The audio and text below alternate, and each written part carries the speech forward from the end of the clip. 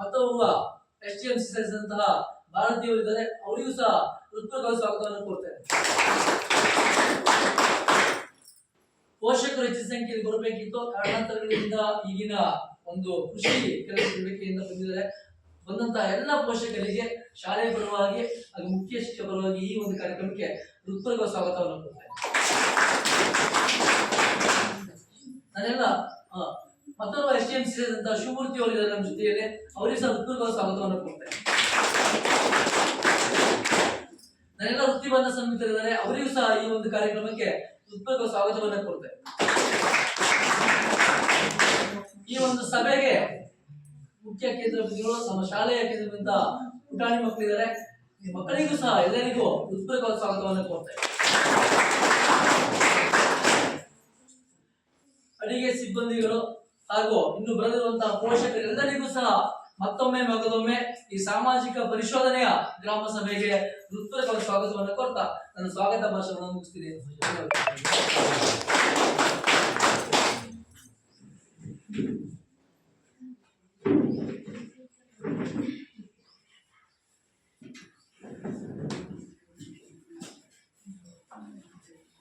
ಸರ್ವರನ್ನು ಆತ್ಮೀಯವಾಗಿ ಕಾರ್ಯಕ್ರಮಕ್ಕೆ ಸ್ವಾಗತಿಸುವ ನಮ್ಮ ಶಾಲೆಯ ಶಿಕ್ಷಕರಾದ ಶ್ರೀಯುತ ಶಿವಮೂರ್ತಿ ಎ.ಕೆ. ಅವರಿಗೆ ಧನ್ಯವಾದಗಳು.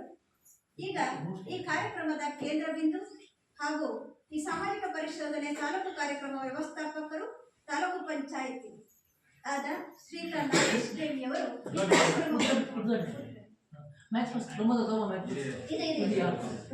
ಈಗ ಈ ಕಾರ್ಯಕ್ರಮದ ಉದ್ಘಾಟನೆಯನ್ನ ದೀಪ ಬೆಳಗುವುದರೊಂದಿಗೆ ಎಲ್ಲ ಗಣ್ಯಾದಿ ಗಣ್ಯರು ಹಾಗೂ ಈ ಕಾರ್ಯಕ್ರಮದ ವ್ಯವಸ್ಥಾಪಕರು ಎಲ್ಲರೂ ಸೇರಿ ಈ ಕಾರ್ಯಕ್ರಮವನ್ನು ಉದ್ಘಾಟಿಸೋಣ ಅಂತ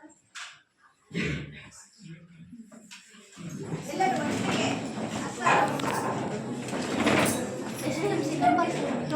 ಉಪಾಧ್ಯಕ್ಷರು ಹೋಗ್ರಿ.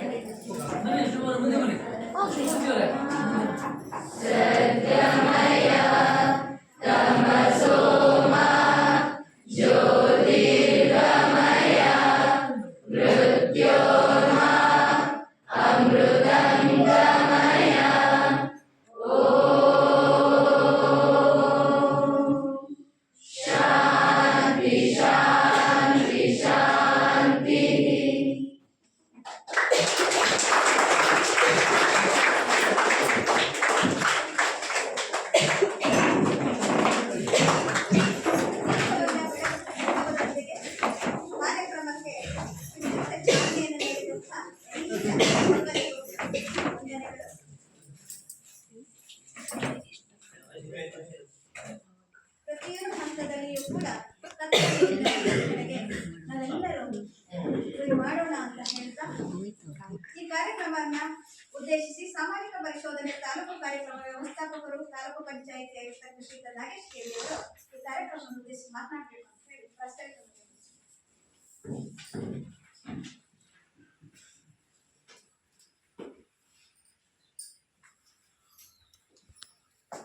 ಎಲ್ಲರಿಗೂ ನಮಸ್ಕಾರ.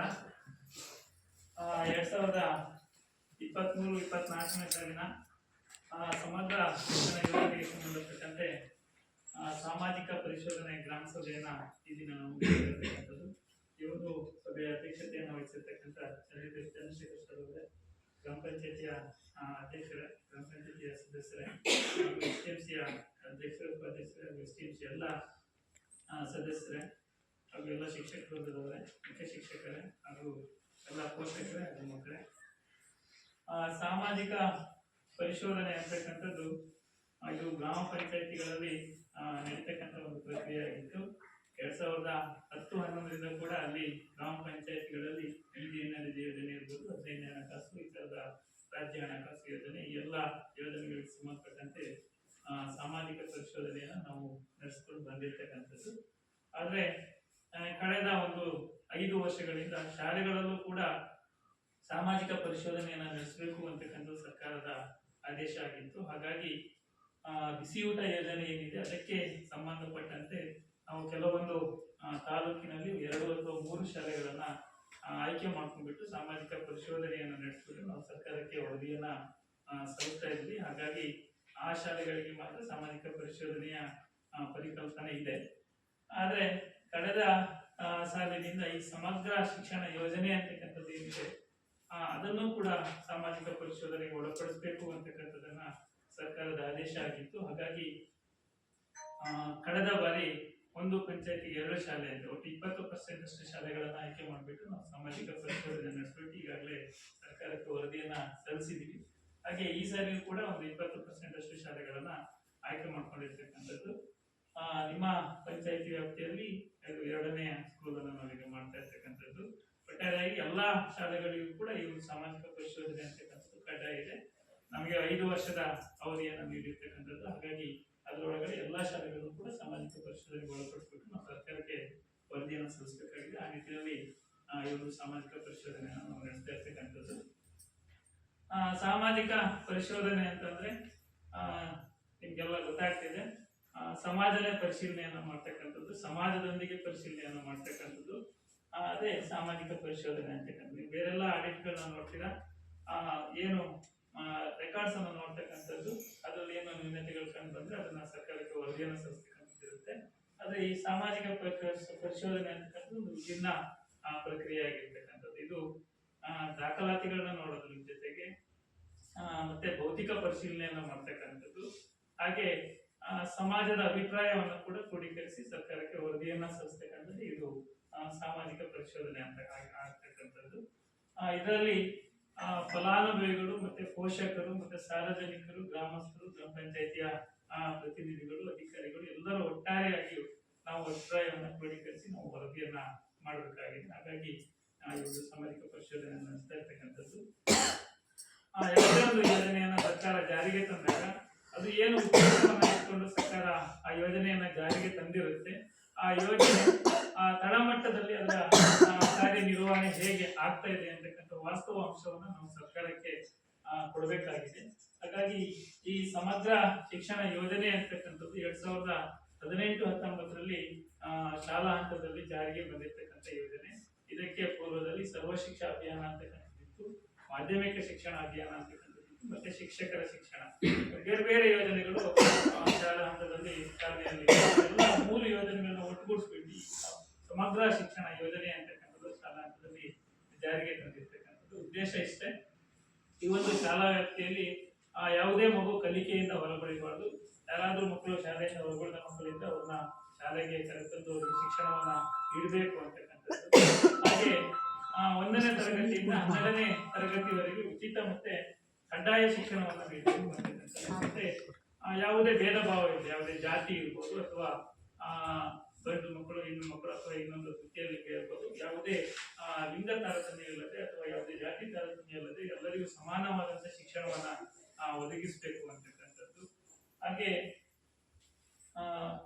ವಿಶೇಷಚೇತನ ಮಕ್ಕಳು ಏನಾದರೂ ಈ ಒಂದು ಶಾಲಾ ವ್ಯಾಪ್ತಿಯಲ್ಲಿದ್ರೆ ಅವರಿಗೂ ಕೂಡ ಶಿಕ್ಷಣವನ್ನ ನೀಡಬೇಕು ಅಂತಕ್ಕಂಥದ್ದು. ಅವರು ಶಾಲೆಗೆ ಬರುವ ಹಾಗೆ ಇದ್ರೆ ಅವರಿಗೆ ಶಾಲೆಯಲ್ಲಿ ನೀಡ್ತಕ್ಕಂಥ ಸೌಲಭ್ಯಗಳ ಜೊತೆಗೆ ಅವರಿಗೆ ಶಿಕ್ಷಣವನ್ನ ನೀಡ್ತಕ್ಕಂಥದ್ದು.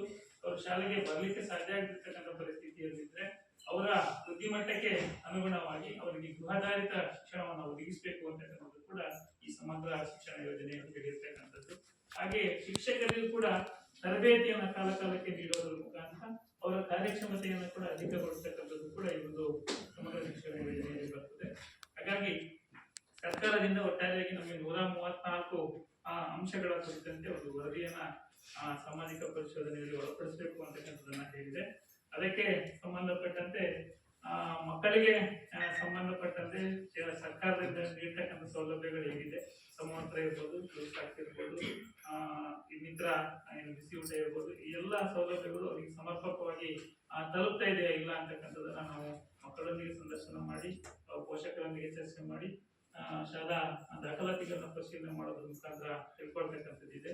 ಹಾಗೆ ಇಲ್ಲಿನ SDMCಯ ರಚನೆಯಲ್ಲಿ ಏನೆಲ್ಲ ಮಾರ್ಗಸೂಚಿಯನ್ನ ಪಾಲನೆ ಮಾಡಬೇಕಾಗುತ್ತೆ, ಅದರ ಪಾಲನೆ ಆಗಿರುವ ಬಗ್ಗೆ ಮತ್ತೆ SDMCಯ ಕಾರ್ಯನಿರ್ವಹಣೆ ಹೇಗಿದೆ ಅಂತಕ್ಕಂಥದ್ದನ್ನು ಕೂಡ ನಾವು ಸರ್ಕಾರಕ್ಕೆ ವರದಿಯನ್ನು ಸಲ್ಲಿಸಬೇಕಾಗುತ್ತೆ. ಹಾಗೆ ಶಿಕ್ಷಕರ ಕಾರ್ಯನಿರ್ವಹಣೆಗೆ ಸಂಬಂಧಪಟ್ಟಂತೆ ಅದಕ್ಕೂ ಕೂಡ ಅದನ್ನ ಕೂಡ ನಾವು ವರದಿಯನ್ನು ಸಲ್ಲಿಸಬೇಕಾಗುತ್ತೆ. ಹಾಗೆ ಕೆಲವೊಂದು ಸೂಕ್ಷ್ಮ ವಿಚಾರಗಳಿಗೆ ಸಂಬಂಧಪಟ್ಟಂತೆ ಹೆಣ್ಣು ಮಕ್ಕಳಿಗೆ ಸಂಬಂಧಪಟ್ಟಂತೆ ಇರಬಹುದು, ಮತ್ತೆ ಶಾಲೆಯ ಭೌತಿಕ ಸ್ಥಿತಿಗತಿಗೆ ಸಂಬಂಧಪಟ್ಟಂತೆ ಇಲ್ಲಿನ ಗ್ರಂಥಾಲಯ ವ್ಯವಸ್ಥೆ ಇರ್ಬೋದು, ಕ್ರೀಡಾಂಗಣದ ವ್ಯವಸ್ಥೆ ಇರ್ಬೋದು, ಹಾಗೆ ಕಟ್ಟಡಗಳ ವ್ಯವಸ್ಥೆ ಇರ್ಬೋದು, ಶೌಚಾಲಯ ವ್ಯವಸ್ಥೆ ಇರ್ಬೋದು, ಇವೆಲ್ಲವೂ ಕೂಡ ಹೇಗಿದೆ ಅಂತಕ್ಕಂಥದ್ದು.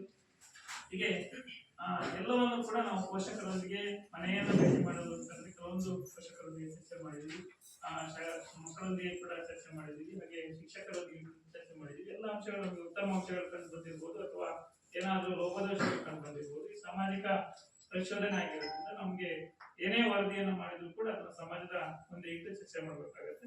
ಹಾಗಾಗಿ ಏನು ನಾವೆಲ್ಲ 134 ಅಂಶದಲ್ಲಿ ಏನೆಲ್ಲ ಅಂಶಗಳು ಗಮನಿಸಿದೀವಿ, ಎಲ್ಲ ಅಂಶಗಳನ್ನ ತಮ್ಮ ಮುಂದೆ ಇಟ್ಟು ಚರ್ಚೆಯನ್ನ ಮಾಡಿ ವರದಿಯನ್ನು ಸಲ್ಲಿಸಬೇಕಾಗಿದೆ. ಹಾಗಾಗಿ ಆ ಎಲ್ಲ ವಿವರಗಳನ್ನ ತಮ್ಮ ಮುಂದೆ ಇಡ್ತೀವಿ. ಎಲ್ಲರೂ ಕೂಡ ಮುಕ್ತವಾಗಿ ಚರ್ಚೆ ಮಾಡ್ಲಿಕ್ಕೆ ಅವಕಾಶ ಇದೆ. ಹಾಗಾಗಿ ಆ ವರದಿಯಲ್ಲಿ ನಾವು ಕೊಟ್ಟಿರ್ತಕ್ಕಂಥ ವರದಿಯಲ್ಲಿ ಏನಾದರೂ ಬದಲಾವಣೆಗಳಿದ್ರೆ ಕೂಡ ಇಲ್ಲಿ ನೀವು ತಿಳಿಸಬಹುದು. ಆ ಮಕ್ಕಳು ಕೂಡ ಜೊತೆಗೆ ಮಕ್ಕಳ ಸಂಖ್ಯೆಯಲ್ಲಿ ಇರೋದ್ರಿಂದ ಮಕ್ಕಳು ಕೂಡ ತಮ್ಮ ಅಭಿಪ್ರಾಯವನ್ನು ವ್ಯಕ್ತಪಡಿಸಬಹುದು. ಕಡಿಮೆ ಸಂಖ್ಯೆಯ ಪೋಷಕರು ಕೂಡ ತಾವು ತಮಗೆ ಗೊತ್ತಿರುವ ಎಲ್ಲ ಮಾಹಿತಿಯನ್ನು ಕೂಡ ಹಂಚಿಕೊಳ್ಳಿಕ್ಕೆ ಅವಕಾಶ ಇದೆ. ಈ ಕಾರ್ಯಕ್ರಮವನ್ನು ನಾವು ಅತ್ಯಂತ ಪಾರದರ್ಶಕವಾಗಿ ಮಾಡಬೇಕಾಗಿರೋದ್ರಿಂದ ನಾವು ಯೂಟ್ಯೂಬ್ ಲೈವ್ ಅಲ್ಲಿ ಮಾಡಬೇಕಾಗಿತ್ತು. ನಮಗೆ ತಾಂತ್ರಿಕ ಸಮಸ್ಯೆ ಇರೋದ್ರಿಂದ ನಾವು ಅದನ್ನ ವಿಡಿಯೋ ಮಾಡ್ಕೊಂತಿದ್ದೀವಿ. ತದನಂತರದಲ್ಲಿ ನಾವು ಅದನ್ನ ಯೂಟ್ಯೂಬಿಗೆ ಅಪ್ಲೋಡ್ ಆಗುತ್ತೆ, ಅಲ್ಲೂ ಕೂಡ ಎಲ್ಲರೂ ಕೂಡ ಈ ಕಾರ್ಯಕ್ರಮವನ್ನ ವೀಕ್ಷಣೆ ಮಾಡ್ತಾರೆ. ಹಾಗಾಗಿ ಎಲ್ಲರೂ ಕೂಡ ಮುಕ್ತವಾಗಿ ಚರ್ಚೆಯಲ್ಲಿ ಭಾಗವಹಿಸಿ ಅಂತ ಹೇಳ್ತಾ ನಮಗೆ ಪ್ರಾಸ್ತಾವಿಕವಾಗಿ ಮಾತಾಡಲಿಕ್ಕೆ ಅವಕಾಶ ಕೊಡ್ತಕ್ಕಂಥ ಎಲ್ಲರಿಗೂ ಹೊಂದಿಸ್ತಾ ಎಲ್ಲರೂ ಕೂಡ ಹೊಸ ವರ್ಷದ ಶುಭಾಶಯಗಳನ್ನು ತಿಳಿಸ್ತಾ ನಮ್ಮ ಮಾತು ಮುಗಿಸ್ತೇವೆ.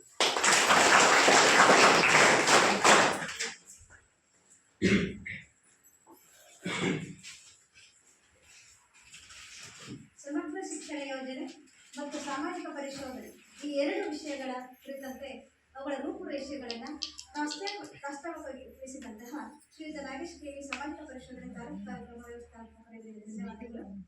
ಈಗ ಈ ಯೋಜನೆಯ ವರದಿ ಮಂಡನೆಯನ್ನು ಗ್ರಾಮದ ಸಂಪನ್ಮೂಲ ವ್ಯಕ್ತಿಗಳಾದ ಶ್ರೀಯುತ ದೇವೇಂದ್ರ ಪ್ರಸಾದ್ ಅವರು ಮಾಡಬೇಕು.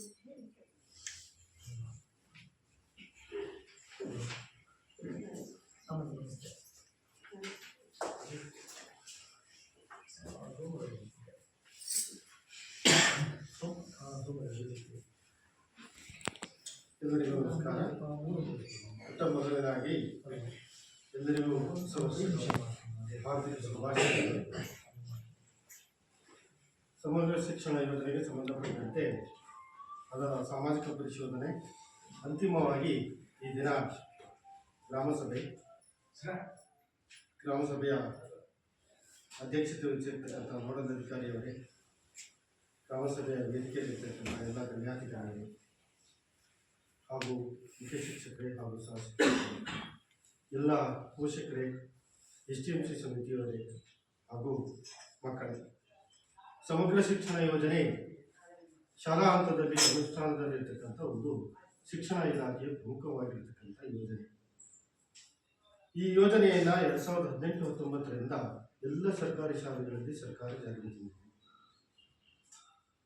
ಸಮಗ್ರ ಶಿಕ್ಷಣ ಅಂತ ಹೇಳಿದ್ರೆ ಮಗುವಿಗೆ ಶಾಲಾ ಹಂತದಲ್ಲಿ ಪಠ್ಯಪುಸ್ತಕದಲ್ಲಿ ಪಠ್ಯವಸ್ತುವಿನ ಕಲಿಕೆ ಮಾತ್ರ ಶಿಕ್ಷಣ ಅಲ್ಲ. ತರಗತಿಗಳಲ್ಲಿ ಶಿಕ್ಷಕರಿಂದ ಪಠ್ಯವಸ್ತುವಿನ ಶಿಕ್ಷಣ ಇರುತ್ತದೆ, ಅದು ಮಾತ್ರ ಮಗುವಿನ ಶಿಕ್ಷಣ ಅಲ್ಲ, ಅಷ್ಟು ಮಾತ್ರ ಸಾಕಾಗೋದಿಲ್ಲ ಅಂತಕ್ಕಂಥದ್ದನ್ನು ಸರ್ಕಾರ ಮನಗಂಡು ಮಗುವಿಗೆ ಸಮಗ್ರವಾಗಿರ್ತಕ್ಕಂಥ ಶಿಕ್ಷಣ ಬರಬೇಕು ಅಂತಕ್ಕಂಥ ಉದ್ದೇಶವನ್ನು ಇಟ್ಕೊಂಡು ಈ ಸಮಗ್ರ ಶಿಕ್ಷಣ ಯೋಜನೆಯನ್ನು ಜಾರಿಗೆ ತಂದಿರ್ತಕ್ಕಂಥದ್ದು. ಸಮಗ್ರ ಶಿಕ್ಷಣ ಅಂದರೆ ತರಗತಿಗಳಲ್ಲಿ ಏನು ಪಠ್ಯಪುಸ್ತಕದ ವಿಷಯದ ಬೋಧನೆ ಜೊತೆಗೆ ಪಠ್ಯೇತರವಾಗಿರ್ತಕ್ಕಂಥ ಕಲಿಕೆಗಳು ಆಗಬೇಕು ಅಂತಕ್ಕಂಥದ್ದು. ಪಠ್ಯೇತರವಾಗಿರ್ತಕ್ಕಂಥ ಕಲಿಕೆಗಳು ಅಂತ ಹೇಳಿದ್ರೆ ಕ್ರೀಡಾ ಕಲಿಕೆಗಳಿರ್ಬೋದು, ಆಮೇಲೆ ಪ್ರತಿಭೆಗೆ ಸಂಬಂಧಪಟ್ಟಿರ್ತಕ್ಕಂಥ ಅನೇಕ ರೀತಿಯಾಗಿರ್ತಕ್ಕಂಥ ಕಲಿಕೆಗಳಿರ್ಬೋದು, ಆಮೇಲೆ ವೃತ್ತಿ ಕೌಶಲ್ಯಕ್ಕೆ ಸಂಬಂಧಪಟ್ಟಿರ್ತಕ್ಕಂಥ ಕಲಿಕೆಗಳಾಗಿರ್ಬೋದು, ವಿಜ್ಞಾನ ಮತ್ತು ತಂತ್ರಜ್ಞಾನ ಒಳಗೊಂಡಿರ್ತಕ್ಕಂಥ ವೈಜ್ಞಾನಿಕ ಮನೋಭಾವನೆಯನ್ನು ಮೂಡಿಸ್ತಕ್ಕಂಥ ಅನೇಕ ಗುಣಮಟ್ಟದ ಕಲಿಕೆಗಳಾಗಿರ್ಬೋದು. ಇತ್ತೀಚಿನ ದಿನಗಳಲ್ಲಿ ನಾವು ವಿಜ್ಞಾನ ಮತ್ತು ತಂತ್ರಜ್ಞಾನಕ್ಕೆ ಒಂದು ಹೆಜ್ಜೆ ಮುಂದೆ ಹೋಗಿ ತಂತ್ರಾಂಶಯುಕ್ತವಾಗಿರ್ತಕ್ಕಂಥ ಮಗುವಿನ ಗುಣಮಟ್ಟದ ಕಲಿಕೆ ಆಗಬೇಕು ಅಂತಕ್ಕಂಥ ಉದ್ದೇಶವನ್ನು ಇಟ್ಟುಕೊಂಡು ಆ ಎಲ್ಲ ಅಂಶಗಳನ್ನು ಸಮಗ್ರ ಶಿಕ್ಷಣ ಯೋಜನೆಯಲ್ಲಿ ಅಳವಡಿಸಿ ಅವುಗಳನ್ನ ಶಾಲಾ ಹಂತದಲ್ಲಿ ಅನುಷ್ಠಾನಕ್ಕೆ ತಂದಿರತಕ್ಕಂಥದ್ದು. 2018ರಿಂದ ಜಾರಿಗೆ ಬಂದಿರತಕ್ಕಂಥ ಈ ಯೋಜನೆಯಲ್ಲಿ 134 ಅಂಶಗಳಿವೆ. ಆ ಎಲ್ಲ 134 ಅಂಶಗಳನ್ನು ಅನುಷ್ಠಾನಗೊಳಿಸಿ ಮಕ್ಕಳಿಗೆ ಗುಣಮಟ್ಟದ ಶಿಕ್ಷಣವನ್ನು ಶಾಲೆಯಲ್ಲಿ ನೀಡಬೇಕಾಗ್ತದೆ. ಅದು ನೀಡ್ತಾ ಇದೆಯಾ ಇಲ್ವಾ ಅಂತಕ್ಕಂಥದ್ದನ್ನು ಸರ್ಕಾರಕ್ಕೆ ಗೊತ್ತಾಗಬೇಕಾಗಿದೆ. ಅಥವಾ ಶಿಕ್ಷಣ ಇಲಾಖೆಗೆ ಸಂಬಂಧಪಟ್ಟಂತೆ ಶಿಕ್ಷಣ ತಜ್ಞರ ಮೇಲಂತದಲ್ಲಿ ಅನೇಕ ಶಿಕ್ಷಣದ ನಿಯಮಾವಳಿಗಳನ್ನ ರೂಪುರೇಷೆಗಳನ್ನ ತಯಾರು ಮಾಡ್ತಕ್ಕಂಥವರಿಗೆ ಗೊತ್ತಾಗಬೇಕಾಗಿದೆ. ನೇರವಾಗಿ ಸರ್ಕಾರ ಆಗಲಿ ಶಿಕ್ಷಣ ತಜ್ಞರು ಬಂದರೆ ಎಲ್ಲ ಶಾಲೆಗಳಲ್ಲಿ ಹೇಗಿದೆ, ಹೇಗೆ ಅನುಷ್ಠಾನ ಆಗಿದೆ ಅಂತಕ್ಕಂಥದ್ದನ್ನ ನೋಡ್ಲಿಕ್ಕೆ ಆಗೋದಿಲ್ಲ. ಹಾಗಾಗಿ ಸರ್ಕಾರ ಬೇರೆ ಬೇರೆ ರೀತಿಯಾಗಿರ್ತಕ್ಕಂಥ ಅನೇಕ ರೀತಿಯಾಗಿರ್ತಕ್ಕಂಥ ಆಡಿಟ್ಗಳನ್ನು ಮಾಡಿದೆ. ಅದರಲ್ಲಿ ಕೆಲವೊಂದು ಅಂಶಗಳು ಗಮನಕ್ಕೆ ಬಂದಿದೆ, ಕೆಲವೊಂದು ಅಂಶಗಳು ಗಮನಕ್ಕೆ ಬಂದಿಲ್ಲ. ಅಂತಿಮವಾಗಿ ಏನ್ ಮಾಡಿದೆ ಅಂದ್ರೆ ಈ ಸಾಮಾಜಿಕ ಪರಿಶೋಧನೆ ಸೋಷಿಯಲ್ ಆಡಿಟ್ ಅಂತಕ್ಕಂಥದ್ದು ಒಂದು ಪ್ರಕ್ರಿಯೆ ಇದೆ ರಾಜ್ಯ ಹಂತದಲ್ಲಿ. ಅದಕ್ಕೆ ಈ ಒಂದು ಆಡಿಟ್ ವ್ಯಾಪ್ತಿಗೆ ಒಳಪಡಿಸಿದೆ. ಸರ್ಕಾರದ ಆದೇಶದ ಪ್ರಕಾರ, ಯೋಜನೆ ಮಾರ್ಗಸೂಚಿ ಪ್ರಕಾರ ಮತ್ತು ಆ ಒಂದು ವೇಳಾಪಟ್ಟಿಯಂತೆ ಈ ಸಾಮಾಜಿಕ ಪರಿಶೋಧನೆಯನ್ನು ನಿಮ್ಮ ಶಾಲೆಯಲ್ಲಿ ಕಳೆದ 3 ದಿನಗಳಿಂದ ನಾವು ಮಾಡಿದ್ದೇವೆ. ಅದರಲ್ಲಿ 134 ಅಂಶಗಳಲ್ಲಿ ಏನೇನು ಅಂಶಗಳು ಕಂಡು ಬಂದಿವೆ ಈ ಶಾಲೆಯಲ್ಲಿ, ಕೆಲವು ಉತ್ತಮ ಅಂಶಗಳು ಇದೆಯಾ ಅಥವಾ ಕೆಲವು ಲೋಪದೋಷಗಳಿದೆಯಾ ಅಂತಕ್ಕಂಥದ್ದನ್ನ ನಾವು ಅದನ್ನ ಪರಿಶೀಲನೆ ಮಾಡಿದ್ದೇವೆ. ಪರಿಶೀಲನೆ ಮಾಡಿ ಅದನ್ನಾಗಲೇ ಕಲೆ ಹಾಕಿದ್ದೇವೆ. ಅದನ್ನು ಈಗ ಸಭೆಯ ಮುಂದೆ ನಾನು ಮಂಡಿಸ್ತಾ ಇದ್ದೇನೆ. ಇಲ್ಲಿ 2023-24ರಿಂದ ಇಲ್ಲಿಯವರೆಗೆ ನಾವು ಸಾಮಾಜಿಕ ಪರಿಶೋಧನೆಯನ್ನು ಮಾಡಬೇಕಾಗ್ತದೆ. 23-24ರಲ್ಲಿ ಈ ಒಂದು ಶಾಲೆಯಲ್ಲಿ ಒಟ್ಟು 78 ವಿದ್ಯಾರ್ಥಿಗಳು ಕಲಿಕೆಯನ್ನ ಮಾಡ್ತಾ ಇದ್ರು. 24-25ನೇ ಸಾಲಿನಲ್ಲಿ 74 ವಿದ್ಯಾರ್ಥಿಗಳು ಕಲಿಕೆಯನ್ನ ಮಾಡ್ತಾ ಇದ್ರು. ಈ ಪ್ರಸ್ತುತ 25-26ನೇ ಸಾಲಿನಲ್ಲಿ 66 ವಿದ್ಯಾರ್ಥಿಗಳು ಕಲಿಕೆಯನ್ನ ಮಾಡ್ತಾ ಇದ್ದಾರೆ. ವರ್ಷದಿಂದ ವರ್ಷಕ್ಕೆ ಏನಾಗ್ತದೆ, ಮಕ್ಕಳ ಸಂಖ್ಯೆ ಕಡಿಮೆ ಆಗ್ತಾ ಇದೆ. ಕಡಿಮೆ ಆಗಲಿಕ್ಕೆ ಕಾರಣ ಏನು ಅಂತಕ್ಕಂಥದ್ದನ್ನ ನೀವೆಲ್ಲರೂ ಅದನ್ನ ಕಂಡುಕೊಳ್ಬೇಕಾಗುತ್ತೆ. ಏನು ಶಿಕ್ಷಣ ಗುಣಮಟ್ಟದಲ್ಲಿ ಕಡಿಮೆ ಆಗ್ತಾ ಇದೆಯಾ, ಬೇರೆ ರೀತಿ ಯಾವುದಾದ್ರು ಸಾಮಾಜಿಕವಾಗಿರ್ತಕ್ಕಂಥ ಬೇರೆ ಬೇರೆ ಕಾರಣಗಳಿದೆಯಾ ಅಂತಕ್ಕಂಥದ್ದನ್ನ ಅವುಗಳನ್ನೆಲ್ಲ ಕಾರಣವನ್ನು ಕಂಡಿಟ್ಕೊಂಡು ಇಂದು ಗುಣಮಟ್ಟದ ಶಿಕ್ಷಣವನ್ನು ಮಕ್ಕಳಿಗೆ, ಆಮೇಲೆ ಮಕ್ಕಳ ಸಂಖ್ಯೆ ಜಾಸ್ತಿ ಆಗಲಿಕ್ಕೆ ನಾವೆಲ್ಲ ಒಂದು ಇದನ್ನ ಕಂಡುಹಿಡ್ಕೊಳ್ಬೇಕಾಗಿದೆ. ಹಾಗಾಗಿ ಏನಾಗಿದೆ ಅಂದ್ರೆ ಇತ್ತೀಚಿನ ದಿನಗಳಲ್ಲಿ ಸರ್ಕಾರಿ ಶಾಲೆಗಳಲ್ಲಿ ಮಕ್ಕಳ ಸಂಖ್ಯೆ ಕಡಿಮೆ ಆಗ್ಲಿಕ್ಕೆ ಏನು ಅಂತಕ್ಕಂಥದ್ದನ್ನ ಸರ್ಕಾರಕ್ಕೂ ಗೊತ್ತಾಗಬೇಕಾಗಿದೆ. ಅದೇ ರೀತಿ ಶಾಲೆಗಳಿಗೆ ನಿರ್ವಹಣೆ ಮಾಡಲಿಕ್ಕೆ ಕೆಲವೊಂದು ಅನುದಾನಗಳನ್ನ ಸರ್ಕಾರ ನೀಡುತ್ತದೆ. ಅನುದಾನವನ್ನ ಹೇಗೆ ಸದ್ಬಳಕೆ ಮಾಡಿಕೊಂಡಿದೆ ಅಂತಕ್ಕಂಥದ್ದನ್ನ ದಾಖಲಾತಿಯೊಂದಿಗೆ ನಾವು ಪರಿಶೀಲನೆ ಮಾಡಬೇಕಾಗ್ತದೆ. ಅದನ್ನ ನಾವು 2023-24ನೇ ಸಾಲಿನಲ್ಲಿ ಈ ಶಾಲೆಗೆ ಶಾಲಾ ಅನುದಾನ ಅಂತಕ್ಕಂಥ 41,515 ರೂಪಾಯಿ ನೀಡಿದೆ. ಆಮೇಲೆ ಕುಡಿಯುವ ನೀರು ಮತ್ತು ಸ್ವಚ್ಛತೆಗೆ ಅದರ ನಿರ್ವಹಣೆಗೆ 9,240 ರೂಪಾಯಿ ನೀಡಿದೆ. ಮಕ್ಕಳಿಗೆ ಉಚಿತವಾಗಿ ಶೂ ಮತ್ತು ಸಾಕ್ಸ್ ನೀಡಲಿಕ್ಕೆ 16,250 ರೂಪಾಯಿ ನೀಡಿದೆ. ಆಮೇಲೆ ವಿಶೇಷ ಚೇತನ ಮಕ್ಕಳು ಅಂತ ಗುರುತು ಮಾಡಿದವರಿಗೆ ಅವರಿಗೆ ಅನುದಾನ 5,400 ರೂಪಾಯಿ ನೀಡಿದೆ. ಆಮೇಲೆ ಹೆಣ್ಮಕ್ಕಳಿಗೆ ಕರಾಟೆ ತರಬೇತಿ ನೀಡತಕ್ಕಂಥ ಅದಕ್ಕೆ ಅನುದಾನ 3,500 ರೂಪಾಯಿ ನೀಡಿದೆ. ಒಟ್ಟು ಆ ವರ್ಷದಲ್ಲಿ 75,905 ರೂಪಾಯಿಯನ್ನ ಅನುದಾನವನ್ನ ಸರ್ಕಾರ ನೀಡಿದೆ. ಅದನ್ನ ಹೇಗೆ ಬಳಕೆ ಮಾಡಿಕೊಂಡಿದೆ ಅಂತಕ್ಕಂಥದ್ದನ್ನ ನಾವು ದಾಖಲಾತಿ ಪರಿಶೀಲನೆ ಮಾಡುವುದರೊಂದಿಗೆ ಅದರ ಸಂಬಂಧಪಟ್ಟಂತೆ ಪರಿಶೀಲನೆ ಮಾಡಬೇಕಾಗ್ತದೆ. ಅದರಲ್ಲಿ ಶಾಲಾ ಅನುದಾನ 41,515 ರೂಪಾಯಿ ಖರ್ಚು ಮಾಡಿದ್ದಾರೆ. ಆಮೇಲೆ ಕುಡಿಯುವ ನೀರು ಸ್ವಚ್ಛತೆಯನ್ನ 9,240 ರೂಪಾಯಿ ಖರ್ಚಾಗಿದೆ. ಶೂ ಮತ್ತು ಸಾಕ್ಸ್ ಅದಕ್ಕೆ ಸಂಬಂಧಪಟ್ಟಂತೆ 16,250 ರೂಪಾಯಿ ಖರ್ಚಾಗಿದೆ. ಆಮೇಲೆ ವಿಶೇಷ ಚೇತನ ಮಕ್ಕಳಿಗೆ 5,400 ರೂಪಾಯಿ ಖರ್ಚಾಗಿದೆ. ಕರಾಟೆ ಅನುದಾನ ಮತ್ತು ಅದು ಸಹ 3,500 ರೂಪಾಯಿ ಖರ್ಚಾಗಿದೆ. ಒಟ್ಟು 75,905 ರೂಪಾಯಿ ಆ ಸಾಲಿನಲ್ಲಿ ಖರ್ಚು ವೆಚ್ಚ ನಿರ್ವಹಣೆ ಆಗಿದೆ. ಅದಕ್ಕೆ ತಕ್ಕಂತೆ ಎಲ್ಲ ದಾಖಲಾತಿಗಳು ನಿರ್ವಹಣೆ ಆಗಿದೆ. ಅದಕ್ಕೆ ತಕ್ಕಂತೆ ಏನು ಖರೀದಿ ಸಂಬಂಧ ಗೋಚರಗಳು ಅದನ್ನು ಸಹ ಉತ್ತಮವಾಗಿ ನಿರ್ವಹಣೆ ಮಾಡಿರ್ತಕ್ಕಂಥದ್ದು ಇಲ್ಲಿ ಕಂಡು ಬಂದಿದೆ. ಆಮೇಲೆ ಈ ಯೋಜನೆಗೆ ಸಂಬಂಧಪಟ್ಟಂತೆ 134 ಅಂಶಗಳು, ಏನೇನು ಅಂಶಗಳನ್ನ ಪರಿಶೀಲನೆ ಒಳಪಡಿಸಬೇಕು, ಅದರಲ್ಲಿ ಏನು ಅಂಶಗಳು ಕಂಡು ಬಂದಿದೆ ಅಂತಕ್ಕಂಥದ್ದನ್ನ ಸಭೆಯ ಮುಂದೆ ಮಂಡಿಸ್ತಾ ಇದ್ದೇನೆ. ಮಕ್ಕಳು ಪಠ್ಯಪುಸ್ತಕಗಳನ್ನು ಪಡೆದಿದ್ದಾರೆಯೇ, ಸಮವಸ್ತ್ರಗಳನ್ನು ಪಡೆದಿದ್ದಾರೆಯೇ, ಅದರ ಜೊತೆಗೆ ಉಚಿತವಾಗಿ ಶೂ ಸಾಕ್ಸ್ ಕೊಡ್ತಕ್ಕಂಥದ್ದು ಅದನ್ನು ಪಡೆದಿದ್ದಾರೆಯೇ, ಬೆಳಿಗ್ಗೆ ಹಾಲು ಕೊಡ್ತಕ್ಕಂಥದ್ದು, ರಾಗಿ ಮಾಲ್ಟ್ ಕೊಡ್ತಕ್ಕಂಥದ್ದು, ಮಧ್ಯಾಹ್ನದ ಬಿಸಿ ಊಟವನ್ನು ಕೊಡ್ತಕ್ಕಂಥದ್ದು, ಅದರ ಜೊತೆಗೆ ಪೋಷಕಾಂಶಯುಕ್ತವಾಗಿರ್ತಕ್ಕಂಥ ಮೊಟ್ಟೆ ಬಾಳೆಹಣ್ಣು ಕೊಡ್ತಕ್ಕಂಥದ್ದು, ಇದೆಲ್ಲ ಮಕ್ಕಳಿಗೆ ಇದನ್ನ ಸರಿಯಾದ ರೀತಿಯಲ್ಲಿ ಶಾಲೆ ನಿರ್ವಹಣೆ ಮಾಡಿ ಮಕ್ಕಳಿಗೆ ನೀಡ್ತಾ ಇದೆಯಾ ಅನ್ನೋದನ್ನ ನಾವು ಎಲ್ಲರ ಅಭಿಪ್ರಾಯವನ್ನು ಸಂಗ್ರಹಣೆ ಮಾಡಿ ಪರಿಶೋಧನೆಯನ್ನು ನಡೆಸಬೇಕಾಗ್ತದೆ. ನಾವು ಎಲ್ಲರ ಅಭಿಪ್ರಾಯವನ್ನು ಸಂಗ್ರಹಣೆ ಮಾಡಿದ್ದೇವೆ. ಪೋಷಕರ ಅಭಿಪ್ರಾಯವನ್ನು ಸಂಗ್ರಹಣೆ ಮಾಡಿದ್ದೇವೆ. ಶಿಕ್ಷಕರ ಅಭಿಪ್ರಾಯ, ಆಮೇಲೆ ಮಕ್ಕಳ ಅಭಿಪ್ರಾಯವನ್ನು ಸಂಗ್ರಹಣೆ ಉತ್ತಮವಾಗಿ ನಿರ್ವಹಣೆ ಆಗಿದೆ ಅಂತಕ್ಕಂಥ ಅಭಿಪ್ರಾಯ ಬಂದಿದೆ. ಆಮೇಲೆ ಮಕ್ಕಳಿಗೆ ಸರ್ಕಾರದಿಂದ ವಿದ್ಯಾರ್ಥಿ ವೇತನವನ್ನು ನೀಡತಕ್ಕಂಥ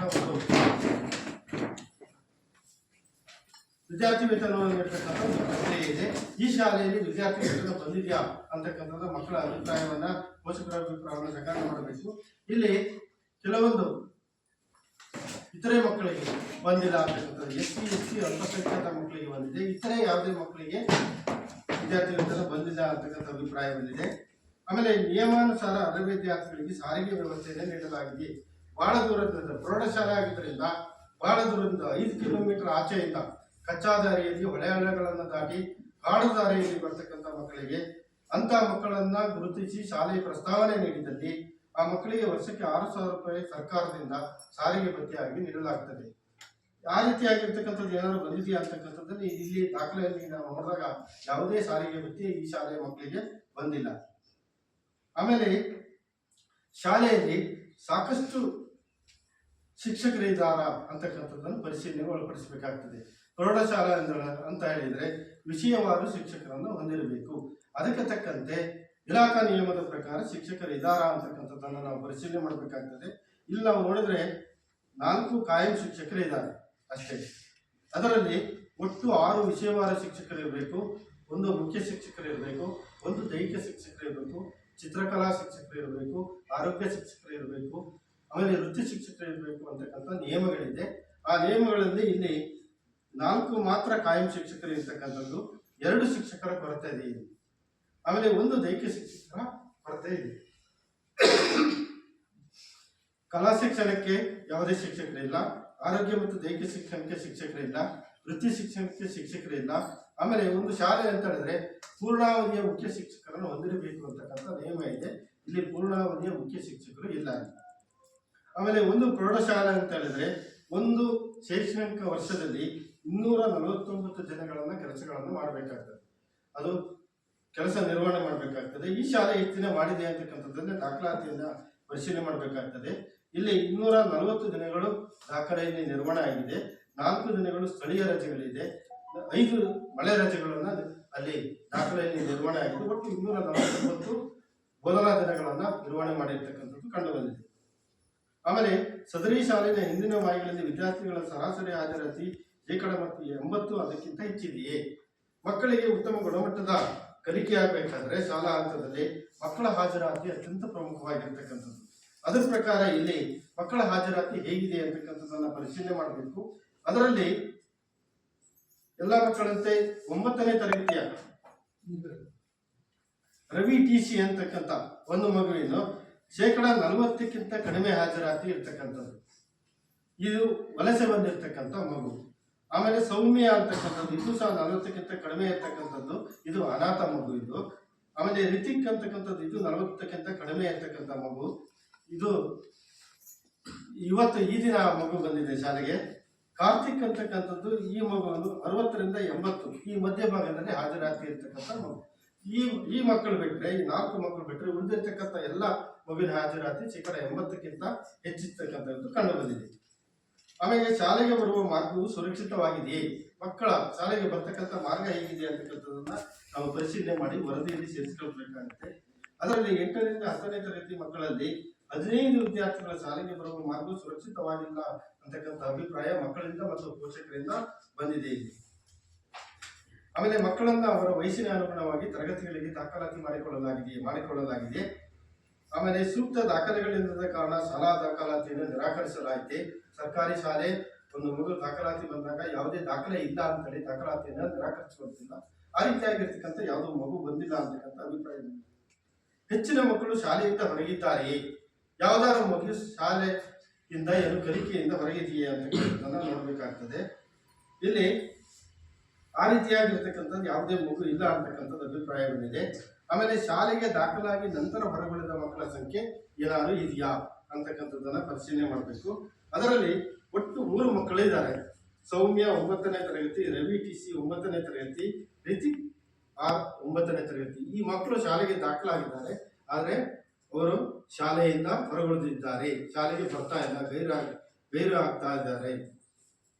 ಆಮೇಲೆ ಮಕ್ಕಳನ್ನ ಹೊರ ಹಾಕಿರುವ ಸಂಖ್ಯೆ ಏನಾದ್ರು ಇದೆಯೇ? ಇಲ್ಲ. ದುರ್ಬಲ ವರ್ಗದ ಮಕ್ಕಳಿಗೆ ತಾರತಮ್ಯವನ್ನು ಮಾಡಲಾಗ್ತಿದ್ಯಾ? ಮಾಡುವಂಗಿಲ್ಲ. ಎಲ್ಲರಿಗೂ ಸಮಾನವಾಗಿರ್ತಕ್ಕಂಥ ಶಿಕ್ಷಣವನ್ನ ಶಾಲೆ ನೀಡಬೇಕು. ಆ ರೀತಿ ಆಗಿರ್ತಕ್ಕಂಥದ್ದು ಇಲ್ಲ ಅಂತಕ್ಕಂಥದ್ದು. ಮಕ್ಕಳಿಗೆ ದೈಹಿಕ ಶಿಕ್ಷಣ ನೀಡಲಾಗ್ತಿದೆಯೇ? ತರಗತಿ ಕೊಠಡಿಯಲ್ಲಾಗಲಿ ಅಥವಾ ಶಾಲಾ ಪರಿಸರದಲ್ಲಾಗಲಿ ಯಾವುದೇ ಶಿಕ್ಷಕರು ಕಠಿಣತರವಾಗಿರ್ತಕ್ಕಂಥ ದೈಹಿಕ ಶಿಕ್ಷಣ ನೀಡುವಂತಿಲ್ಲ. ಅವರ ಮನವೊಲಿಸಿ ಪಾಠ ಪ್ರವಚನವನ್ನು ನಿರ್ವಹಣೆ ಮಾಡಬೇಕು ಅಂತಕ್ಕಂಥದ್ದು. ಆ ರೀತಿಯಾಗಿರ್ತಕ್ಕಂಥದ್ದು ಯಾವುದೂ ಇಲ್ಲ ಅಂತಕ್ಕಂಥ ಅಭಿಪ್ರಾಯ ಬಂದಿದೆ. ಮಕ್ಕಳನ್ನ ಮಾನಸಿಕ ಕಿರುಕುಳಕ್ಕೆ ಒಳಪಡಿಸಲಾಗ್ತದೆಯೇ? ಈ ರೀತಿಯಾಗಿರ್ತಕ್ಕಂಥದ್ದು ಏನಾದ್ರು ತರಗತಿ ಕೊಠಡಿಯಲ್ಲಿ ನಡೀತಾ ಇದೆಯಾ? ಇದರಿಂದ ಏನಾಗ್ತದೆ? ಮಕ್ಕಳ ಕಲಿಕೆಯಲ್ಲಿ ಹಿಂದೆ ಬೀಳ್ತಾರೆ ಅಂತಕ್ಕಂಥದ್ದು. ಅದು ಯಾವ ರೀತಿ ಇಲ್ಲ ಅಂತಕ್ಕಂಥ ಅಭಿಪ್ರಾಯ ಬಂದಿದೆ. ಆಮೇಲೆ ಮಕ್ಕಳನ್ನು ಲೈಂಗಿಕ ಕಿರುಕುಳಕ್ಕೆ ಒಳಪಡಿಸಲಾಗಿದೆಯೇ? ಇದು ಅತ್ಯಂತ ಪ್ರಮುಖವಾಗಿರ್ತಕ್ಕಂಥ ಒಂದು ಅಂಶ. ಈ ರೀತಿಯಾಗಿರ್ತಕ್ಕಂಥ ನಡೆದಿರ್ತಕ್ಕಂಥದ್ದು ನಾವು ಬೇರೆ ಬೇರೆ ಪ್ರದೇಶಗಳಲ್ಲಿ ನಾವು ಮಾಧ್ಯಮಗಳ ಮೂಲಕ ಪತ್ರಿಕೆಗಳ ಮೂಲಕ ನಾವು ತಿಳ್ಕೊಂಡಿದ್ದೇವೆ. ಇದರಿಂದ ಏನಾಗ್ತಂದ್ರೆ ಮಕ್ಕಳಿಗೆ ಅವರು ಕಲಿಕೆಯಲ್ಲಿ ಹಿಂದೆ ಬೀಳ್ತಾರೆ. ಇಲ್ಲ ಅಂತ ಹೇಳಿದ್ರೆ ಅವರು ಶಿಕ್ಷಣದಿಂದ ವಂಚಿತರಾಗ್ತಕ್ಕಂಥ ಸಂದರ್ಭಗಳು ಬರ್ತದೆ. ಶಿಕ್ಷಣವನ್ನೇ ಕೊನೆಗೊಳಿಸ್ತಕ್ಕಂಥ ಸಂದರ್ಭಗಳು ಬರ್ತವೆ. ಈ ರೀತಿಯಾಗಿರ್ತಕ್ಕಂಥ ಶಾಲಾ ಹಂತದಲ್ಲಿ ಏನಾದ್ರು ನಡೆದಿದ್ರೆ, ನಿಮ್ಮ ಶಾಲೆಯಲ್ಲಿ ಆ ರೀತಿಯಾಗಿರ್ತಕ್ಕಂಥದ್ದು ಏನಾದ್ರು ನಡೆದಿದೆಯಾ ಅಂತಕ್ಕಂಥದ್ದನ್ನ ನಾವು ಪ್ರತ್ಯೇಕವಾಗಿ ಮಕ್ಕಳ ಅಭಿಪ್ರಾಯವನ್ನು ಸಂಗ್ರಹಣೆ ಮಾಡಿದ್ವಿ. ಅದೇ ರೀತಿ ಮನೆ ಮನೆ ಭೇಟಿಯಲ್ಲಿ ಪೋಷಕರ ಅಭಿಪ್ರಾಯವನ್ನು ಸಂಗ್ರಹಣೆ ಮಾಡಿದ್ವಿ. ಆ ರೀತಿಯಾಗಿರ್ತಕ್ಕಂಥದ್ದು ಯಾವುದೂ ಇಲ್ಲ ಅಂತಕ್ಕಂಥ ಅಭಿಪ್ರಾಯ ಬಂದಿದೆ. ಶಾಲೆಯ ತರಗತಿ ಕೊಠಡಿಯಲ್ಲದೆ, ಶಾಲಾ ಪರಿಸರದಲ್ಲದೆ, ಮನೆಯಿಂದ ಶಾಲೆಗೆ ಬರ್ತಕ್ಕಂಥ ದಾರಿಯಲ್ಲಿ, ಶಾಲೆಯಿಂದ ಮನೆಗೆ ಹೋಗ್ತಕ್ಕಂಥ ದಾರಿಯಲ್ಲಿ ಏನಾದ್ರು ನಡೀತಾ ಇದೆಯಾ ಅಂತಕ್ಕಂಥದ್ದನ್ನ ನಾವು ಪರಿಶೀಲನೆ ಒಳಪಡಿಸಿದ್ವಿ. ಯಾವುದೂ ಇಲ್ಲ ಅಂತಕ್ಕಂಥ ಅಭಿಪ್ರಾಯ ಬಂದಿದೆ. ಇದ್ರೆ ಏನಾದರೂ ನೀವು ಈ ಸಭೆಯಲ್ಲಿ ತಮ್ಮ ಅಭಿಪ್ರಾಯವನ್ನು ತಿಳಿಸಬಹುದು. ವಿಶೇಷ ಅಗತ್ಯಗಳ ಮಕ್ಕಳನ್ನು ಗುರುತಿಸಿ ಮೌಲ್ಯಾಂಕನ ಮಾಡಲಾಗಿದೆ. ವಿಶೇಷ ಅಗತ್ಯಗಳ ಮಕ್ಕಳು ಅಂದರೆ ಅಂಗವೈಕಲ್ಯತೆಯನ್ನು ಹೊಂದಿರತಕ್ಕಂಥ ಮಕ್ಕಳು ಏನಾರು ಈ ಶಾಲೆಯಲ್ಲಿ ಇದ್ದಾರ ಅಂತಕ್ಕಂಥದ್ದು. ಅದರಲ್ಲಿ ಒಂದು ವಿದ್ಯಾರ್ಥಿ ಇದ್ದಾರೆ, ಗಣೇಶ್ BS ಅಂತಕ್ಕಂಥದ್ದು ಈ ಮಗು ಇದೆ. ಆ ಮಗು ಬುದ್ಧಿಮಾಂದ್ಯ ಮಗು ಅಂತಕ್ಕಂಥ ಅಭಿಪ್ರಾಯವನ್ನ ಹೇಳಿದ್ದಾರೆ. ಆಮೇಲೆ ವಿಶೇಷ ಅಗತ್ಯಗಳ ಮಕ್ಕಳಿಗೆ ಬೇರೆ ಬೇರೆ ರೀತಿಯಾಗಿರ್ತಕ್ಕಂಥ ಯಾವ್ದಾದ್ರು ಸವಲತ್ತುಗಳು ಸರ್ಕಾರದಿಂದ ಬರ್ತಾ ಇದೆಯಾ ಅಂತಕ್ಕಂಥದ್ದನ್ನ, ಅದು ಮಾಹಿತಿ ನಮಗೆ ಇಲ್ಲ ಅಂತಕ್ಕಂಥ ಅಭಿಪ್ರಾಯವನ್ನ ಶಾಲೆ ತಿಳಿಸಿದೆ. ಆಮೇಲೆ ಒಂದು ಶಾಲೆ ಅಂತ ಹೇಳಿದ್ರೆ ಮಕ್ಕಳಿಗೆ ಉತ್ತಮವಾಗಿರ್ತಕ್ಕಂಥ ಕಲಿಕಾ ವಾತಾವರಣ ನಿರ್ಮಾಣ ಆಗಬೇಕಾದ್ರೆ ಆ ಶಾಲೆಯ ಉತ್ತಮವಾಗಿರ್ತಕ್ಕಂಥ ಎಲ್ಲ ಹವಾಮಾನದಿಂದ ಸುರಕ್ಷಿತವಾದ ಶಾಲಾ ಕಟ್ಟಡ ಇರಬೇಕು ಅಂತಕ್ಕಂಥದ್ದು. ಅಂದ್ರೆ ಉತ್ತಮವಾಗಿರ್ತಕ್ಕಂಥ ಶಾಲಾ ಕಟ್ಟಡಗಳಿರಬೇಕು, ತರಗತಿ ಕೊಠಡಿಗಳಿರಬೇಕು, ತರಗತಿ ಕೊಠಡಿಗಳಲ್ಲಿ ಪಾಠೋಪಕರಣಗಳು, ಪೀಠೋಪಕರಣಗಳಿರಬೇಕು, ಉತ್ತಮವಾಗಿರ್ತಕ್ಕಂಥ ಗ್ರಂಥಾಲಯ ಇರಬೇಕು, ಪ್ರಯೋಗಾಲಯ ಇರಬೇಕು, ಕ್ರೀಡಾ ವಸ್ತುಗಳಿರಬೇಕು, ಕ್ರೀಡಾ ಸ್ಪರ್ಧೆಗೆ ಅನುಕೂಲಕರವಾಗಿರ್ತಕ್ಕಂಥದ್ದು. ಹೀಗೆ ಇತ್ತೀಚಿನ ಸ್ಮಾರ್ಟ್ ವ್ಯವಸ್ಥೆಗೆ, ಸ್ಮಾರ್ಟ್ ಕಲಿಕೆಗೆ, ಅಂದ್ರೆ ತಂತ್ರಾಂಶಯುಕ್ತವಾಗಿರ್ತಕ್ಕಂಥ ತಂತ್ರಜ್ಞಾನಯುಕ್ತವಾಗಿರ್ತಕ್ಕಂಥ ಕಲಿಕೆಗೆ ಬೇಕಾಗಿರ್ತಕ್ಕಂಥ ಎಲ್ಲ ಉಪಕರಣಗಳು ಇರಬೇಕು ಅಂತಕ್ಕಂಥ ಒಂದು ನಿಯಮಗಳಿದೆ. ಅದರ ಪ್ರಕಾರ ನಿಮ್ಮ ಶಾಲೆಯಲ್ಲಿ ಇದೆಯಾ ಅಂತಕ್ಕಂಥದ್ದನ್ನ ನಾವು ಪರಿಶೀಲನೆ ಮಾಡಿದ್ವಿ. ಅದರಲ್ಲಿ 3 ತರಗತಿ ಕೊಠಡಿಗಳಿದೆ. ಒಂದು ಮುಖ್ಯ ಶಿಕ್ಷಕರ ಕೊಠಡಿ ಇದೆ, ಮುಖ್ಯ ಶಿಕ್ಷಕರು ಮತ್ತು ಸಿಬ್ಬಂದಿಗಳ ಕೊಠಡಿ ಇದೆ. ಅದರ ಮೇಲ್ಚಾವಣಿ ಸೋರಿಕೆ ಇದೆ ಅಂತಕ್ಕಂಥ ಅಭಿಪ್ರಾಯವನ್ನ ಹೇಳಿದ್ದಾರೆ. ಒಂದು ಗ್ರಂಥಾಲಯದ ಕೊಠಡಿ ಇದೆ, ಒಂದು ಕ್ರೀಡಾ ಕೊಠಡಿ ಇದೆ, ಅದು ಮೇಲ್ಚಾವಣಿ ದುರಸ್ತಿ ಅಗತ್ಯ ಇದೆ ಅಂತಕ್ಕಂಥ ಅಭಿಪ್ರಾಯವನ್ನು ಹೇಳಿದ್ದಾರೆ. ಒಂದು ಕಂಪ್ಯೂಟರ್ ಕೊಠಡಿ ಇದೆ, ಅದು ಮೇಲ್ಚಾವಣಿ ದುರಸ್ತಿ ಅಗತ್ಯ ಇದೆ ಅಂತಕ್ಕಂಥ ಅಭಿಪ್ರಾಯವನ್ನ ಹೇಳಿದ್ದಾರೆ. ಒಂದು ವಿಜ್ಞಾನ ಪ್ರಯೋಗಾಲಯದ ಕೊಠಡಿ ಇರತಕ್ಕಂಥದ್ದು. ಇಷ್ಟು ಶಾಲಾ ಕಟ್ಟಡಕ್ಕೆ ಸಂಬಂಧಪಟ್ಟಿರ್ತಕ್ಕಂಥ ಅಂಶಗಳು. ಅದೇ ರೀತಿ ಒಂದು ಶಾಲೆ ಅಂತ ಹೇಳಿದ್ರೆ ಮಕ್ಕಳಿಗೆ ಒಂದು ಪರಿಣಾಮಕಾರಿಯಾಗಿರ್ತಕ್ಕಂಥ ಗುಣಮಟ್ಟದ ಕಲಿಕೆ ಆಗಬೇಕಾದ್ರೆ ಅದರ ಉತ್ತಮವಾಗಿರ್ತಕ್ಕಂಥ ಭೌತಿಕ ವಾತಾವರಣವನ್ನು ಹೊಂದಿರಬೇಕು. ಭೌತಿಕ ವಾತಾವರಣ ಅಂತ ಹೇಳಿದ್ರೆ ಒಂದು ಉತ್ತಮವಾಗಿರ್ತಕ್ಕಂಥ ಶೌಚಾಲಯದ ವ್ಯವಸ್ಥೆ ಇರಬೇಕು, ಆಟದ ಮೈದಾನ ಇರಬೇಕು, ಶಾಲಾ ಸುತ್ತ ಕಾಂಪೌಂಡ್ಗಳಿರಬೇಕು. ಹೀಗೆ ಅನೇಕ ರೀತಿಯಾಗಿರ್ತಕ್ಕಂಥ ಅಂಶಗಳಿದೆ. ಅದರಲ್ಲಿ ಒಂದು ಬಾಲಕರಿಗೆ ಸಾಕಷ್ಟು ಶೌಚಾಲಯದ ವ್ಯವಸ್ಥೆ ಇದೆಯೇ, ಬಾಲಕಿಯರಿಗೆ ಸಾಕಷ್ಟು ಶೌಚಾಲಯದ ವ್ಯವಸ್ಥೆ ಇದೆಯೇ ಅಂತಕ್ಕಂಥದ್ದನ್ನ ಪರಿಶೀಲನೆ ಮಾಡಬೇಕು. ಆ ಶೌಚಾಲಯದಲ್ಲಿ ನೀರಿನ ವ್ಯವಸ್ಥೆ ಇದೆಯೇ, ಆಮೇಲೆ ಮಕ್ಕಳು ಬಳಕೆಗೆ ಯೋಗ್ಯವಾಗಿದೆಯೇ ಅಂತಕ್ಕಂಥದ್ದನ್ನ ನಾವು ಪರಿಶೀಲನೆ ಮಾಡಬೇಕಾಗ್ತದೆ. ಇಲ್ಲಿ ಒಂದು ಅಭಿಪ್ರಾಯ ಬಂದಿದೆ, ಬಾಲಕರಿಗೆ ಶೌಚಾಲಯದ ಏನು ಒಂದು ಶೌಚಾಲಯದ ಘಟಕ ಇದೆ ಅದು ಸಾಕಾಗ್ತಾ ಇಲ್ಲ ಅಂತಕ್ಕಂಥ ಅಭಿಪ್ರಾಯ ಬಂದಿದೆ. ಬಾಲಕಿಯರಿಗೂ ಹಾಗೆ ಒಂದು ಘಟಕ ಇದೆ, ಅದು ಮಕ್ಕಳಿಗೆ ಸಾಕಾಗ್ತಾ ಇಲ್ಲ ಅಂತಕ್ಕಂಥದ್ದು. ಯಾಕೆಂದ್ರೆ ಒಂದು ನಿಗದಿತವಾಗಿರ್ತಕ್ಕಂಥ ಸೀಮಿತವಾಗಿರ್ತಕ್ಕಂಥ ಅವಧಿಗೆ ಶೌಚಕ್ಕೆ ಅವರನ್ನು ಕಳಿಸ್ತಕ್ಕಂಥದ್ದು. ಆ ಅವಧಿಯಲ್ಲಿ ಮುಗಿಸಿ ಅವರು ಪಾಠ ಪ್ರವಚನಗಳಿಗೆ ಬರಲಿಕ್ಕೆ ಸಮಯ ಸಾಕಾಗೋದಿಲ್ಲ ಅಂತ ಅಭಿಪ್ರಾಯ ಬಂದಿದೆ. ಇದು ಆಮೇಲೆ ನೀರಿನ ವ್ಯವಸ್ಥೆ ಇದೆಯಾ ಅಂತಕ್ಕಂಥದ್ದು ಇದೆ ಅಂತಕ್ಕಂಥ ಅಭಿಪ್ರಾಯ ಬಂದಿದೆ. ಮತ್ತು ಯಾವಾಗಲೂ ಸ್ವಚ್ಛತೆಯನ್ನು ಹೊಂದಿರ್ತದೆ ಅಂತಕ್ಕಂಥದ್ದನ್ನ ನಾವು ಮಕ್ಕಳನ್ನ ಕೇಳಿದ್ವಿ. ಸ್ವಚ್ಛತೆ ಇರ್ತದೆ ಅಂತಕ್ಕಂಥ ಅಭಿಪ್ರಾಯವನ್ನ ಹೇಳಿದ್ದಾರೆ ಅವರು. ಆಮೇಲೆ ವಿಶೇಷ ಅಗತ್ಯಗಳ ಮಕ್ಕಳು ಬಳಸುವಂತ ಶೌಚಾಲಯ ಇದೆಯೇ? ಒಂದು ಶಾಲೆ ಅಂತ ಹೇಳಿದ್ರೆ ವಿಶೇಷ ಅಗತ್ಯಗಳ ಮಕ್ಕಳು ದಾಖಲಾಗ್ತಾರೆ, ಅವರು ಬಳಸುವಂತ ಒಂದು ಶೌಚಾಲಯವನ್ನು ಹೊಂದಿರಬೇಕು ಅಂತಕ್ಕಂಥ ನಿಯಮ ಇದೆ. ಆ ರೀತಿಯಾಗಿರ್ತಕ್ಕಂಥ ಶೌಚಾಲಯ ನಿಮ್ಮ ಶಾಲೆಯಲ್ಲಿ ಇಲ್ಲ. ಶಾಲೆಯಲ್ಲಿ ಸಾಕಷ್ಟು ಪ್ರಮಾಣದಲ್ಲಿ ನೀರಿನ ಸೌಲಭ್ಯ ಇದೆ. ಮಕ್ಕಳಿಗೆ ಒಂದು ಉತ್ತಮವಾಗಿರತಕ್ಕಂಥ ಗುಣಮಟ್ಟದ ಶಿಕ್ಷಣವನ್ನು ನೀಡಬೇಕಾದ್ರೆ ಅವರ ಆರೋಗ್ಯ ಅತ್ಯಂತ ಪ್ರಮುಖವಾಗಿರತಕ್ಕಂಥದ್ದು. ಆರೋಗ್ಯ ಉತ್ತಮವಾಗಿರಬೇಕಾದ್ರೆ ಒಂದು ಶುದ್ಧವಾದ ಕುಡಿಯುವ ನೀರಿನ ವ್ಯವಸ್ಥೆಯನ್ನ ಶಾಲೆ ಹೊಂದಿರಬೇಕಾಗ್ತದೆ. ನೇರವಾಗಿ ಬಾವಿಯಿಂದ, ಕೊಳವೆ ಬಾವಿಯಿಂದ, ನಲ್ಲಿಯಿಂದ ಬರ್ತಕ್ಕಂಥ ನೀರು ಮಕ್ಕಳಿಗೆ ಕುಡಿಲಿಕ್ಕೆ ಉಪಯೋಗಿಸಿದ್ರೆ ಅದರಿಂದ ಅನೇಕ ಕಲ್ಮಶಗಳಿಂದ ಆರೋಗ್ಯಕ್ಕೆ ತೊಂದರೆ ಆಗ್ತದೆ. ಹಾಗಾಗಿ ಶುದ್ಧೀಕರಿಸಿ ನೀಡಬೇಕು ಅಂತಕ್ಕಂಥ ನಿಯಮ ಇದೆ. ಆ ಪ್ರಕಾರ ಯಾವ ರೀತಿಯಾಗಿರ್ತಕ್ಕಂಥ ಶುದ್ಧೀಕರಣ ಘಟಕಗಳನ್ನು ಹೊಂದಿದೆ ಅಂತಕ್ಕಂಥದ್ದನ್ನ ನಾವಿಲ್ಲಿ ನೋಡಿದ್ವಿ. ಇಲ್ಲಿ ಶಾಲೆಯಲ್ಲಿ ಒಂದು ಶುದ್ಧೀಕರಣ ಘಟಕ ಇದೆ, ಅದು ಸ್ವಲ್ಪ ಏನೋ ಹಾಳಾಗಿದೆ ಅಂತಕ್ಕಂಥ ಅಭಿಪ್ರಾಯ ಬಂದಿದೆ. ಕೃತಕ ವಾಟರ್ ಫಿಲ್ಟರ್ಗಳ ಮೂಲಕ ನಾವು ಮಕ್ಕಳಿಗೆ ನೀಡ್ತೀವಿ ಮತ್ತು ಮನೆಯಿಂದ ಶುದ್ಧವಾದ ನೀರನ್ನು ತೆಗೆದುಕೊಂಡು ಬಂದು ಇಲ್ಲಿ ಕುಡಿತಾ ಇದ್ದಾರೆ ಅಂತಕ್ಕಂಥ ಅಭಿಪ್ರಾಯವನ್ನು ಹೇಳಿದರು. ಅದಲ್ಲದೆ ನಾವು ಅವರಿಗೆ ಬಿಸಿ ನೀರಿನ ಕುಡಿಲಿಕ್ಕೆ ವ್ಯವಸ್ಥೆಯನ್ನು ಮಾಡ್ತಾ ಇದ್ದೀವಿ ಅಂತಕ್ಕಂಥ ಅಭಿಪ್ರಾಯವನ್ನ ಹೇಳಿದ್ದಾರೆ. ಈ ಮಕ್ಕಳಿಗೆ ಏನಾದ್ರು ಕುಡಿಲಿಕ್ಕೆ ನೀರಿನಲ್ಲಿ ಏನಾದ್ರು ಸಮಸ್ಯೆಗಳಿದ್ರೆ ಗ್ರಾಮ ಸಭೆಯಲ್ಲಿ ತಮ್ಮ ಅಭಿಪ್ರಾಯವನ್ನು ವ್ಯಕ್ತಪಡಿಸಬಹುದು. ಆಮೇಲೆ ಕುಡಿಯುವ ನೀರಿನ ಗುಣಮಟ್ಟ ಉತ್ತಮವಾಗಿದೆಯೇ?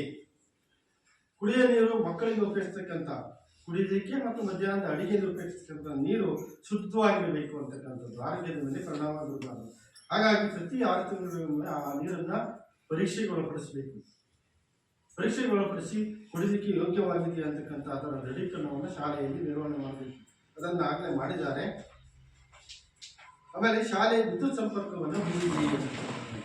ಒಂದು ಶಾಲೆ ಅಂತ ಹೇಳಿದ್ರೆ ತರಗತಿ ಕೊಠಡಿಯಲ್ಲಿ ಉತ್ತಮವಾಗಿರ್ತಕ್ಕಂಥ ಬೆಳಕಿನ ವ್ಯವಸ್ಥೆ ಇದ್ರೆ ಸ್ವಾಭಾವಿಕ ಬೆಳಕಿನ ಕೃತಕವಾಗಿರ್ತಕ್ಕಂಥ ಬೆಳಕಿರಬೇಕು. ಆಗ ಮಕ್ಕಳಿಗೆ ಪರಿಣಾಮಕಾರಿಯಾಗಿರ್ತಕ್ಕಂಥ ಕಲಿಕೆ ತರಗತಿ ಕೊಠಡಿಯಲ್ಲಿ ಆಗ್ತದೆ ಅಂತಕ್ಕಂಥದ್ದು.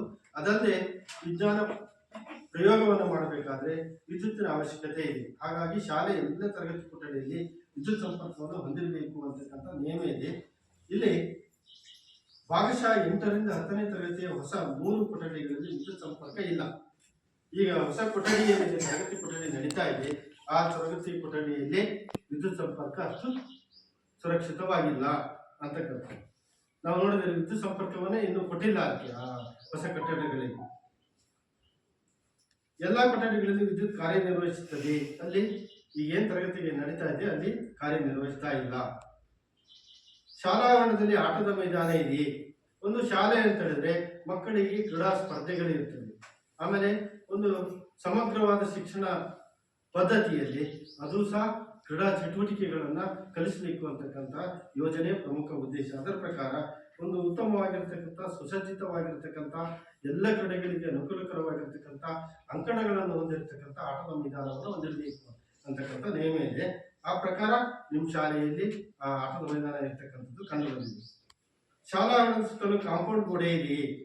ಒಂದು ಶಾಲೆ ಅಂತ ಹೇಳಿದ್ರೆ ಶಾಲಾ ವಾತಾವರಣ ಅಂತಕ್ಕಂಥದ್ದು ಮೇಲ್ನೋಟಕ್ಕೆ ಕಂಡುಬರಬೇಕಾದ್ರೆ ಶಾಲೆಯ ಸುತ್ತ ಒಂದು ಶಾಲೆಯ ರಕ್ಷಣಾ ದೃಷ್ಟಿಯಿಂದ ಒಂದು ಕಾಂಪೌಂಡ್ ಗೋಡೆ ಇರಬೇಕು. ಅದರಿಂದ ಏನಾಗುತ್ತೆ ಅಂದ್ರೆ ಶಾಲೆಯ ಮಕ್ಕಳಿಗೆ ರಕ್ಷಣೆ ಸಿಗ್ತದೆ. ಅಂದ್ರೆ ಅಕಸ್ಮಾತ್ ಏನಾದರೂ ಶಿಕ್ಷಕರ ಕಣ್ತಪ್ಪಿ ಶಾಲೆಯಿಂದ ಆ ಒಂದು ಕಾಂಪೌಂಡ್ ಇಂದ ಹೊರಗಡೆ ಹೋದಾಗ, ಪರಿಸರದಿಂದ ಹೊರಗಡೆ ಹೋದಾಗ ಮಗುವಿಗೆ ಅನೇಕ ರೀತಿಯಾಗಿರ್ತಕ್ಕಂಥ ಅನಾಹುತಗಳಾಗ್ತಕ್ಕಂಥ ಸಂದರ್ಭಗಳು ಇರ್ತದೆ. ಹಾಗಾಗಿ ಒಂದು ಸುತ್ತಲೂ ಕಾಂಪೌಂಡ್ ಗೋಡೆ ಇರಬೇಕು ಅಂತಕ್ಕಂಥ ನಿಯಮಾವಳಿ ಇದೆ. ಈ ಶಾಲೆಯನ್ನು ನೋಡಿದಾಗ ಎದುರುಗಡೆ ಮಾತ್ರ ಕಾಂಪೌಂಡ್ ಗೋಡೆ ಇರ್ತಕ್ಕಂಥದ್ದು ಕಂಡು ಬಂದಿದೆ. 50% ಶಾಲಾ ಸುತ್ತ ಕಾಂಪೌಂಡ್ ಇಲ್ಲ ಇದೆ. ಶಾಲೆಯು ಗ್ರಂಥಾಲಯವನ್ನು ಹೊಂದಿದೆಯೇ? ಇದು ಅತ್ಯಂತ ಪ್ರಮುಖವಾಗಿರ್ತಕ್ಕಂಥ ವಿಷಯ. ಒಂದು ಶಾಲೆ ಅಂತ ಹೇಳಿದ್ರೆ ಉತ್ತಮವಾಗಿರ್ತಕ್ಕಂಥ ಎಲ್ಲ ವಿಷಯದ ಪುಸ್ತಕಗಳನ್ನು ಒಳಗೊಂಡಿರ್ತಕ್ಕಂಥ ಗ್ರಂಥಾಲಯವನ್ನು ಹೊಂದಿರಬೇಕು. ಮಗು ಪೂರ್ಣ ಹಂತದಲ್ಲಿ ಎಲ್ಲ ವಿಷಯದ ಕಲಿಕೆಗಳನ್ನು ಮಾಡಬೇಕು ಇಲ್ಲಿ. ಹಾಗಾಗಿ ಒಂದು ಉತ್ತಮವಾಗಿರ್ತಕ್ಕಂಥ ಗ್ರಂಥಾಲಯವನ್ನು ಹೊಂದಿರಬೇಕು ಅಂತಕ್ಕಂಥ ನಿಯಮ ಇದೆ. ಏಕೆ ಅಂತಂದ್ರೆ ಈ ಹಂತದಲ್ಲಿ ಮಗುವಿಗೆ ಪಠ್ಯಪುಸ್ತಕದಲ್ಲಿ ಕೇವಲ 20ರಿಂದ 25 ಭಾಗದಷ್ಟು ವಿಷಯ ಮಾತ್ರ ಕಲಿಕೆಗೆ ಸಿಗ್ತದೆ. ಅಷ್ಟೇ ವಿಷಯವನ್ನು ಮಗು ಕಲಿತರೆ ಸಾಕಾಗೋದಿಲ್ಲ.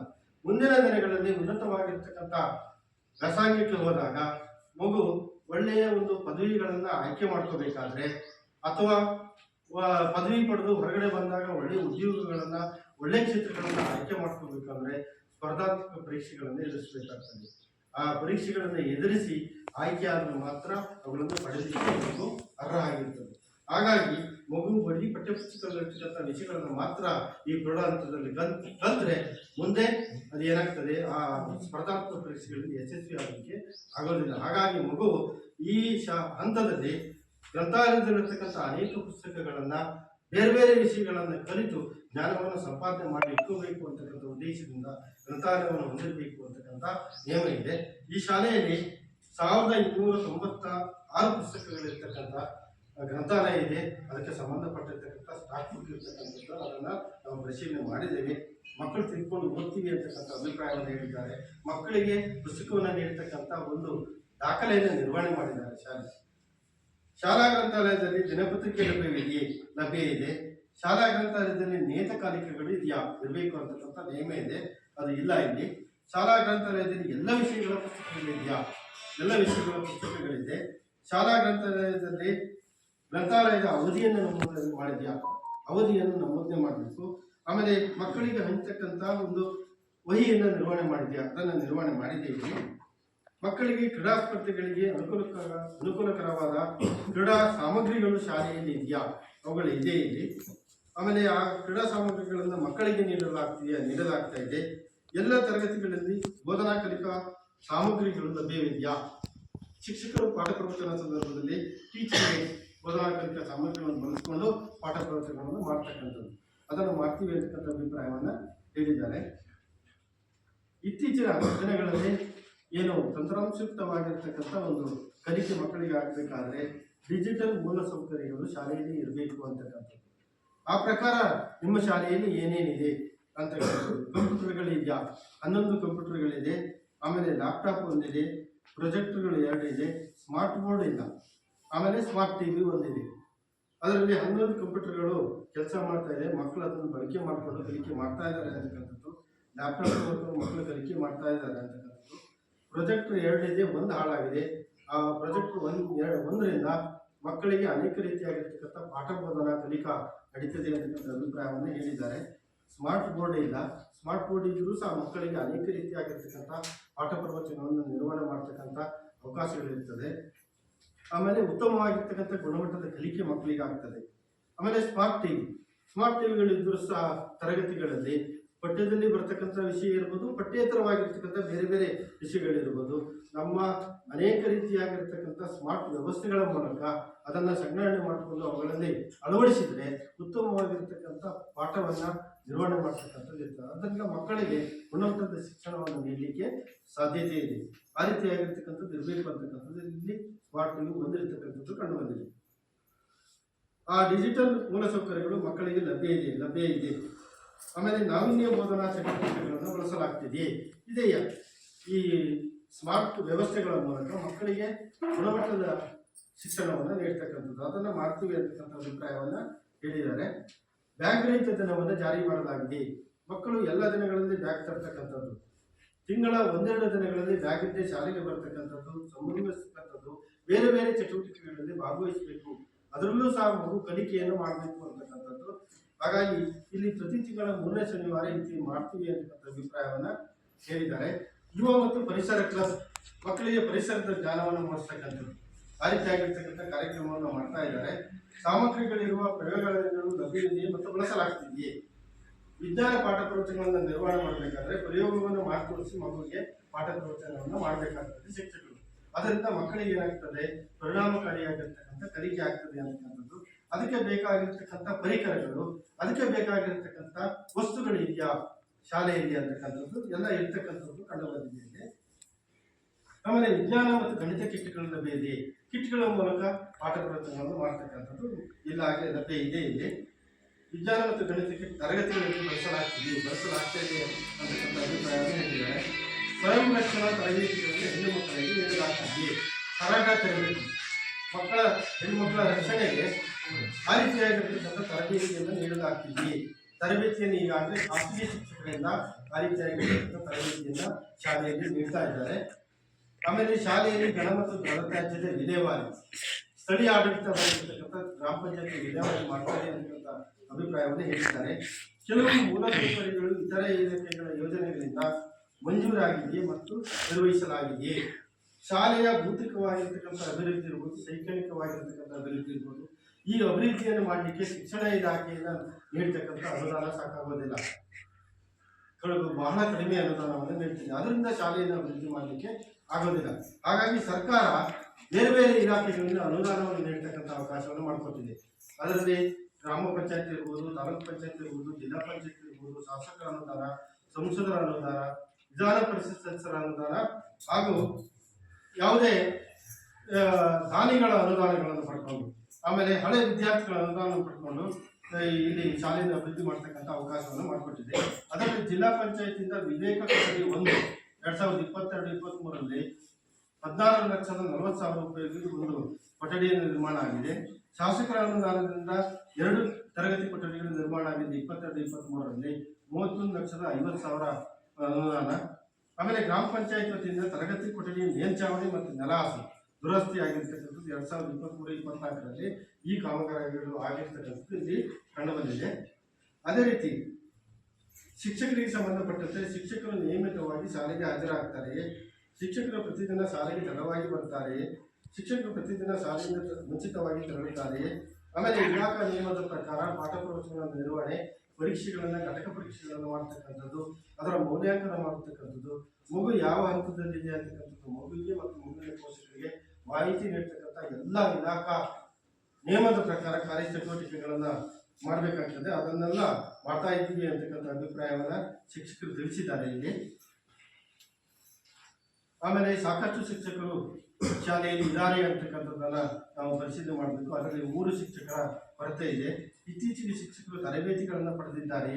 ಶಿಕ್ಷಕರ ಕಾರ್ಯಕ್ಷಮತೆಯನ್ನು ಹೆಚ್ಚಿಸಲು ಆಗಾಗ್ಗೆ ಶಿಕ್ಷಣದಲ್ಲಿ ಅನೇಕ ಬದಲಾವಣೆಗಳಾಗ್ತಾ ಇರ್ತವೆ. ಮಕ್ಕಳಿಗೆ ಗುಣಮಟ್ಟದ ಶಿಕ್ಷಣವನ್ನು ನೀಡಬೇಕಾದ್ರೆ ಹಾಗಾಗಿ ಶಿಕ್ಷಕರ ಕಾರ್ಯಕ್ಷಮತೆಯನ್ನು ಹೆಚ್ಚಿಸಲು ಇಲಾಖೆ ಕೆಲವು ತರಬೇತಿಗಳನ್ನು ನೀಡುತ್ತದೆ.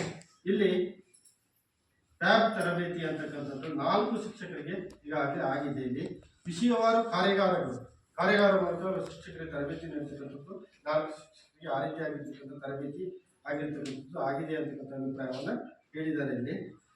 ಹಾಗೆ ಮಕ್ಕಳ ಮ್ಯಾಪಿಂಗ್ ಮತ್ತು ಜಾಡಿ ಹಿಡಿಯುವ ಕಾರ್ಯವನ್ನು ಮಾಡಲಾಗಿದೆ. ಇಲ್ಲಿ ಶಾಲೆಯನ್ನು ಇತರ ಉದ್ದೇಶಗಳಿಗಾಗಿ ಬಳಸಲಾಗ್ತದೆ. ಶಾಲೆಯನ್ನು ಯಾವುದೇ ಉದ್ದೇಶಗಳಿಗೆ ಬಳಸ್ತಾ ಇಲ್ಲ ಅಂತ ಅಭಿಪ್ರಾಯ ಬಂದಿದೆ.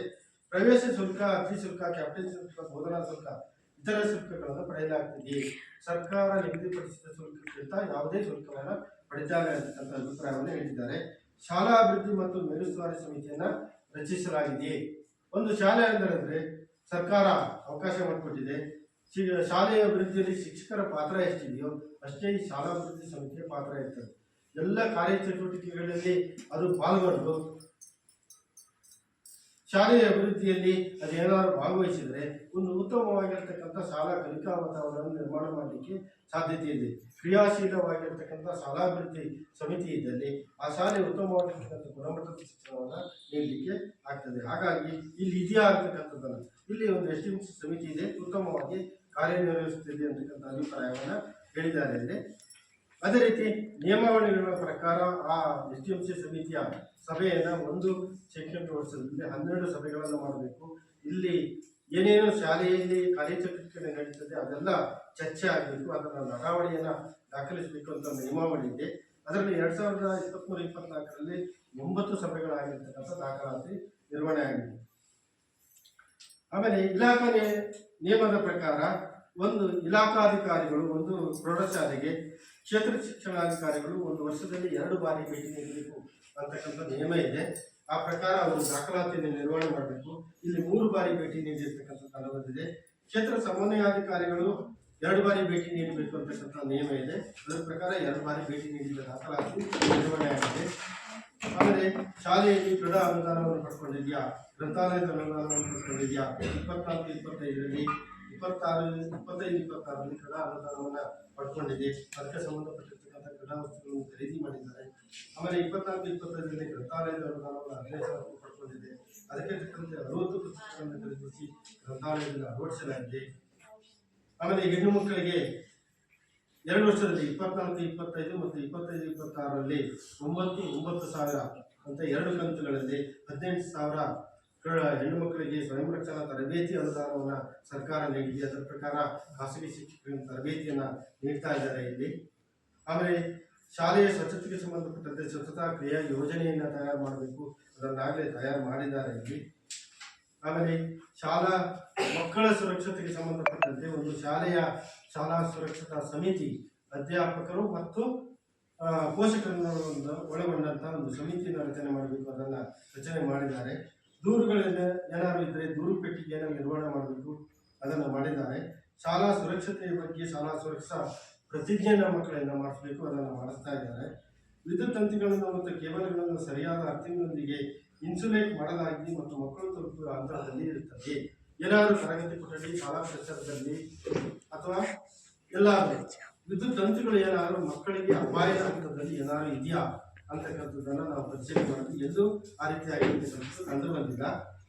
ಆಮೇಲೆ ಅವಶ್ಯವಿದ್ದಾಗ ಅರ್ಹತೆ ಹೊಂದಿರುವ ಸಲಹೆಗಾರರು ಶಾಲೆಗೆ ಬಂದು ಸಲಹೆಗಳನ್ನು ನೀಡ್ತಾ ಇದ್ದಾರೆ ಅಂತಕ್ಕಂಥದ್ದು. ಶಾಲೆಯಲ್ಲಿ ಜಾತಿ, ಲಿಂಗ, ಭಾಷೆಗಳಿಗೆ ಸಂಬಂಧಪಟ್ಟ ತಾರತಮ್ಯ ನೀತಿಗಳ ಕುರಿತು ಮೇಲ್ವಿಚಾರಣೆಯನ್ನು ಮಾಡಲಾಗ್ತಾ ಇದೆ. ಶಾಲೆಯಲ್ಲಿ ಒಂದು ಪ್ರಥಮ ಚಿಕಿತ್ಸಾ ಪೆಟ್ಟಿಗೆ, ಅಲ್ಲಿ ಕನಿಷ್ಠ ಔಷಧಿಯಲ್ಲಿರಬೇಕು ಅಂತಕ್ಕಂಥದ್ದನ್ನು ಅದನ್ನು ನಿರ್ವಹಣೆ ಮಾಡಿದ್ದಾರೆ. ತುರ್ತು ದೂರವಾಣಿ ಸಂಖ್ಯೆಗಳನ್ನು ಪ್ರದರ್ಶಿಸಲಾಗಿದೆ. ಮಕ್ಕಳ ದೂರವಾಣಿ, ಮಹಿಳಾ ದೂರವಾಣಿ, ಆರೋಗ್ಯ ದೂರವಾಣಿ, ಅಗ್ನಿಶಾಮಕ ದೂರವಾಣಿ, ಪೊಲೀಸ್ ದೂರವಾಣಿ, ಇವುಗಳ ದೂರವಾಣಿಗಳನ್ನು ಮುಖ್ಯ ಶಿಕ್ಷಕರ ಕೊಠಡಿಯ ಪಾಲಕರ ರೂಪದಲ್ಲಿ ನಿರ್ವಹಣೆ ಮಾಡಬೇಕಾಗ್ತದೆ. ಏನಾದರೂ ತೊಂದರೆಗಳಾದಾಗ ಬೇರೆ ಬೇರೆ ಸಂದರ್ಭಗಳಲ್ಲಿ ಸಂಪರ್ಕ ಮಾಡಲಿಕ್ಕೆ ಅನುಕೂಲ ಆಗ್ತದೆ ಅಂತಕ್ಕಂಥದ್ದು. ಅದರಂತೆ ಇಲಾಖೆಯ ಉನ್ನತಾಧಿಕಾರಿಗಳು ಡಿಡಿಪಿಯಿಂದ ಮುಖ್ಯ ಶಿಕ್ಷಕರವರೆಗಿನ ಎಲ್ಲರ ದೂರವಾಣಿ ಸಂಖ್ಯೆಗಳನ್ನು ಮುಖ್ಯ ಶಿಕ್ಷಕರ ಕೊಠಡಿಯಲ್ಲಿ ಪಾಲಕ ರೂಪದಲ್ಲಿ ನಿರ್ವಹಣೆ ಮಾಡಬೇಕು ಅಂತಕ್ಕಂಥ ನಿಯಮಾವಳಿ ಇದೆ. ಅದರ ಪ್ರಕಾರ ಈಗಾಗಲೇ ಮಾಡಿದ್ದಾರೆ ಇಲ್ಲಿ. ಆಮೇಲೆ ವಿಶೇಷ ಅಗತ್ಯಗಳ ಮಕ್ಕಳಿಗೆ ಸಮನ್ವಯಗೊಳಿಸಲು ಮಕ್ಕಳಿಗೆ ಮತ್ತು ಶಿಕ್ಷಕರಿಗೆ ಸಂವೇದನಾಶೀಲತೆಗಾಗಿ ಜಾಗೃತಿ ಕಾರ್ಯಕ್ರಮಗಳನ್ನು ಹಮ್ಮಿಕೊಳ್ಳಲಾಗಿದೆ. ಆ ರೀತಿಯಾಗಿ ಮಾಡ್ತೀವಿ ಅಂತಕ್ಕಂಥ ಅಭಿಪ್ರಾಯವನ್ನು ಹೇಳಿದ್ದಾರೆ. ಕನಿಷ್ಠ ಒಬ್ಬ ಶಿಕ್ಷಕರು ವೃತ್ತಿಪರ ಮಾರ್ಗದರ್ಶನ ಮತ್ತು ಸಮಾಲೋಚನೆಯ ಕೌಶಲ್ಯಗಳನ್ನು ತರಬೇತಿಯನ್ನು ಪಡೆದಿದ್ದಾರೆ. ವೃತ್ತಿಪರ ಮಾರ್ಗದರ್ಶನ ಮತ್ತು ಸಮಾಲೋಚನೆ ಮಾಡ್ತಕ್ಕಂಥದ್ದು. ಮಗುವಿನ ಮಾನಸಿಕವಾಗಿ ವ್ಯತ್ಯಾಸ ಆದಾಗ ಮಗುವನ್ನು ಕೌನ್ಸಿಲಿಂಗ್ ಮೂಲಕ ಸಾಧ್ಯ ಸ್ಥಿತಿಗೆ ತರ್ತಕ್ಕಂಥದ್ದು. ಒಂದು ಶಾಲೆಯಲ್ಲಿ ಒಬ್ಬ ಶಿಕ್ಷಕರಿಗೆ ಇಲಾಖೆ ಅವರಿಗೆ ತರಬೇತಿಯನ್ನು ಕೊಡ್ತದೆ. ಇಲ್ಲಿ ಯಾವುದೇ ತರಬೇತಿ ಆಗಿಲ್ಲ ಅಂತಕ್ಕಂಥ ಅಭಿಪ್ರಾಯ ಬಂದಿದೆ. ಶಾಲೆಯಲ್ಲಿ ಉತ್ತಮ ರೂಢಿಗಳಿದ್ದರೆ ನಮೂದಿಸಬಹುದು. ಏನೇನು ಚಟುವಟಿಕೆಗಳನ್ನು ಮಕ್ಕಳಿಗೆ ನೀಡ್ತಾ ಇದ್ದಾರೆ? ಯೋಗ, ಆಮೇಲೆ ಸಾಮಾನ್ಯ ಜ್ಞಾನದ ರಸಪ್ರಶ್ನ ಚಟುವಟಿಕೆಗಳು, ಸರಳ ಗಣಿತ ಚಟುವಟಿಕೆಗಳು, ಆಮೇಲೆ ವಾರಕ್ಕೊಂದು ವಿಜ್ಞಾನ ಪ್ರಯೋಗ ಚಟುವಟಿಕೆಗಳು, ಆಮೇಲೆ ಮಕ್ಕಳ ಸಂತೆ, ವ್ಯಾವಹಾರಿಕ ಜ್ಞಾನ ಅದಕ್ಕೆ ಸಂಬಂಧಪಟ್ಟ ಚಟುವಟಿಕೆಗಳು, ಆಮೇಲೆ ರಾಜಕೀಯ ಜ್ಞಾನವನ್ನು ಪಡೆಯಲಿಕ್ಕೆ ಯುವ ಸಂಸತ್ತು, ಆಮೇಲೆ ಗಣಿತ ಪಾಠೋಪಕರಣಗಳ ಪ್ರದರ್ಶನ, ಗಣಿತದ ವ್ಯಾವಹಾರಿಕ ಲೆಕ್ಕಗಳನ್ನು ಮಾಡ್ತಕ್ಕಂಥದ್ದು, ಆಮೇಲೆ ಭಾಷೆಯ ಕಲಿಕೆಗೆ ಸಂಬಂಧಪಟ್ಟಂತೆ ಭಾಷಾ ಕಲಿಕಾ ಚಟುವಟಿಕೆಗಳು. ಈ ಎಲ್ಲ ಚಟುವಟಿಕೆಗಳ ಮೂಲಕ ಮಕ್ಕಳಿಗೆ ಗುಣಮಟ್ಟದ ಶಿಕ್ಷಣವನ್ನು ನೀಡ್ತಾ ಇದೆ ಅಂತಕ್ಕಂಥ ಅಭಿಪ್ರಾಯ ಬಂದಿದೆ. ಹೀಗೆ 134 ಅಂಶಗಳನ್ನು ಒಳಗೊಂಡಂತೆ ಸಮಗ್ರ ಶಿಕ್ಷಣ ಯೋಜನೆಯಲ್ಲಿ ಈ ಎಲ್ಲ ಅಂಶಗಳನ್ನು ಯೋಜನೆಯ ಮಾರ್ಗಸೂಚಿ ಮತ್ತು ಸರ್ಕಾರದ ಆದೇಶದಂತೆ ನಾವು ಸಾಮಾಜಿಕ ಪರಿಶೋಧನೆ ಒಳಪಡಿಸಿ ಅವುಗಳ ಯಥಾವತ್ ವಾಸ್ತವಾಂಶದ ವರದಿಯನ್ನು ನಾವು ಸರ್ಕಾರಕ್ಕೆ ಸಲ್ಲಿಸಬೇಕಾಗುತ್ತೆ. ನಾವಾಗಲೇ ಸಾಮಾಜಿಕ ಪರಿಶೋಧನೆಯನ್ನು ನಡೆಸಿದ್ದೇವೆ. ಆ ಯಥಾವತ್ ಏನು ನಾವು ಪರಿಶೋಧನೆ ಮಾಡಿರ್ತಕ್ಕಂಥ ಎಲ್ಲ ಅಂಶಗಳನ್ನು ಸಭೆಯಲ್ಲಿ ಮಂಡಿಸಿದ್ದೇವೆ. ನಮ್ಮ ಗಮನಕ್ಕೆ ಅಂಶಗಳಿದ್ದರೆ ತಾವು ತಿಳಿಸಿದಂತೆ ಚರ್ಚೆಯ ಮೂಲಕ ತಿಳಿಸಿದಂತೆ ಎಲ್ಲ ಅಂಶಗಳನ್ನು ವರದಿಯಲ್ಲಿ ಸೇರಿಸಿ ಸರ್ಕಾರಕ್ಕೆ ಸಲ್ಲಿಸಲಾಗುತ್ತದೆ ಅಂತ ತಿಳಿಸ್ತಾ ಈ ಎಲ್ಲ ಅಂಶಗಳನ್ನು ತಿಳಿಸಲಿಕ್ಕೆ ಅವಕಾಶ ಕೊಟ್ಟಿರ್ತಕ್ಕಂಥ ಎಲ್ಲರಿಗೂ ಧನ್ಯವಾದ.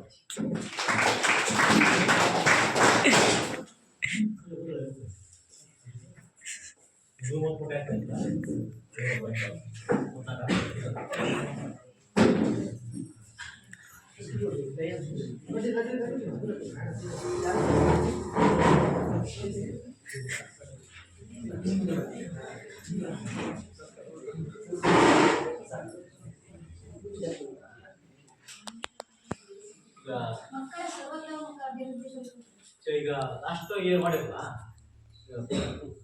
ಈಗ ಅನುಪಾಲ ಅವ್ರದ್ದು ಏನು ಬರಲಿಲ್ಲ ನಮಗೆ ಕಲರ್ ಶಾರ್ಟ್ ಮಾಡಿ ಮಾಡಿದ್ವಿ ಬರೀ ಮಾಡೋ ಹೇಳ್ತಾರೆ ನಮಗೆ ಆಗಿದ್ರು ನಾವು ಏನು ರೆಸ್ಪಾನ್ಸ್ ಆಗಿಲ್ಲ.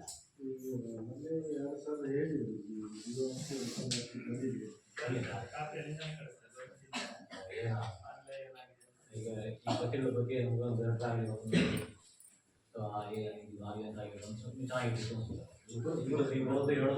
ಸರ್ಕಾರ ಮಾಡಲಿಕ್ಕೆ ಅವಕಾಶ ಇದೆ. ಹೌದು. ಆಗ್ಬೇಕು. ಅದು ಹೊಡಿದ ಆದ್ರೆ ಮಾತ್ರ ಅರ್ಥ ಬರ್ತದಲ್ಲ ಅಲ್ವಾ. ಅವರು ಸ್ವಲ್ಪ ತಲೆ ಹಾಕಿದ್ರು ಬಗ್ಗೆ ಮತ್ತೆ ಶಾಸನ ಕೂಡ ಬರ್ತಾರೆ ಸಮಾಜದಲ್ಲಿ. ಈಗ ವರ್ಷರಿ ಕೊಡಿ ಸಂಬಂಧಪಟ್ಟಂತೆ ಈಗ ನಾವು ಕಳಿಸಿದ್ವಿ, ಮತ್ತೆ ಇನ್ನೊಂದು ಫಾರ್ಮೆಟ್ ಅಲ್ಲಿ ಮತ್ತೆ ಕೇಳಿದ್ರು ಅಂದ್ರೆ ಸೆಂಟ್ರಲ್ ಇಂದ, ಆ ಸೆಂಟ್ರಲ್ ಇಂದ ಆ ಫಾರ್ಮೆಟ್ ಅಲ್ಲಿ ತಗೊಂಡಿದ್ದಾರೆ. ನಿಮಗೆ ಎಷ್ಟು ವರ್ಷ ಮಾಡ್ತೀವಿ ಈಗ? 5 ವರ್ಷ ಬೇಕು. 2 ವರ್ಷ ಮಾಡ್ತೀವಿ. 2 ವರ್ಷ ಆಗಿದೆ. 2 ವರ್ಷ ಅಂದ್ರೆ ಅಷ್ಟು ವರ್ಷ ಹಾಗಾಗಿ ಇನ್ನೊಂದ್ಸರಿ ಮತ್ತೆ ತಗೊಂಡು ಈಗ ಒಂದ್ಸರಿ ಕಳ್ಸಿದ್ರೆ ಮತ್ತೆ ತಗೊಂಡಿದ್ದೀವಿ, ಸೆಂಟ್ರಲ್ ಇಂದ ತಗೊಂಡಿದ್ದಾರೆ. ಜೊತೆ ಕರೆಸ್ಪಾಂಡೆನ್ಸ್ ಆಗ್ತಾ ಇರೋದು.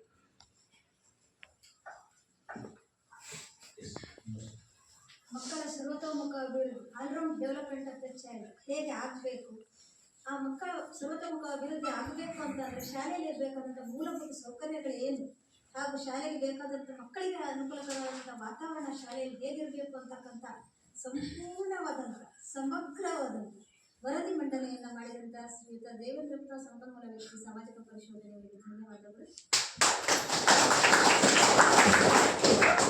ಈಗ ಈ ವರದಿ ಮಂಡನೆ ಕುರಿತಂತೆ ಪೋಷಕರು ಹಾಗೂ ಸಾರ್ವಜನಿಕರಿಂದ ಈಗ ಇದ್ರ ಮೇಲೆ ಚರ್ಚೆ ಆಗಬೇಕು. ನಮ್ಮ ಕಾರ್ಯಕ್ರಮಕ್ಕೆ ಆಗಮಿಸಿರ್ತಕ್ಕಂಥ ಸಾಮಾಜಿಕ ಕಳಕಳಿಯನ್ನು ಹೊಂದಿರತಕ್ಕಂಥ ಗಣೇಶ್ ಮೂರ್ತಿ ಅವರು, ನಾನು ಇವರು ಮಾತನ್ನು ಕೇಳಿದ್ದೀನಿ, ತುಂಬಾ ಚೆನ್ನಾಗಿ ಮಾತಾಡುವ ಚರ್ಚೆಗಳನ್ನು ಹೊಂದಿರತಕ್ಕಂಥದ್ದು ಮತ್ತು ಅಷ್ಟೇ ಹಾಸ್ಯಾಸ್ಪದವಾಗಿ ಮಾತನಾಡಿ ಎಲ್ಲರನ್ನ ರಂಜಿಸ್ತಕ್ಕಂಥವರು. ಅವರಿಗೆ ನಮ್ಮ ಈ ಕಾರ್ಯಕ್ರಮಕ್ಕೆ ಹೃತ್ಪೂರ್ವಕವಾದಂಥ ಸ್ವಾಗತ ಹೆಚ್ಚಿಸ್ತಾರೆ.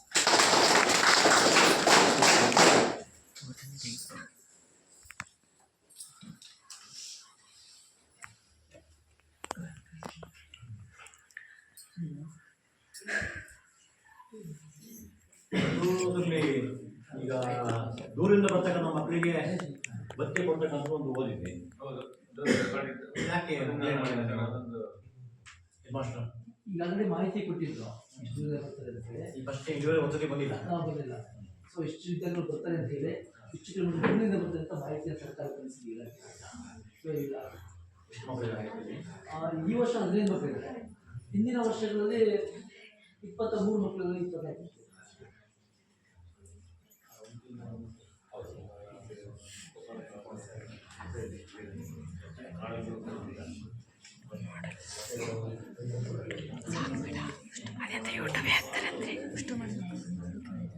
ನೋಡಿ ಏನಾದ್ರು ಇದೆಯಾ ಚರ್ಚೆ ಮಾಡಿ.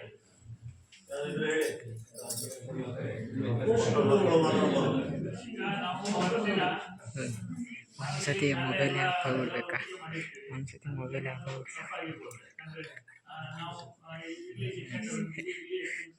ನಾವು ಮಾಡಿರ್ತೀವಿ, ಅದ್ರಲ್ಲಿ ಏನಾದ್ರು ಬದಲಾವಣೆಗಳಿದ್ದು ನೀವು ಬದಲಾವಣೆ ಮಾಡ್ಬೋದು. ಯಾಕಂದ್ರೆ ನೀವು ಹೇಳಿರೋ ತಪ್ಪು ಅಂತ ಹೇಳಿದ್ರೆ ಅದನ್ನ ಬದಲಾವಣೆ ಮಾಡ್ತೀವಿ. ಅಂದ್ರೆ ಎಲ್ಲ ಸಾಮಾಜಿಕವಾಗಿ ಆಗ್ಬೇಕು, ಸಾರ್ವಜನಿಕ ಸಮ್ಮುಖದಲ್ಲಿ ಆಗ್ಬೇಕು. ಅದಕ್ಕೋಸ್ಕರ ನಾವು ಏನೇ ತಪ್ಪಾಗಿದ್ರು ನಿಮಗೆ ಗೊತ್ತಾಗಿಲ್ಲ ಅನ್ನೋ ಉದ್ದೇಶಕ್ಕೋಸ್ಕರ ಎಲ್ಲದನ್ನು ಓದಿ ಹೇಳ್ತೀವಿ, ಎಲ್ಲ ಪೂರ್ತಿ ಪಾಯಿಂಟ್ಸ್ ಅನ್ನು ಓದಿ ಹೇಳಿದ್ವಿ. ಹಾಗಾಗಿ ಸುಮಾರು ಸುದೀರ್ಘ ಅವಧಿ ಆಯ್ತು, ಸುಮಾರು ಟೈಮ್ ಸಂಬಂಧ ಇಲ್ಲ. ಹಾಗಾಗಿ ನೀವು ಚರ್ಚೆ ಮಾಡ್ಬೋದು, ತಿಳಿಸ್ಬೋದು. ಈ ತರ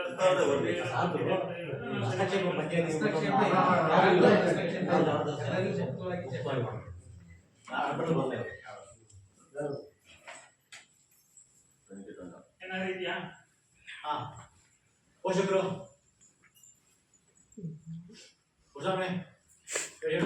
ಎಲ್ಲ ಏರಿಕೆ ಮೇಲಿರುವಂಥ ಜನರಿಗೆ ನನ್ನ ನಮಸ್ಕಾರಗಳು.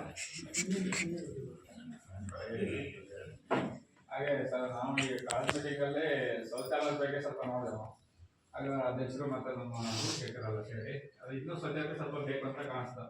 ಹಾಗೆ ಗ್ರಾಮ ಪಂಚಾಯತಿ ಅಧ್ಯಕ್ಷರು ನಾವು ಅದೇ ಕೂಡ ಮಾತಾಡಿ ಅದಕ್ಕೆ ತಿಳಿಸಿದ್ವಿ. ಅವರು ಸರ್ಕಾರದ ಯಾವುದೇ ಒಂದು ಬರೋದಕ್ಕಿಂತ ಮುಂಚಿತವಾಗಿ ನಾವು ಸ್ವಲ್ಪ ಇಲ್ಲೇ ತಾತ್ಕಾಲಿಕಕ್ಕೆ ಹಾಕಿ ಸರಿಪಡಿಸ್ತೀವಿ ಅಂತ ಹೇಳಿದರು. ಹಾಗೇನೆ ಮತ್ತೆ ನನಗೊಂದು ಮನಸ್ಸಿಗೆ ಅನಿಸಿದ್ದೇನೆಂದರೆ, ಈಗ ಹೊಸ ಹೊಸ ವಿಚಾರಗಳು ಹೇಳಿದ್ರು ದೂರದಿಂದ ಬರೋರಿಗೆ. ಅದೇ ರೀತಿ ಭಾರಿ ಎಲ್ಲ ಶಾಲೆ ಮಕ್ಕಳು ನಮ್ಮ ಮಕ್ಕಳು ಹಾಗೇನೆ ಅಂತ ಶಿಕ್ಷಕರು ನೋಡ್ಕೊಂತಾರೆ. ಹಾಗೂ ನಾವು ಪೋಷಕರೆಲ್ಲ ಕೇಳ್ಕೊಳ್ಳೋದಂದ್ರೆ, ಪ್ರತಿ ಯಾವುದೇ ಒಂದು ಶಾಲೆಯಲ್ಲಿ ಬಡ ಮಕ್ಕಳು ಇದ್ರೆ ಅದೆಲ್ಲ ನಮ್ಮ ಎಸ್ಟಿಮೇಷನ್ ಸೇರಿ ಅವ್ರಿಗೆ ಏನಾದ್ರು ಕೊರತೆಗಳಿದ್ರೆ ಓದೋದ್ರ ಬಗ್ಗೆ ಅದು ಇದು ಸಾಕಾರ ಅಂತ ನನಗೆ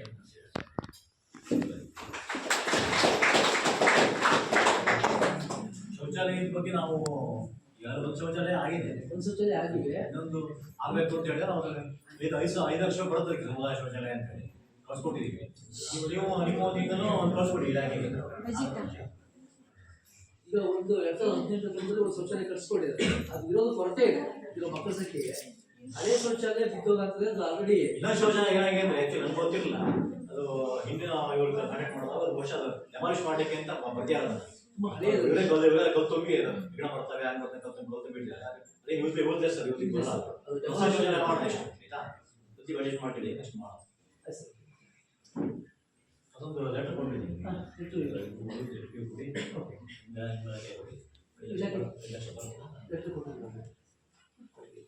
ನೀರಿನ ವ್ಯವಸ್ಥೆ ಬೋರು ಒಂದು ಬಾವಿ.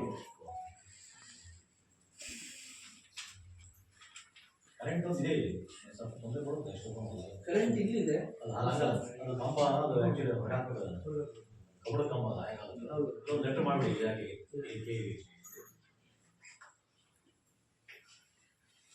ಮತ್ತೇನಾದ್ರು ಉಂಟಾ? ಮಕ್ಕಳು ನೀವೇನಾದ್ರು ಹೇಳಿ. ಒಳ್ಳೆ ಚೆನ್ನಾಗಿದೆಯಲ್ಲ, ಏನಾದ್ರು ಶೋಷಣೆ ಮಾಡ್ತಾರೆ ಹೆಣ್ಮಕ್ಳಿಗೆ, ನಿಮ್ಗೆ ಸಮಸ್ಯೆ ಇಲ್ಲ ಬೇಕಾದ್ರೆ ನಿಮ್ಮ ಟೀಚರ್ ಅಂತ ಹೇಳ್ಬೋದು ಗೊತ್ತಾಗಿ ನಮ್ಮ ಹೇಳೋದಿಲ್ಲ. ಸಮಸ್ಯೆ ಅಂತ ಹೇಳ್ಬೋದು, ಗಾಡಿ ಮೇಲೆ ಯಾವುದೇ ಕಾರಣಕ್ಕೂ ಮುಚ್ಚಿರಬಾರ್ದು ಆಯ್ತಾ. ಯಾಕಂದ್ರೆ ಇಷ್ಟೆಲ್ಲ ಖರ್ಚು ಮಾಡುತ್ತೆ, ನೋಡಿದ್ರಿ 130 ಪಾಯಿಂಟ್ ಇದೆ. ನಿಮ್ಗಾಗಿ ವ್ಯವಸ್ಥೆ ಅಷ್ಟು. ಮತ್ತೆ ಮಕ್ಕಳಿಗೆ ಹೇಳೋದೇನಂದ್ರೆ ಶಿಕ್ಷಕರು ಬಹಳ ಅನುಕೂಲ ಹೇಳ್ತಿದಾರೆ, ಟೀಚರ್ ಎಲ್ಲರೂ. ಯಾಕಂದ್ರೆ ಎಲ್ಲಾ ಮಕ್ಕಳು ಓದೋದ್ರ ಬಗ್ಗೆ ಭಾರಿ ಕಡಿಮೆ ಇದೆ ಅಂತ ಹೇಳ್ತಾರೆ. ಅವ್ರು ಎಷ್ಟೇ ಇಲ್ಲಿ ಕಲ್ಸಿದ್ರು ಮನೆ ಕಡೆ ಕೆಲವರು ಹೋದ್ಮೇಲೆ ಓದೋದೇ ಇಲ್ಲ. ಸದ್ಯ ಮೊಬೈಲ್ ನೋಡೋದು, ಮೊಬೈಲ್ ನೋಡೋದು,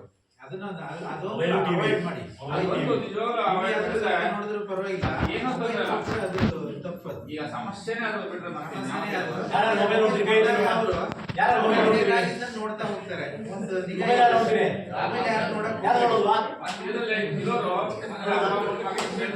ಟಿವಿ ಯಾರು ನೋಡ್ತೀರಿ ಜಾಸ್ತಿ? ಯಾಕೆ ಜಾಸ್ತಿ ನೋಡೋದು? ಸತ್ಯ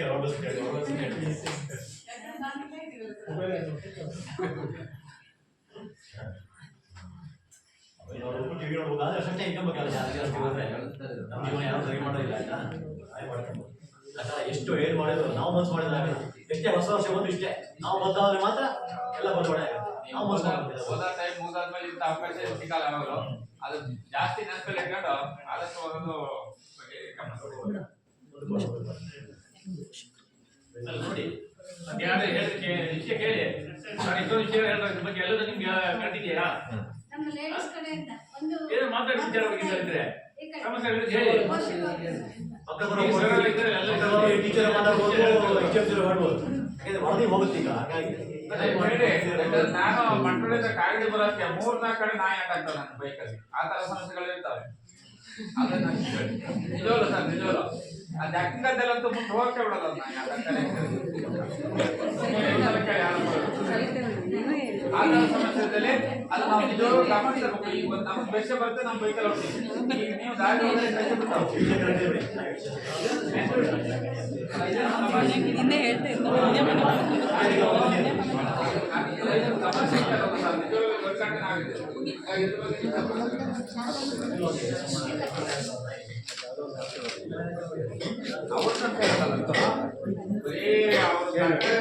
ಇಷ್ಟೋ ಕಡೆ ಆಗ್ತಾರೆ ನಾಯಿಗಳು ಮಾಡ್ತಾರೆ. ನಾವು ಜಾಗೃತಿ ಇರಬೇಕು, ಸ್ವಲ್ಪ ವಿಚಾರಿಸಬೇಕು. ಅವ್ರ ಬಗ್ಗೆ ನಾನು ಪಾಪ ಗೊತ್ತಾ ಇಲ್ಲ.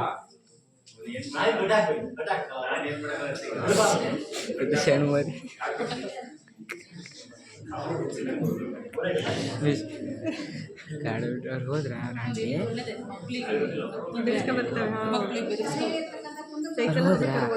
ಮುಕ್ತವಾಗಿ ಚರ್ಚೆಯನ್ನು ಮಾಡಿದಂತ ಎಲ್ಲ ಧನ್ಯವಾದಗಳು. ಈಗ ಈ ಕಾರ್ಯಕ್ರಮವನ್ನು ಉದ್ದೇಶಿಸಿ ನಮ್ಮ ರಾಮಚಂದ್ರಪುರ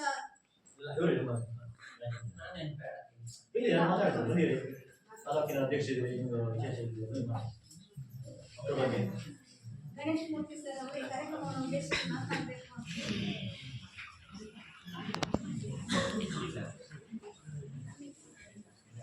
ಎಲ್ಲರಿಗೂ ನಮಸ್ಕಾರ. ಮಕ್ಕಳೆಲ್ಲ ಕೇಳ್ತಾ ಇದ್ಯಾ? ಎಲ್ಲ ಮಕ್ಕಳು ದಿವಸ ಸ್ಕೂಲಿಗೆ ಬರ್ತಾ ಇದ್ದೀರಾ? ಎಲ್ಲ ಪಾಠ ಆಗ್ತಾ ಇದೆಯಾ? ಎಲ್ಲ ಎನರ್ಜಿ ಚೆನ್ನಾಗಿದೆ. 132 ಪಾಯಿಂಟ್ ಗೊತ್ತಾಯ್ತಾ? ಮುದ್ದೊಳ್ಳೆ ಪಾಯಿಂಟ್ ಯಾವ್ದು ಅಂತ ಕೇಳಿದ್ರೆ ಹೇಳ್ತೀರಾ? ಅದೇ ಕರೆಂಟ್ ಇದೆ ಅಲ್ಲ. ಎಲ್ಲರಿಗೂ ನಮಸ್ಕಾರ. ನನ್ನ ಆತ್ಮೀಯ ಸ್ನೇಹಿತರು, ಮಿತ್ರರು, ಹಿತೈಷಿಗಳು ಆದ ನಮ್ಮ ಸುರೇಂದ್ರ ಸುಬ್ಬಣ್ಣ ಅವರು ಇಲ್ಲಿ ಗ್ರಾಮ ಪಂಚಾಯತಿ ಅಧ್ಯಕ್ಷರು. ಅವರ ಅಧ್ಯಕ್ಷರ ಆದ್ಮೇಲೆ ಇಲ್ಲಿ ಅಭಿವೃದ್ಧಿ ಬಗ್ಗೆ ನಾನೇನು ಹೇಳ್ಬೇಕಾಗಿಲ್ಲ, ಎಲ್ಲರಿಗೂ ಗೊತ್ತಿರ ಅನ್ಸುತ್ತೆ. ಅದೊಂದು ವಿಷಯವೂ ಅಲ್ಲ, ಯಾಕೆಂದ್ರೆ ಅವರೆಲ್ಲ ಒಂದು MLA ಕ್ಯಾಂಡಿಡೇಟ್ ಆಗುವಂತ ದೊಡ್ಡ ವ್ಯಕ್ತಿ. ಅವರು ಈ ಕಾಂಪಿಟೇಷನ್ನು, ಜಾತಿ ಮತ ಇಂಥ ಒತ್ತಡಗಳ ಕಾಲದಿಂದ ಅವರೆಲ್ಲ ಗ್ರಾಮ ಪಂಚಾಯತಿನಲ್ಲಿ ಇದ್ದಾರೆ. ಇನ್ನು ಇಲ್ಲಿ SBC ಅಧ್ಯಕ್ಷರಾದಂಥ ಸುಧಾಕರ್, ಅದು ಒಂದು ವಿಶೇಷ. ಯಾಕೆಂದ್ರೆ ಕಾರಂತರು ಒಂದು ಪುಸ್ತಕ ಬರೀತಾರೆ,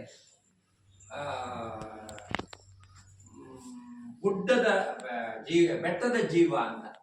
ಆ ಬೆಟ್ಟದ ಜೀವ ಕಾದಂಬರಿ ಬರೆಯುವಾಗ ಅಲ್ಲೊಬ್ಬ ಕೇಳ್ತಾನೆ, ಇದೆಲ್ಲ ಯಾತಕ್ಕೆ ಸ್ವತಂತ್ರ ಹೋರಾಟ, ಯಾಕೆ, ನಮ್ಗೇನ್ ಲಾಭ ಅಂತ. ಆ ಶಿವರಾಮ ಅಂತ ಅವನು ಬಂದು ಅವಾಗ ಆ ಶಿವರಾಮ ಅವ್ರಿಗೆ ಹೇಳ್ತಾರೆ, ನೋಡು ನಾಳೆ ನೀನೇ ಪ್ರಧಾನಿ ಆಗ್ಬೋದು, ಈ ಸ್ಕೂಲ್ ನಡೆಸುವಂತ ಒಬ್ಬ ಮುಖ್ಯಸ್ಥ ನೀನು ಆಗ್ಬೋದು ಕಣಪ್ಪ ಅಂತ. ಅದೆಲ್ಲ ಆಗೋಗೋದಲ್ಲ ಯಜಮಾನ್ರೆ ಅಂತ ಅವನು ಹೇಳ್ತಾನೆ. ಕಂಬಳಿ ಹೊದ್ಕೊಂಡು ಅವನು ಎಲ್ಲಡಿಕೆ ಹಾಕೊಂಡು ಕೂತಿರೋಂಥ ಒಬ್ಬ ಸಾಮಾನ್ಯ ಹಳ್ಳಿಯವನು. ಇವತ್ತು ಅದು ನಮ್ಮಲ್ಲಿ, ನಮ್ಮ ದೇಶದಲ್ಲಿ ಇವತ್ತು ನಿಜ ಆಗಿದೆ. ಯಾಕೆ ಅಂದ್ರೆ ಸುಧಾಕರ್ನಂತ ಅತ್ಯಂತ ಮೂಲೆಯಲ್ಲಿ ಇರುವಂತ ಒಬ್ಬ ಸಾಮಾನ್ಯ ಕಾರ್ಮಿಕ ಮತ್ತು ಯಾವ ಶ್ರೀಮಂತ ವರ್ಗವಿಲ್ಲದೆ ಯಾವುದೇ ಬ್ಯಾಕ್ ಗ್ರೌಂಡ್ ಇಲ್ಲದೆ ಬಂದಿರುವಂತವನು ಇವತ್ತು ನಮ್ಮ ಜೊತೆನಲ್ಲಿ ಇದ್ದಾನೆ ಅಂದ್ರೆ ಅದು ನಮ್ಮ ಭಾರತ ದೇಶ ಸ್ವತಂತ್ರ ಮತ್ತು ಅಂಬೇಡ್ಕರ್ ಸಂವಿಧಾನಕ್ಕೆ ಎತ್ತಿ ಹಿಡಿದ ಕನ್ನಡಿ ಅನ್ನೋದ್ರಲ್ಲಿ ಎರಡು ಮಾತಿಲ್ಲ. ಯಾಕೆ ಅಂದ್ರೆ ಇವತ್ತು ನಮ್ಮಲ್ಲಿ ಎಲ್ಲಿಂದ ಎಲ್ಲಿಗೆ ಹೋದ್ರು, ಯಾವ ಮಾತಾಡಿದ್ರು, ಮೊನ್ನೆ ನವೆಂಬರ್ 1ನೇ ತಾರೀಕು ಮಾತಾಡಿದಾಗ ಕೂಡ ಸರ್ಕಲ್ ಇನ್ಸ್ಪೆಕ್ಟರ್ ಹೇಳಿದ್ರು, ನೀವು ಈ ಮಾತುಗಳನ್ನ ನಮ್ಮ ಶಾಲಾ ಶಿಕ್ಷಕರಿಗೆ ಮತ್ತು ಕಾಲೇಜ್ ಉಪನ್ಯಾಸಕರಿಗೆ ಹೇಳ್ಬೇಕಾಗಿರೋ ಅಂತ ಮಾತು ಚೆನ್ನಾಗಿ ಮಾತಾಡಿದ್ರಿ, ಅವ್ರಿಗೆ ಹೇಳ್ಬೇಕು ಅಂತ. ಆದ್ರೆ ನಾನು ಇಲ್ಲಿಗೆ ಬಂದೆ, ನಾನು ಇಲ್ಲಿ ಬರ್ಬೇಕಾದ್ರೆ ಬಹಳ ಅಡಕಿತ್ತು ನನಗೆ. ನಾವು ಕಾಲೇಜ್ಗಳಿಗೆಲ್ಲ ಹೋದಾಗ ಎಲ್ಲ ಪ್ರಿನ್ಸಿಪಾಲ್ರು ಹೇಳೋದೇನು ಅಂದ್ರೆ, ನಮ್ಗೆ ಅವಕಾಶ ಇಲ್ಲ, ಇದು ಸೆಮಿಸ್ಟರ್ ಟೈಮು, ರಜೆಗಳಿಲ್ಲ, ಮಕ್ಕಳನ್ನ ನಿಲ್ಸಕ್ಕಾಗಲ್ಲ ಅಂತ. ಇಲ್ಲಿ ಬಂದ ಕೂಡಲೇ ಸುಧಾಕರ ಇದ್ದಾನೆ ಅಂತ ಗೊತ್ತಿಲ್ಲ ನನಗೆ. ನಾನು ಯಾರೋ ಹೆಡ್ ಮಾಸ್ಟರ್ ಇರ್ತಾರೆ, ಒಂದು ಮಾತು ಕೇಳೋಣ, ಅವ್ರು ಓಕೆ ಅಂದ್ರೆ ಮಾಡೋಣ. ಇಲ್ಲೇ ಹೋದ್ರೆ ರಾಮಚಂದ್ರ ಇಲ್ಲೇ ಮಠ ಇದೆಯಲ್ಲ, ಅಲ್ಲಿ ಯಾವಾಗಲೂ ಮಾಡ್ತೀವಿ, ಅಲ್ಲಿ ರೆಸ್ಪಾನ್ಸ್ ಮಾಡ್ತಾರೆ ಅಂತ. ಇಲ್ಲಿ ಬಂದಾಗ ಗೊತ್ತಾಯ್ತು, ಮುಖ್ಯ ಶಿಕ್ಷಕರು ಶಿವಮೂರ್ತಿ ಅಂತ ಇದ್ದಾರೆ. ಯಾರು ಅವ್ರು ತೋರಿಸ್ತೀರ ಮಕ್ಕಳೇ? ಅವರು ನನ್ನನ್ನ ಅವ್ರು ತೋರಿಸಿದ ಆಧಾರ ವಿಶ್ವಾಸಕ್ಕೆ ನಾನು ಏನ್ ಹೇಳ್ಬೇಕು ಅಂತಾನೆ ಗೊತ್ತಾಗಲಿಲ್ಲ. ನಾನು ಎಲ್ಲಿ ಭಾರತ ದೇಶದಲ್ಲಿ ಇದೀನ ಅಂತ ಅನುಮಾನ ನಾನು. ಯಾಕೆಂದ್ರೆ ಇಡೀ ತಾಲೂಕಿನ ಪ್ರತಿ ಸ್ಕೂಲ್ಗಳಿಗೂ ಹೋಗ್ತೀವಿ, ಪ್ರತಿ ಕಾಲೇಜ್ಗಳಿಗೆ ಹೋಗ್ತೀವಿ. ನಾವು ರಿಪ್ಪಿಪೇಟೆ ಕಾಲೇಜಿಗೆ ಸರ್ ಒಂದು 6 ಸಲ ಹೋಗಿದ್ದೀನಿ ನಾನು. 1 ಅವರ್ ಮಕ್ಕಳನ್ನ ಕೊಡಿ, ನೀವು ಕೊಡ್ತಾ ಇರೋ ಶಿಕ್ಷಣ ಸರಿ ಇಲ್ಲ, ಅದು ಬರೀ ಶಿಕ್ಷಣವೇ ಹೊರತು ಅವರಿಗೆ ಸಾಮಾಜಿಕ ಪ್ರಜ್ಞೆ ಆಗಲಿ, ಸಾಹಿತ್ಯದ ವಿಚಾರ ಆಗಲಿ, ಕುವೆಂಪು, ಬೇಂದ್ರೆ, ಅಡಿಗರ್ ಅಂತ ಹೆಸರು ಕೂಡ ಗೊತ್ತಿಲ್ಲ ನಿಮ್ಮ ಮಕ್ಕಳಿಗೆ. ನಾವು ಹೇಳ್ತೀವಿ ಅಂದ್ರೆ ಅವ್ರು ಮೊನ್ನೆ ಕೂಡ ಹೇಳಿದ್ರು, ಈಗ ಆಗ್ತಾ ಇಲ್ಲ, ಈಗ ಎಕ್ಸಾಮ್ ಅಂತ. ನಾನು ನಮ್ಮ ಅಧ್ಯಕ್ಷರಿಗೆ ಹೇಳಿದೆ, ಕಾರ್ಗಡಿ ಸ್ಕೂಲಲ್ಲಿ ಮಾಡ್ಕೊಡ್ತೀನಿ ಸರ್ ಅಂತ. ಕಡೆಗೆ ಅವರು ಬೇಡ, ಹೊಸನಗರದಲ್ಲೇ ಮಾಡಿ ಅಂತ ಕೊಡಚಾದ್ರಿ ಕಾಲೇಜಿಗೆ ಬಹಳ ಒತ್ತಾಯ ಮಾಡಿದ್ರು. ಕೊಡಚಾದ್ರಿ ಕಾಲೇಜಿನ ಕನ್ನಡ HOD ಹೇಳಿದ್ರು, ನಾನು ಉಪನ್ಯಾಸ ಮಾಡ್ತೀನಿ, ನನಗೆ ಸ್ಕೂಲಲ್ಲಿ ಅವಕಾಶ ಕೊಡಕ್ಕಾಗಲ್ಲ. ಇದು ನಿಜವಾಗ್ಲೂ ಹೇಳಿ. ಕಡೆಗೆ ನಾವು ನಮ್ಮದೇ ಕಾಸಾಪ ಕಚೇರಿ ಎದುರು ಭಾಗದಲ್ಲಿ ಒಂದು ಕಾರ್ಯಕ್ರಮವನ್ನು ಮಾಡಿದ್ವಿ. ಅಲ್ಲಿ ಅವರದ್ದೇ ಉಪನ್ಯಾಸ ಇತ್ತು, ಸಾಹಿತ್ಯ ಮತ್ತು ಮಕ್ಕಳು ಇವತ್ತಿನ ವ್ಯವಸ್ಥೆ ಬಗ್ಗೆ. ಅದು ತುಂಬ ಯಶಸ್ವಿಯಾಗಿ ನಡೀತು. ಪ್ರತಿ ತಾಲೂಕಿನಲ್ಲಿ ಮಾಡಿ ಅಲ್ಲಿನ ಜಿಲ್ಲೆನಲ್ಲಿ ಮಾಡಿದ್ರು. ಈಗ ನಾಳೆ ದಿವಸ ನಾನು ಹೆಡ್ ಮಾಸ್ಟರ್ ಹತ್ರ ಮತ್ತು ನಿಮ್ಮ SDMC ಅಧ್ಯಕ್ಷರ ಹತ್ರ ಒಪ್ಪಿಗೆ ತಗೊಂಡಿದ್ದೀನಿ. ನಮ್ಮಲ್ಲಿ ಒಂದು ದತ್ತಿನಿಧಿ ಕಾರ್ಯಕ್ರಮ ಅಂತ ಮಾಡ್ತೀವಿ. 5 ನಿಮಿಷ ಮುಗಿಸ್ತೀವಿ. ಯಾಕೆಂದ್ರೆ ಸಾಹಿತ್ಯಗಳಿಗೆ ವೇದಿಕೆ ಕೊಡ್ಬಾರ್ದು, ರಾಜಕೀಯದವ್ರಿಗೆ ಮೈಕ್ ಕೊಡ್ಬಾರ್ದು. ಅವ್ರಿಗೆ ಏನು ಹೇಳ್ತಿದೀವಿ ಅಂತ ಗೊತ್ತಾಗಲ್ಲ, ಇವ್ರಿಗೆ ಮುಗಿಸಕ್ ಗೊತ್ತಾಗಲ್ಲ. ಆದ್ರಿಂದ 14 ಸಾಹಿತ್ಯ ದತ್ತಿನಿಧಿಗಳು ನಮ್ಮ ಹೊಸನಗರ ತಾಲೂಕಿಗಿದೆ ಸರ್. ಇಡೀ ಶಿವಮೊಗ್ಗ ಜಿಲ್ಲೆಯಲ್ಲಿ ಅತಿ ಹೆಚ್ಚು ದತ್ತಿನಿಧಿ ಕಾರ್ಯಕ್ರಮ ಇರೋದು ಹೊಸನಗರ ತಾಲೂಕಲ್ಲಿ. 14 ದತ್ತಿನಿಧಿ ಕಾರ್ಯಕ್ರಮಗಳನ್ನು ನಾವು ಮಾಡಬೇಕು. ಆ ದತ್ತಿನಿಧಿಯನ್ನ ಇಟ್ಟವರು ಅವರದ್ದೇ ಆದ ಉದ್ದೇಶವನ್ನ ಹೇಳಿರ್ತಾರೆ. ಆ ಉದ್ದೇಶದಲ್ಲಿ ವರ್ಷದಲ್ಲಿ ಯಾವತ್ತೋ ಒಂದು ದಿವಸ ನಾವು ಆ ಕಾರ್ಯಕ್ರಮವನ್ನು ಮಾಡಬೇಕು. ಅದು ದೊಡ್ಡ ಸವಾಲು ಸಾಹಿತ್ಯ ಪರಿಷತ್ ಅಧ್ಯಕ್ಷರಿಗೆ. ಯಾಕೆಂದ್ರೆ ಅದಕ್ಕೆ ಹಣ ಅಂತೇನು ಬರಲ್ಲ, ಅದಕ್ಕೆ ಕಾಲೇಜು ಅಥವಾ ಸ್ಕೂಲ್ಗಳು ಸಪೋರ್ಟ್ ಮಾಡಲ್ಲ. ಮತ್ತೆ ನಮ್ಮ ವೇದಿಕೆಯಲ್ಲಿ ನಾವು ಮಾಡಿದ್ರೆ ಮುದುಕರೇ ಬಂದಿರ್ತಾರೆ, ಎಲ್ಲರೂ ಯುವಕರ ಕೊರತೆ ತುಂಬಾ ಇದೆ ಸಾಹಿತ್ಯದಲ್ಲಿ. ಆದ್ರಿಂದ ನಾವು ಈ ಸರ್ತಿ ಪ್ರಪ್ರಥಮ ಬಾರಿಗೆ ಕಾರ್ಗಡಿ ಹೈಸ್ಕೂಲ್ನಲ್ಲಿ ನಮ್ಮ ಸುಧಾಕರನ ಅಧ್ಯಕ್ಷತೆಯಲ್ಲಿ ನಮ್ಮ ಮುಖ್ಯ ಶಿಕ್ಷಕರ ನೇತೃತ್ವದಲ್ಲಿ ನಾಳೆ ಕುಂಚ ಮಠ ಮತ್ತು ರಾಮಚಂದ್ರಪುರ ಮಠದ 2 ದತ್ತಿನಿಧಿ ಕಾರ್ಯಕ್ರಮವನ್ನು ಮಾಡ್ತೀವಿ. ಮಕ್ಕಳೇ ನೀವೆಲ್ಲ ಬರ್ತೀರಲ್ವಾ? ಶಾಲೆ ಟೈಮ್ನಲ್ಲಿ ಮಾಸ್ಟರ್ ನಿಮ್ಗೆ ಹೇಳ್ತಾರೆ, ನೀವು ನಾಳೆ ಮಾಡ್ಕೊ ಬರ್ಬೇಕಾಗಿರೋದು 1-2 ಹೋಮ್ವರ್ಕ್ ಹೇಳ, ನಾನು ಮಾಡ್ಕೊಂಡು ಬರ್ತೀರಾ? ನಾಳೆ ನಮ್ಮ ಸಂಪನ್ಮೂಲ ವ್ಯಕ್ತಿಗಳು ಯಾರು ಒಬ್ರು ಬಂದಿರ್ತಾರೆ, ಅವ್ರು ನಿಮ್ಮನ್ನ ಒಂದು ಮಾತು ಕೇಳ್ತಾರೆ, ಯಾವ್ದಾದ್ರು ಒಬ್ಬ ಕವಿಯ ಹೆಸರು ಹೇಳಿ, ಸಾಹಿತ್ಯ ಹೆಸರು ಹೇಳಿ ಅಂತ. ರೆಡಿಯಾಗಿ ಬರ್ತೀರಾ? ಆಯ್ತಾ? ಅಥವಾ ಯಾವ್ದಾದ್ರು ಒಂದು ಹಾಡನ್ನ ಹೇಳಿ, ಈ ಹಾಡನ್ನ ಯಾರು ಬರೆದಿದ್ರು ಅಂತ ಕೇಳಿದ್ರೆ ಹೇಳ್ತೀರಾ? ರೆಡಿಯಾಗಿ ಬರ್ತೀರಲ್ವಾ? ಆಯ್ತಾ? ಇಲ್ಲಿ ನೀವೇನ್ ಮಾಡ್ತೀರಿ ಅದು ನಾಡ್ದು ಪೇಪರ್ನಲ್ಲಿ ಪಕ್ಕಾ ಬರುತ್ತೆ. ಯಾಕೆಂದ್ರೆ ದತ್ತಿನಿಧಿ ಕಾರ್ಯಕ್ರಮಗಳನ್ನ ಪೇಪರ್ನಲ್ಲಿ ಹಾಕ್ತಾರೆ. ಮತ್ತೆ ಅದು ಶಿವಮೊಗ್ಗ ಜಿಲ್ಲೆಗೆ ಹೋಗುತ್ತೆ, ರಾಜ್ಯಕ್ಕೆ ಹೋಗಿ ದಾಖಲೆ ಆಗತ್ತೆ. ಆಯ್ತಲ್ಲ? ನಾಳೆ ದಿವಸ 3 ಗಂಟೆಗೆ ಈ ಕಾರ್ಯಕ್ರಮವನ್ನು ಮಾಡ್ತಾ ಇದ್ದೀವಿ. ಇದಕ್ಕೆ ಅವಕಾಶ ಕೊಟ್ಟಂತ ನಿಮ್ಮ SDMC ಮುಖ್ಯ ಶಿಕ್ಷಕರಿಗೆ ಎಲ್ಲರಿಗೂ ವಂದಿಸ್ತಾ ನಾಳೆ ನಾವು ಎಲ್ಲ ಭೇಟಿಯಾಗೋಣ ಅಂತ ಹೇಳ್ತಾ ನನ್ನ ಮಾತನ್ನು ಮುಗಿಸ್ತೀನಿ. ನಾಳೆ ಕೊನೆ ಸುಬ್ಬಣ್ಣ ಅವರನ್ನು ದಯಮಾಡಿ ಬರಬೇಕು ಅಂತ ಹೇಳಿ ನನ್ನ ಮಾತನ್ನು ಮುಗಿಸ್ತೀನಿ.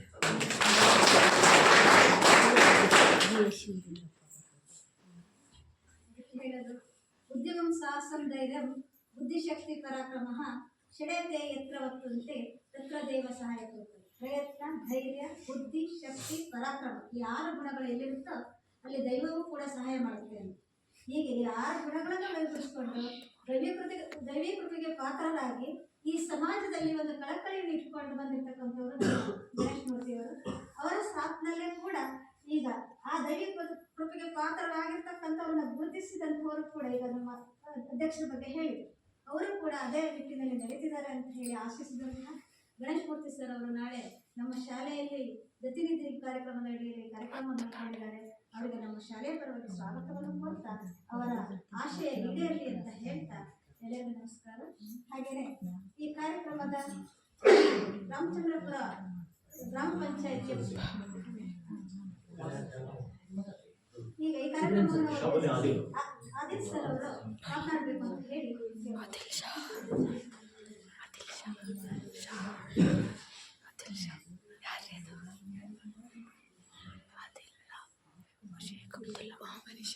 ಎಲ್ಲರಿಗೂ ನಮಸ್ತೆ. ಹೊಸ ವರ್ಷದ ಶುಭಾಶಯಗಳು. ಮತ್ತು ಈ ಒಂದು ಗ್ರಾಮ ಸಭೆ 23-24ನೇ ಗ್ರಾಮ ಸಭೆ ಅಧ್ಯಕ್ಷರೇ, ಅಧ್ಯಕ್ಷರೇ, ಅವರು ಪಂಚಾಯಿತಿಯ ಅಧ್ಯಕ್ಷರೇ ಹಾಗೂ ಎಲ್ಲ ಶಿಕ್ಷಕರೇ ಎಲ್ಲ ವೇದಿಕೆಯಲ್ಲಿ ಮತ್ತು ಠಾಣೆ ಮಕ್ಕಳು. ವಿಷಯ ಅನೇಕ ರೀತಿಯಲ್ಲಿ ನಮ್ಮ ಅಧಿಕಾರಿಗಳು ಮತ್ತು ಹಾಗೆ ಎಲ್ಲ ಮಾತಾಡೋದು. ಆದರೆ ನಾನು 2 ವಿಷಯ ಮಾತಾಡಿ ಮಾತು ಮುಗಿಸ್ತೀನಿ. 8, 9, 10 10ನೇ ತರಗತಿಗೆ ಮಕ್ಕಳು ಕಾಲಿಟ್ಟಾಗ ಮಕ್ಕಳಿಗೆ ಒಂದು ಜವಾಬ್ದಾರಿನ ಆರಂಭ ಆಗುತ್ತೆ. ಯಾಕೆಂದರೆ ಫಸ್ಟ್ ಇಯರ್, ಸೆಕೆಂಡ್ ಇಯರ್ ನೀವು ಕೋರ್ಸ್ಗಳನ್ನು ಪಡಿಬೇಕಾಗತ್ತೆ. ಆ ಸಂದರ್ಭದಲ್ಲಿ ತಾವು ಮಕ್ಕಳು ಈಗ ನಮ್ಮ ಪೋಷಕರು ನಮ್ಮ ಮುಖಂಡರಾದವರು ಹೇಳೋದು ನಾಯಿಗಳು ತೊಂದರೆ ಕೊಡ್ತವೆ ಅಂತ. ಅದಕ್ಕೆ ಸರ್ಕಾರಗಳು ಈಗಾಗಲೇ ಗರ್ಭಪಾತ ಕ್ಯಾಂಪ್ಗಳನ್ನು ಮಾಡಿದ್ದಾರೆ. ಅದ್ರ ಭಯ ಕಾಡ. ಮಕ್ಕಳಿಗೆ ಭಯ ಯಾವುದು ಇರಬೇಕು ಅಂದರೆ ರಸ್ತೆ ಮೇಲೆ ಹೆಣ್ಮಕ್ಳು ಹೋಗ್ಬೇಕಾದ್ರೆ ಸ್ವಲ್ಪ ಭಯ ಇರಬೇಕು. ಯಾಕೆಂದರೆ ತನಗೆ ಗೊತ್ತಿಲ್ಲದೆ SLC first year, second year ತಪ್ಪುಗಳಾಗಿರ್ತವೆ. ಮಕ್ಕಳಿಗೆ ಯಾವ ಥರ ಅಂದರೆ ಮೊಬೈಲಲ್ಲಿ ನೋಡೋದು ಒಂದು ರೀತಿ ಆದರೆ ಇನ್ನೊಂದು ರೀತಿಯಲ್ಲಿ ಆಗ್ಬಿಡ್ತವೆ. ಆ ತಪ್ಪು ದಾರಿಗಳನ್ನು ತಾವು ಹೆಣ್ಮಕ್ಕಳಿಗೆ ವಿಶೇಷವಾಗಿ ತಾವು ಗಮನ ಕೊಡಬೇಡಿ. ಯಾಕಂದರೆ ನಿಮಗೆ ಒಂದು ಫಸ್ಟ್ ಇಯರ್, ಸೆಕೆಂಡ್ ಇಯರ್ SLCನೇ ಅಗ್ನಿ ಪರೀಕ್ಷೆ 1ರಿಂದ 9 ತನಕ ಹೆಂಗೂ ಹೋಗ್ಬಿಡ್ತೀವಿ. ಆ SLC ದಾಟಕ್ಕೂ ಅಗ್ನಿ ಪರೀಕ್ಷೆ ದಾಟಕ್ಕೂ ನಿಮಗೆ ಫಸ್ಟ್ ಇಯರ್, ಸೆಕೆಂಡ್ ಇಯರ್ ಮಾಡಿ ಮುಂದೆ ಹೆಜ್ಜೆ ಇಡಬೇಕು. 18 ವರ್ಷ ತನಕ ತಾವು ಹೆಣ್ಮಕ್ಳು ಠಾಣೆ ಮಕ್ಕಳು ಕೂತಿದ್ದೀರಿ. ನಿಮ್ಗೊಂದು ಕಿವಿ ಮಾತು, ತಾವು ಈ ನಾಯಿ ಬಾಯಿಗೆ ತಲೆ ಬಿಸಿ ಹೋಗಬೇಡಿ. ಯಾಕಂದರೆ ನಾಯಿಗೆ ಈಗಾಗಲೇ ಆರೋಗ್ಯ ಇಲಾಖೆ ಕಂಡೀಷನ್ ಇದಾಗ ಸರ್ಕಾರ ಅದಕ್ಕೆ ಜವಾಬ್ದಾರಿ ಇದೆ. ಆದ್ರೆ ನಮಗೆ ಇವರಿಗೆ ಮತ್ತೆ ಮೇಲ್ಗಡೆ ಕೂತವರಿಗೆ ನಾಯಿ ಭಯ ಇರ್ಬೇಕು. ಯಾಕಂದ್ರೆ ಜರ್ಕಿಂಗ್ ಹಾಕೊಂಡು ಬೈಕಲ್ಲಿ ಹೋಗ್ತಿರ್ತೀವಲ್ಲ, ಆ ಸಂದರ್ಭದಲ್ಲಿ ನಾಯಿ ಕೂಗ್ತಾನೆ. ಅದೊಂದು ಜಾಗೃತಿ ಮಾಡಿ. ಮತ್ತೆ ಎರಡನೇ, ಗಂಡು ಮಕ್ಕಳು ಶಿಸ್ತು. ತಾವು ಹೆಂಗೆ ಶಿಸ್ತಲ್ಲಿ ಇರಬೇಕು ಅಂದ್ರೆ, ನಮ್ಮ ಕಟಿಂಗ್ ಇಂದ ಹಿಡಿದು ನಾವು ಹಾಕೋ ಚಪ್ಪಲಿ ತನಕ ನಾವು ಶಿಸ್ತನ್ನ ಇಟ್ಕೋಬೇಕು. ಇಟ್ಕೊಂಡು ತಾವು SSLC ಈಗ 3 ತಿಂಗಳು ಬಾಕಿ ಇರೋದ್ರಿಂದ ಎಕ್ಸಾಮ್ ಬರ್ತಾ ಇದೆ, ಅದ್ರ ಕಡೆ ಗಮನ ಜಾಸ್ತಿ ಕೊಟ್ಟು ನಿಮ್ಮ ಭವಿಷ್ಯನ ರೂಪಿಸಿ. ಯಾಕಂದ್ರೆ ಒಳ್ಳೆ ಶಿಕ್ಷಕರು ಬಂದಿದ್ದಾರೆ. ಶಿವಮೂರ್ತಿ ಅವರು ಇದೇ ಮೊದಲ ಬಾರಿ ನೋಡಿದ್ದು. ಯಾಕಂದ್ರೆ ಇಲ್ಲಿ ಇದ್ರ ಹಿಂದಿದ್ದವರು ಕೂಡ ತುಂಬಾ ಮಕ್ಕಳ ಬಗ್ಗೆ ತುಂಬಾ ಜಾಗೃತಿ ಮೂಡಿಸ್ತಿದ್ರು. ಹಾಗಾಗಿ ತಾವೆಲ್ಲ ಈಗ ಈ 3 ತಿಂಗಳಲ್ಲಿ ಈಗ ಅನೇಕ 134ನೇ ವಿಷಯಗಳನ್ನ ಮಂಡನೆ ಹೇಳೋದು. ಆದ್ರೆ ನಮ್ಮಲ್ಲಿ ಆ ಥರ ಯಾವುದೂ ಇಲ್ಲ. ಎಲ್ಲ ಸ್ವಲ್ಪ ಸಣ್ಣ ಪುಟ್ಟ ಆದ್ರೆ ಎಲ್ಲ ಸುಬ್ಬಣ್ಣ ಅವರು ಇವರು ಬಂದ್ಬಿಡ್ತಾರೆ ಇಲ್ಲಿ, ಅಲ್ವಾ ಮಕ್ಕಳೇ? ರಸ್ತೆ ಮೇಲೆ ಹೋಗ್ತಾರ ತೊಂದರೆ ಇದೆಯಾ ನಿಮ್ಗೆ? ಇದಾವ ಇದ್ದಕ್ಕಿದ್ದಿಂದ ಬರ್ತೀರಿ, ತುಂಬದಿದ್ದಿಂದ ಬರ್ತೀವಿ, ತೊಂದರೆ ಇದೆಯಾ? ಇಲ್ಲಿರೋರು ಜಾಗೃತಿ ಮೂಡಿಸ್ತಾರೆ. ತಾವು ಕೂಡ ಸ್ವಲ್ಪ ಜಾಗೃತಿಯಲ್ಲಿ ಮುಂದಿನ ನಿಮ್ಮ ಭವಿಷ್ಯ ರೂಪಿಸಿ ಅಂತ ಹೇಳ್ತಾ ನಾನು ಮಾತನ್ನು ಮುಗಿಸಿದ್ದೇನೆ.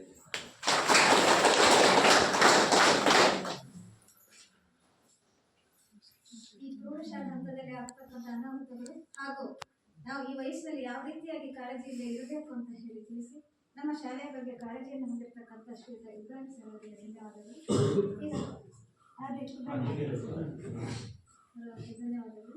ಈಗ ಕಾರ್ಯಕ್ರಮವನ್ನು ಉದ್ದೇಶಿಸಿ ಈ ಗ್ರಾಮ ಪಂಚಾಯತಿ ಪ್ರಥಮವಾಗಿ ಹಾಗೂ ನಮ್ಮ ಶಾಲೆಯ ಬಗ್ಗೆ ಅತ್ಯಂತ ಕಳಕಳಿಯನ್ನು ಹೊಂದಿ ನಮ್ಮ ಶಾಲೆಯ ಶ್ರೇಯೋಭಿವೃದ್ಧಿಯಲ್ಲಿ ಸತತವಾಗಿ ಪ್ರಶಂಸಿಸ್ತಾ ಇರ್ತಕ್ಕಂಥ ಶ್ರೀಯುತ ಸುಬ್ಬಣ್ಣ ಸರ್ ಅವರು ಮಾತನಾಡುತ್ತಾರೆ.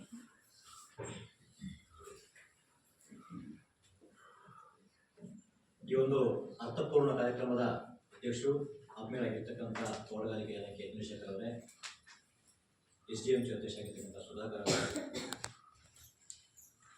ಗ್ರಾಮ ಪಂಚಾಯಿತಿಯಲ್ಲಿ ಅತ್ಯಂತ ಕ್ರಿಯಾಶೀಲ ಸದಸ್ಯರಾಗಿರ್ತಕ್ಕಂಥ ಆದಿ ಸಾಹೇಬ್ರೆ, ಸಾಮಾಜಿಕ ಹಕ್ಕ ಪರಿಶೋಧನೆಯ ತಾಲೂಕಿನ ಅಧಿಕಾರಿಯಾಗಿರ್ತಕ್ಕಂಥ ನಾಗೇಶ್ ಅವರೇ, ಸಪ್ತಾಹ ಕನ್ನಡ ಸಾಹಿತ್ಯ ಪರಿಷತ್ತಿನ ಅಧ್ಯಕ್ಷರು, ಕ್ರಿಯಾಶೀಲರು ಹಾಗೂ ನಾವು ಇದಕ್ಕೆ ಮಾರ್ಗದರ್ಶನ ಮಾಡಲು ಅರ್ಹರಾಗಿರ್ತಕ್ಕಂಥ ವ್ಯಕ್ತಿಯಾಗಿರ್ತಕ್ಕಂಥ ಶ್ರೀಯುತ ಸಾಮಾನ್ಯ ಗಣೇಶ್ ಮೂರ್ತಿ ಅವರೇ, ಶಾಲೆಯ ಜವಾಬ್ದಾರಿಯ ಶಿಷ್ಯರಾಗಿರ್ತಕ್ಕಂಥ ಮತ್ತು ಬಹಳ ಕ್ರಿಯಾಶೀಲ ಆಗಿರ್ತಕ್ಕಂಥ ಶಿವಮೂರ್ತಿ ಅವರೇ, ಸಾಮಾಜಿಕ ನಮ್ಮ ದೇವೇಂದ್ರಪ್ಪನವರೇ, ಎಲ್ಲ ಶಿಕ್ಷಕ ಬಾಂಧವರೇ ಹಾಗೂ ಮಕ್ಕಳೇ, SDMC ಅವರೇ, ಮೊಟ್ಟಮೊದಲಾಗಿ ನಿಮ್ಮೆಲ್ಲರಿಗೂ 2026ನೇ ಇಸವಿಯ ಶುಭಾಶಯ ಕೊಡ್ತಾ ಎಲ್ಲರಿಗೂ ಮಾತಾಡಿದೆ. ನಾನು ಸ್ವಲ್ಪ ಬೇರೆ ಮಾತಾಡ್ತೀನಿ. ನಾವೆಲ್ಲರೂ ಒಂದು ವಿಕೇಂದ್ರೀಕರಣ ವ್ಯವಸ್ಥೆಯಲ್ಲಿ. ವಿಕೇಂದ್ರೀಕರಣ ಏನು? ಜನರ ದನಿಗೆ ಶಕ್ತಿ ಆಗ್ತಕ್ಕಂಥದ್ದು, ಕೆಳಗಿಂದ ಮೇಲೆ ಅಧಿಕಾರವನ್ನು ಕಳಿಸ್ತಕ್ಕಂಥದ್ದು. ಅದರ ಭಾಗವಾಗಿ ನಡ್ತಕ್ಕಂಥದ್ದು ಸಾಮಾಜಿಕ ವಿಮರ್ಶೆ ಇರ್ಬೋದು, ಗ್ರಾಮ ಪಂಚಾಯತಿ ಇರ್ಬೋದು, ಇತರದ ತಾಲೂಕ್ ಪಂಚಾಯತ್ ಇರ್ಬೋದು, ಈ ಥರದ ವ್ಯವಸ್ಥೆ ಇದೆ. ಅದರ ಒಂದು ಬೇಸಿಕ್ ಆಗಿ ನೀವು ಇವತ್ತು ಈ ಒಂದು ಸಾಮಾಜಿಕ ಪರಿಶೋಧನೆ ಮಾಡಿದ್ದಾರೆ. ಇದೆಲ್ಲವನ್ನು ತಿಳಿಸ್ಕೊಡದೆ ಹೋದ್ರೆ ನಮ್ಗೇನ ಮುಂದಿನ ದಿನಗಳಲ್ಲಿ ನಾವೆಲ್ಲರೂ ಒಂದು ಸಂವಿಧಾನ ನಡೆಯ ಕೆಲಸ ಮಾಡ್ತಿರ್ತೀವಿ. ಸಂವಿಧಾನ ಗೊತ್ತಿಲ್ಲ. ಆ ಸಂವಿಧಾನವನ್ನು, ಆ ಲೋಕತಂತ್ರವನ್ನು, ಆ ಪ್ರಜಾತಂತ್ರವನ್ನು ಬಲಪಡಿಸ್ತಕ್ಕಂಥ ಒಂದು ಮೊಟ್ಟಮೊದಲಾಗಿ ಈ ವ್ಯವಸ್ಥೆ. ಅರ್ಥ ಆಯ್ತಾ? ನಿಮ್ಮೆಲ್ಲರಿಗೂ ನಾವೆಲ್ಲ ಒಂದು ಸರ್ಕಾರ ನಡೆಯಿದ್ದೀವಿ. ಆ ಸರ್ಕಾರವಾಗಿ ತಿಳಿಸ್ಬೇಕು. ನಮ್ಗೆ ಒಂದು ಹಕ್ಕುಗಳಿದ್ದಾವೆ, ಕರ್ತವ್ಯ ಇದ್ದಾವೆ, ನಮ್ಮ ನೋಡ್ತಕ್ಕಂಥ ಒಂದು ವ್ಯವಸ್ಥೆ ಇದೆ. ಅದನ್ನೆಲ್ಲವನ್ನು ತಿಳಿಸ್ಕೊಡ್ಬೇಕು. ಅದು ನಮ್ಮ ಮಕ್ಕಳದ್ದು ಇವತ್ತೇ ಜಾಗೃತ ಆದರೆ ಮುಂದೆ ನೀವೊಂದು ಈ ರಾಷ್ಟ್ರದ ಒಂದು ಜವಾಬ್ದಾರಿತ ಪ್ರಜೆ ಆಗ್ತೀರಿ. ಆ ಎಲ್ಲ ಉದ್ದೇಶದಿಂದ ಈ ಒಂದು ಕಾರ್ಯಕ್ರಮ ಸರ್ಕಾರ ಪದೇ ಹಾಕಂತ ಇದ್ದಾರೆ ಮಕ್ಕಳ. ಯಾಕೆಂದ್ರೆ ನಹಿ ಜ್ಞಾನೇನ ಸದೃಶ್ಯಂ ಅಂತ ಒಂದು ದೊಡ್ಡ ಮಾತಿದೆ ಸಂಸ್ಕೃತ. ಜ್ಞಾನಕ್ಕಿಂತ ಮಿಗಿಲಾದ ಯಾವುದೂ ಇಲ್ಲ. ಇಂಗ್ಲಿಷಲ್ಲಿ ನಾಲೆಡ್ಜ್ ಇಸ್ ಪವರ್ ಅಂತಾರೆ. ವಿದ್ವಾನ್ ಸರ್ವತ್ರ ಪೂಜೆ ಅಂತಾರೆ. ಅಂದ್ರೆ ಜ್ಞಾನವಂತ ಎಲ್ಲ ಕಡೆ ಭಯ ಆಗ್ತಂತೆ. ನಮ್ಮ ಇದ್ದವರಲ್ಲಿ ರಾಜಕಾರಣಿಗಳಿಗೆ ಕಾರಡಿ ಭಾಗ ಅಷ್ಟೇ. ಇನ್ನು ಸ್ವಲ್ಪ ಶ್ರೀಮಂತರಾದ್ರೆ 16 ಭಾಗ, ಸ್ವಲ್ಪ ಜಾಸ್ತಿ ಆದರೆ ಶಿವಮೊಗ್ಗ, ಕರ್ನಾಟಕ. ಆದ್ರೆ ವಿದ್ವಾನ್ ಇದ್ಬಿಟ್ರೆ ಅವನು ಎಲ್ಲ ವಿಶ್ವದೆಲ್ಲೆಡೆ ನೋಡಿ. ಸ್ವಾಮಿ ವಿವೇಕಾನಂದರು ಎಂತ ವಿದ್ವಾಂಸರು, ಅವತ್ತು ದುಡ್ಡಿಲ್ಲ ಏನಿರಲ್ಲ. ಅವರು ಅಮೆರಿಕದವರಿಗೆ ಅಷ್ಟು ಗೌರವ ಸಿಕ್ತು. ಹಾಗಾಗಿ ಇದು ಭಾರತ ಒಂದು ಜ್ಞಾನಾಧಾರಿತ ದೇಶ. ನಮ್ಮ ಒಂದು ಮೂಲ ಉದ್ದೇಶ ದುಡ್ಡು ಮಾಡೋದಾಗಿಲ್ಲ, ಜ್ಞಾನ ಗಳಿಸೋದೇ ಇವತ್ತು ನಮ್ಮ ಭಾರತವನ್ನು ನೋಡಿ ಹಲವು ದೇಶಗಳು ನಮ್ಮನ್ನು ಅನುಸರಿಸ್ತಾ ಹೊರಡ್ತೇವೆ. ಹಾಗಾಗಿ ಈ ಜ್ಞಾನಾಧಾರಿತ ದೇಶದ ಒಂದು ಪರಂಪರೆ ಇದೆಯಲ್ಲ, ಆ ಜ್ಞಾನ ಹೊರತಕ್ಕಂಥದ್ದು. ಹಾಗಾಗಿ ನೀವೆಲ್ಲರೂ ಒಬ್ಬರು ಒಳ್ಳೆ ಜ್ಞಾನವಂತರಾಗಬೇಕು, ವಿದ್ಯಾವಂತರಾಗಬೇಕು. ತನ್ನ ಮೂಲಕ ಈ ಒಂದು ಸಮಾಜಕ್ಕೆ ಆಸ್ತಿ ಆಗಬೇಕು. ನೀವು ಹಣ ಗಳಿಸಿ ನೋಡೋದಾಗಿ ಅಂತ ಹೇಳಿ ನೀವು ಮನುಷ್ಯ ಆಗಬೇಕು, ಮಾನವೀಯ ಮೌಲ್ಯಗಳನ್ನು ಬಳಸ್ಕೋಬೇಕು, ನೀವು ಇರ್ತಕ್ಕಂಥ ಹೆಜ್ಜೆ ಮೌಲ್ಯಯುತವಾಗಿರಬೇಕು. ಹಾಗಾಗಿ ದಿನದ 18 ಗಂಟೆ ಕೆಲಸ ಮಾಡಬೇಕು. ಅರ್ಥ ಆಯ್ತಾ? ಬಹಳ ತುಂಬಾ ನೀವು ಹಿಂದಿದ್ದಂಗೆ ಇಲ್ಲ ಮುಂದೆ, ಬಹಳ ಕಷ್ಟ ಇದೆ ಮಕ್ಕಳ ಮುಂದೆ. ಹಿಂದೆ ಕಾಂಪಿಟೇಷನ್ ಇರಲಿಲ್ಲ, ಮುಂದಿನ ನೀವು ಹೆಚ್ಚಿಗೆ ಕಾಂಪಿಟೇಷನ್ ಸುಲಭ ಇಲ್ಲ. ಕೆಲಸ ಕಟ್ಕೊಂಡು ಸಮಾಜ ಬದುಕೋದಾಗಿ ಯಾವುದೋ ಸುಲಭ ಇಲ್ಲ. ನೀವು ಹೊರಗಡೆ ಹೋಗ್ಬಿಟ್ರೆ ನೀವು ಓದಿದ್ದೇ ಬೇರೆ, ಪ್ರಪಂಚನೇ ಬೇರೆ, ಬಹಳ ಸೂಕ್ಷ್ಮ ಉಂಟು. ಹಾಗಾಗಿ ತುಂಬಾ ನೀವು ಪಾಠ ಮತ್ತು ಪ್ರಕ್ರಿಯೆ ಚಟುವಟಿಕೆ ಭಾಗವಹಿಸಬೇಕು. ಆಯ್ತಾ? ಹಾಗಾಗಿ ನಿಮ್ಮ ಜೀವನ ಒಂದು ಉಜ್ವಲ ಉನ್ನತ ಮಟ್ಟಕ್ಕೆ ಹೋಗಬೇಕು ಅಂತಂದ್ರೆ ನೀವು ಸಂಪೂರ್ಣ ಚಾಲಾಚರಣೆಗಳನ್ನು ಭಾಗವಹಿಸಬೇಕು, ಲೈಬ್ರರಿ ಉಪಯೋಗಿಸಬೇಕು, ಸಂಸ್ಥೆಗಳು ಉಪಯೋಗಿಸಬೇಕು. ಹಾಗಿದ್ರೆ ಮಾತ್ರ ನೀವು ಒಂದು ಯಶಸ್ವಿ ಪ್ರಜೆ ಆಗ್ಬೇಕು ಕೂಡ. ಹಾಗಾಗಿ ಸರ್ಕಾರ ಇಷ್ಟೆಲ್ಲ ಕೆಲಸ ಮಾಡ್ತಿದೆ, ಇಷ್ಟೆಲ್ಲ ಪಂಚಾಯತಿ ಮತ್ತೊಂದು ಇನ್ನೊಂದು ನಿಮ್ಮ ಬಗ್ಗೆ ಕಾಳಜಿ, ಶೂ ಕೊಡೋದು, ಊಟ ಕೊಡೋದು, ಮತ್ತೊಂದು ಕೊಡೋದು ಎಲ್ಲ ಕೂಡ ನಿಮ್ಮನ್ನು ಮೇಲ್ ತರಬೇಕು ಅಂತ ಹೇಳಿ. ಯಾಕೆಂದ್ರೆ ನಮ್ದೆಲ್ಲ ಹೋಗಿತ್ತು, ನೀವೇ ನೆಕ್ಸ್ಟ್. ನಿನ್ನ ಮಕ್ಕಳೇ ನಾಳೆ ಪ್ರಜೆಗೆ ಗೊತ್ತಾಗ್ತಾನೆ, ಜವಾಬ್ದಾರಿ ಇದ್ದಾನೆ ಅಂತ ಹೇಳ್ತಾ ನನ್ನ ಮಾತು ಮುಗಿಸ್ತೀನಿ. ಧನ್ಯವಾದ. ಸರ್ಕಾರ ಕೊಡ್ಬೇಕಂತ ಸೌಲಭ್ಯಗಳನ್ನು ಉತ್ತಮ ರೀತಿಯಲ್ಲಿ ಬಳಸಿಕೊಂಡು ಉತ್ತಮ ಪ್ರಜೆಗಳಾಗಬೇಕು. ಅದೇ ರೀತಿಯಲ್ಲಿ ಪ್ರತಿನಿಧಿ ವೇದಿಕೆಗಳನ್ನು ಮಾತನಾಡ್ತಾರೆ. ಕಳಸತಿ ಸರ್ವೆ ಮಾಡಿದಾಗ ತುಂಬಾ ಕೊರತೆಗಳಿದ್ವಿ. ಒಂದು ಆಟೋ ಮೈದಾನ ಇಲ್ಲ ಅಂತ ಹೇಳಿದ್ರಿ, ರೂಮ್ಗಳು ಸರಿ ಇಲ್ಲ ಅಂತ ಹೇಳಿದ್ರಿ, ಮತ್ತಿನ್ನೇನು ಹೇಳಿದ್ರಿ, ರ್ಯಾಂಪ್ ಇಲ್ಲ, ಆಟೋ ಮೈದಾನ ನಿರ್ಮಾಣ ಮಾಡ್ಕೊಟ್ಟಿದ್ವಿ. ಒಂದು 50 ವರ್ಷ ವ್ಯವಧಿಯಲ್ಲಿ 3 ಹೊಸ ಒಳ್ಳೆ ಕೊಠಡಿ ಆಗಿದೆ. ಲೈಬ್ರರಿಗಳನ್ನ ಸರ್ಕಾರನೇ ಕೊಟ್ಟಿದ್ದೀವಿ. ರ್ಯಾಂಪ್ಗಳಿಗೆ ದುಡ್ಡು ಇಟ್ಟಿದ್ದೀವಿ, ಆಗುತ್ತೆ ಎಷ್ಟಾಗುತ್ತೆ ಇವೇನೇ ಕೇಳ್ತಾರೆ. ಆದಷ್ಟು ನಮ್ಮ ಆದ್ಯತೆ ಮೇಲೆ ನಾವು ಮಾಡಿದ್ವಿ. ನಮ್ಮ ಸಾಮಾನ್ಯ ಸಣ್ಣ ಪುಟ್ಟ ಪತ್ರಗಳ ತಕ್ಷಣ ಇವ್ರು ಫೋನ್ ಮಾಡ್ತಾರೆ, ಇದು ಬರಬೇಕು ತಕ್ಷಣ ವ್ಯವಸ್ಥೆ ಮಾಡ್ಕೊಟ್ಟಿದ್ದೀವಿ. ನಮ್ಮಿಂದ ಒಂದು ಯಾವುದೇ ಪ್ರತಿಯೊಬ್ಬ ವಿದ್ಯಾರ್ಥಿಯು ಉತ್ತಮ ಜ್ಞಾನವಂತನಾಗಬೇಕು, SSLC ಒಳ್ಳೆ ಮಾರ್ಕ್ಸ್ ಬರಬೇಕು. ಆಯ್ತಾ? ಕೆಲಸ ಮಾಡಿ ನೀವು ನಾವು ಹೇಳ್ತೀವಿ, ಏನ್ ಬರ್ದೆ ನಮ್ಮ ಬಂದು ಹೇಳಿ. ಇನ್ನೊಂದು 2 ಟಿಪ್ಪರ್ ಮಣ್ಣು ಆಯ್ತು, ಮಣ್ಣು ಹಾಕೋಣ, ಮತ್ತೆ ಹೇಳ್ಬೇಕು. ಆಯ್ತು ಬಿಡೋಣ. ಶಾಲೆಯ ಅಭಿವೃದ್ಧಿ ಎಲ್ಲರೂ ಮಣ್ಣು ತೆಗೆದು ಹೇಳಿ, ನಾನು ಬಾಯಿ ಮಾಡ್ಕೊಡ್ತೇನೆ. ಶಾಲೆ ಪ್ರತಿಯೊಂದು ಅಭಿವೃದ್ಧಿಯಲ್ಲಿ ಪ್ರತಿಯೊಂದು ಹಂತದಲ್ಲಿ ನಾನು ಇರುತ್ತೇನೆ ಅಂತಕ್ಕಂಥ ಭರವಸೆ ನೀಡಿದಂತ ಶ್ರೀಯುತ ಗ್ರಾಮ ಪಂಚಾಯತಿ ಅಧ್ಯಕ್ಷರಾದ ಸುಬ್ರಹ್ಮಣ್ಯ ಸರ್ ಅವರಿಗೆ ಧನ್ಯವಾದಗಳು. ಈಗ STMC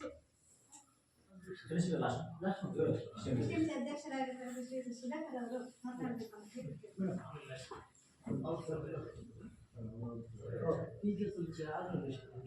ಶಿಕ್ಷಕರು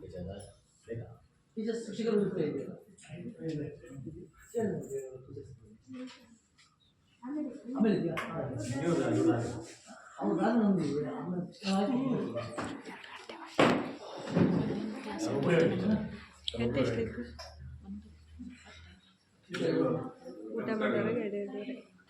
ಎಲ್ಲರಿಗೂ ಹೊಸ ವರ್ಷದ ಶುಭಾಶಯಗಳು. ಹಾಗೆ ಈ ದಿನ ಸಾಮಾಜಿಕ ಪರಿಶೋಧನೆ ವಿಷಯ ಶಾಲಾ ಶಿಕ್ಷಣ ಇಲಾಖೆ ಹಾಗೂ ಸಮಗ್ರ ಶಿಕ್ಷಣ ಯೋಜನೆ 23-24 ಸಾಮಾಜಿಕ ಬಗ್ಗೆ ಗ್ರಾಮ ಸಭೆ. ಈ ದಿನ ಬಹಳಷ್ಟು ವಿಚಾರಗಳ ಬಗ್ಗೆ ನಮಗೆ ವಿಚಾರಗಳು 134 ವಿಚಾರಗಳ ಬಗ್ಗೆ ಸ್ಕೂಲಲ್ಲಿ ನಡೀತಕ್ಕಂಥ ವಿಚಾರಗಳು, ಆಗ ಹೋಗ್ತಕ್ಕಂಥ ವಿಚಾರಗಳು ಎಲ್ಲರ ಬಗ್ಗೆ ಸಂಸ್ಕಾರವಾಗಿ ಸರ್ ಎಲ್ಲ ವಿಚಾರಗಳನ್ನು ಮಂಡನೆ ಮಾಡಿದ. ಇದರಲ್ಲಿ ಏನೋ ತಪ್ಪುಗಳಿಲ್ಲ, ಯಾರು ಏನು ಕ್ವಶನ್ ಮಾಡಿಲ್ಲ ಅಂತ ಆಯ್ತು. ಈಗ ಎಲ್ಲ ವಿಚಾರಗಳು ಸಮಗ್ರ ಚೆನ್ನಾಗಿದೆ, ಸರಿ ಇದೆ. ಕೆಲವಷ್ಟು ಒಂದು ಕೊಠಡಿಯ ಬಗ್ಗೆ ಹೇಳಿದ್ದಾರೆ, ಶೌಚಾಲಯದ ಬಗ್ಗೆ ಹೇಳಿದ್ದಾರೆ, ಅದೊಂದು ಚೂರು ಒಂದೆರಡು ಸರಿಯಾದಂತಹ ವಿಚಾರಗಳು ಮಾತಾಡಿರ್ತಾರೆ. ಮತ್ತೆ ಬಿಟ್ಟರೆ ಮತ್ತೆ ಎಲ್ಲ ಕರೆಕ್ಟ್ ಇದೆ. ಹಾಗೆ ಈಗ ದೂರದ ಪ್ರಯಾಣ ಮಕ್ಕಳಿಗೆ ಭಾರಿ ದೂರದಿಂದ ಬರ್ತಕ್ಕಂಥ ಮಕ್ಕಳಿಗೆ ತರದ ಒಂದು ವ್ಯವಸ್ಥೆ ಸರ್ಕಾರ ಗಮನಕ್ಕೆ ನೀವು ತರಲೇಬೇಕು. ಯಾಕೆಂದ್ರೆ ಅದನ್ನ ತಂದಿದ್ದಾರೆ ನೀವು, ಅದಾದ ಅನುಷ್ಠಾನ ಆಗ್ಬೇಕು ಸರ್. ಯಾಕಂದ್ರೆ ಸುಮ್ಮನೆ ನೀವು ಬರ್ಕೊಳ್ಳೋದು, ಇಲ್ಲಿ ನಾವು ಹೇಳೋದು ನೀವು ಹೇಳೋದು ನಾವು ಕೇಳ್ಕೊಳ್ಳೋದು ಒಂದು ಆಗಲ್ಲ ಸರ್. ಯಾಕೆ ಗೊತ್ತಾ, ಈಗ ನಾನು ಈ ಸರಿ ಒಬ್ಬ ಹುಡುಗ ಸೇರ್ಪಡೆ ಆಗಿದೆ, ಹಿಂದಿ ಕೂತಾನೆ ಈ ಹುಡುಗ. ನಾನು ನಿನ್ನೆ ಹೇಳ್ದ ನಿಮ್ಗೆ, ಈ ಸೈಡ್ ಕೂತಾನ. ನಮ್ಮ ಮನೆನೇ ಅಷ್ಟು ದೂರ, ನಮ್ಮ ಮನೆಯಿಂದ 3-4 ಕಿಲೋಮೀಟರ್ ಕಾಡಲ್ಲಿ ಹೋಗ್ಬೇಕು ಆ ಹುಡುಗ.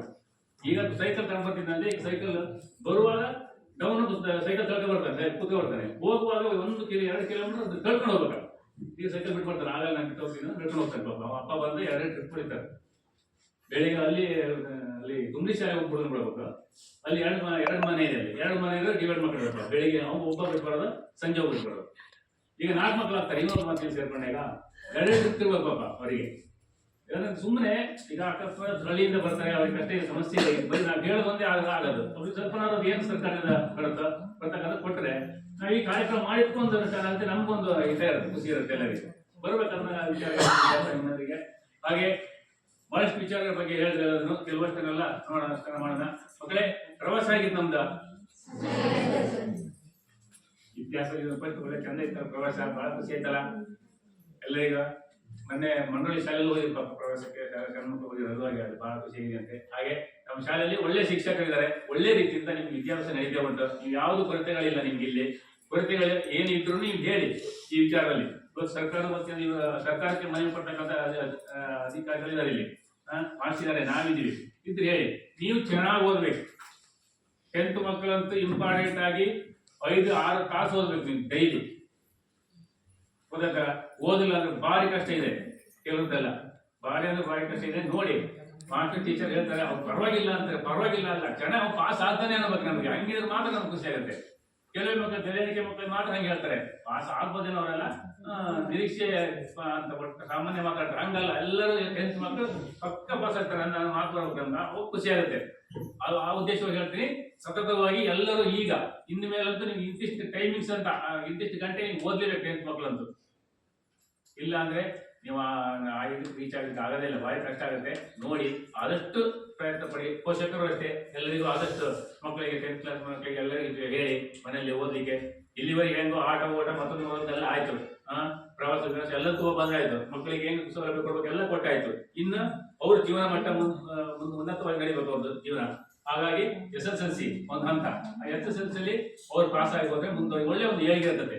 ತಂದೆ ತಾಯಿಗಳು ಅಷ್ಟೇ ಒಳ್ಳೆ ರೀತಿಯಿಂದ ಅವರಿಗೆ ಸಲಹೆ ಸಹಕಾರ ಕೊಟ್ಟು ಮಕ್ಕಳು ಬೆಳಿಗ್ಗೆ ಏಳನೇ ಮುಂಚೆ ಬೇಗ ಹೇಳ್ತಕ್ಕಂಥ ವ್ಯವಸ್ಥೆ ಮಕ್ಕಳಿಗೆ ಮಾಡಿ ಒಳ್ಳೆ ಓದಿಸಿ. ಹಾಗೇನೆ ಇಲ್ಲಿ ನೆನೆತಕ್ಕಂಥ ಎಲ್ಲರಿಗೂ ಒಂದು ಸುತ್ತ ನನ್ನೆರಡು ಭಾಷೆಗಳನ್ನು ಮಾತನಾಡುತ್ತಿದ್ದೇನೆ. ಜೊತೆಗೆ ನಮ್ಮ ಗಣೇಶ ಮೂರ್ತಿಗಳಿಗೆ ಬಂದರು, ನಾವು ಯಾವತ್ತು ಅವ್ರ ಮನೆ ಕೆಲಸ ಕೊಡೋದು, ಕೆಲಸ ಮಾಡ್ತೀವಿ. ನಾವು ಬಂದ ಕೆಲಸ ಮಾಡೋಣ, ಟೀಮ್ ಹಾಕಿ ಆ ತಗೊಂಡು ಹೋಗ್ತೀವಿ, ಕೆಲಸ ಮಾಡ್ತೀವಿ. ಯಾವುದೇ ಒಂದು ವಿಚಾರಗಳಿದ್ರು ಮಗ ಬಾ ಅಂತಾರೆ, ಎಲ್ಲಿಗಾರು ಕರೀತಾರೆ ಹಿಂಗೆ ಸುಮ್ಮನೆ. ನಮಗೆ ಬಿಡುವಿಲ್ಲ, ಬಿಡುವಿದ್ರು ಬಾ ಹೋಗೋಣ ಎಲ್ಲಿಗಾರು. ಯಾವುದೇ ಒಂದು ಕಾರ್ಯಕ್ರಮ ಮಾಡಿದ್ರು ನೀವು ಅವತ್ತು ಒಂದು ವಿಷಯ ಹೇಳಿ, ನೀನು ಅಧ್ಯಕ್ಷ ಆಗಿಲ್ಲ, ಸ್ಕೂಲಲ್ಲಿ ಒಂದು ಯಾವುದೋ ಒಂದು ಕಾರ್ಯಕ್ರಮ ನಾನು ಕೊಡ್ಬೇಕಲ್ಲ ಮಗ. ಆಯ್ತು, ಯಾವ ಥರ ಅವಕಾಶ ಇದ್ದಾಗ ಹೇಳಿ ಬಂದ. ಇವತ್ತು ಸುಮ್ಮನೆ ಇಲ್ಲಿ ನಾವು ಮಾತಾಡ್ತೀವಿ, ಗೊತ್ತಿದ್ದಾರೆ ಬಂದಿದ್ದಾರೆ, ನಾಳೆ ಒಂದು ಕಾರ್ಯಕ್ರಮ ಮಾಡ್ತಾರೆ ಅಂತೆ, ನಮ್ಮನ್ನು ಇದ್ರ ಬಗ್ಗೆ ಕೇಳ್ತಿದ್ದಾರೆ. ಮಕ್ಕಳೆಲ್ಲರೂ ಸಹ ಹೇಳಿದ್ರಲ್ಲ ವಿಚಾರವಂತರೆಲ್ಲ ನೋಡಿ ತಮ್ಮ ಇದಕ್ಕೆ ಬನ್ನಿ. ಇಷ್ಟು ಹೇಳ್ತಾ ನನ್ನ 2 ಮಾತು ಜೈ ಶ್ರೀ. ವಿದ್ಯಾರ್ಥಿಗಳೆಲ್ಲರೂ ಉತ್ತಮ ರೀತಿಯಲ್ಲಿ ಓದಿ ಶಾಲೆಯ ಕೀರ್ತಿಯನ್ನ ಹೆಚ್ಚಿಸಲಿ ಅಂತ ಹೇಳಿ ಎಲ್ಲರಿಗೂ ಅಭಿನಂದಿಸಿದಂತಹ ಧನ್ಯವಾದಗಳು. ಈಗ ಈ ಕಾರ್ಯಕ್ರಮವನ್ನು ಉದ್ದೇಶಿಸಿ ನಮ್ಮ ಮುಖ್ಯ ಶಿಕ್ಷಕರಾದ ಶ್ರೀ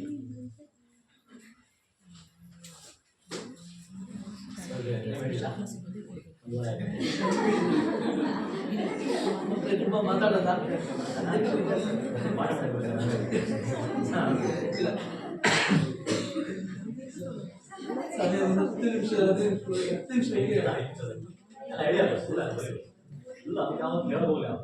ತುಂಬಾ ಸರಿ ಮಾತಾಡಿದ್ರಿಂದ ಸರ್ಕಾರಿ ಪ್ರೌಢಶಾಲೆ ಕಾರಣ ಇದೆ ಸರ್. ಯಾವ್ದು ಮೈಂಡಲ್ ಆಗಿ ಸರ್ಕಾರಿ ಪ್ರೌಢಶಾಲೆ ಕಾರಣ ಆಗಿದೆ. ಶಾಲಾ ಶಿಕ್ಷಣ ಇಲಾಖೆ ಸಾಮಾಜಿಕ ಪರಿಶೋಧನಾ ಅಡಿಯಲ್ಲಿ ಸಮಗ್ರ ಶಿಕ್ಷಣ ಯೋಜನೆ 2023-24 ಸಾಮಾಜಿಕ ಪರಿಶೋಧನೆ ಗ್ರಾಮ ಸಭೆ. ಈ ಗ್ರಾಮ ಸಭೆಯ ಅಧ್ಯಕ್ಷತೆ ವಹಿಸಿದ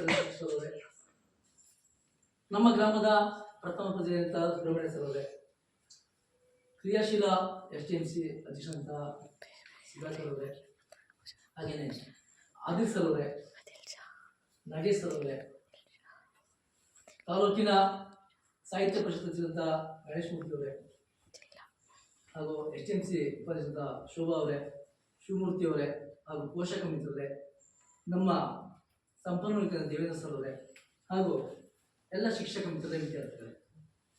ಸರ್ಕಾರಿ ಪ್ರೌಢಶಾಲೆ ಕಾರಣಗಿರಿ 1983ರಿಂದ ಪ್ರಾರಂಭವಾಗಿ ಸುಮಾರು 43 ವರ್ಷಗಳ ಕಾಲ ಸುದೀರ್ಘವಾಗಿ ಕಾರಣಗಿರಿ, ರಾಮಚಂದ್ರಪುರ, ತಿರುಣಿವೆ, ಮಂಡ್ರವಳ್ಳಿ ಸುತ್ತಮುತ್ತಲಿನ 10ರಿಂದ 15 ಕಿಲೋಮೀಟರ್ ವ್ಯಾಪ್ತಿಯ ವಿದ್ಯಾರ್ಥಿಗಳ ಸಾವಿರಾರು ವಿದ್ಯಾರ್ಥಿಗಳ ಜೀವನವನ್ನು ಬೆಳಗಿಸುವಲ್ಲಿ, ಜ್ಞಾನದ ಸುದೆಯನ್ನ ಉಣಬಡಿಸುವಲ್ಲಿ ಪ್ರಮುಖ ಪಾತ್ರ ವಹಿಸಿದೆ.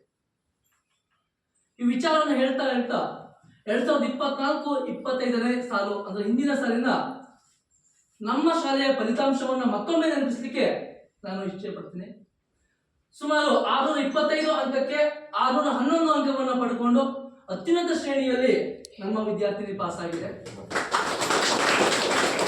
ಇದಕ್ಕೆ ಶಿಕ್ಷಕರಾಗಿ ನಮ್ಗೆಲ್ಲರಿಗೂ ಹೆಮ್ಮೆ ಇದೆ ಅಂತ.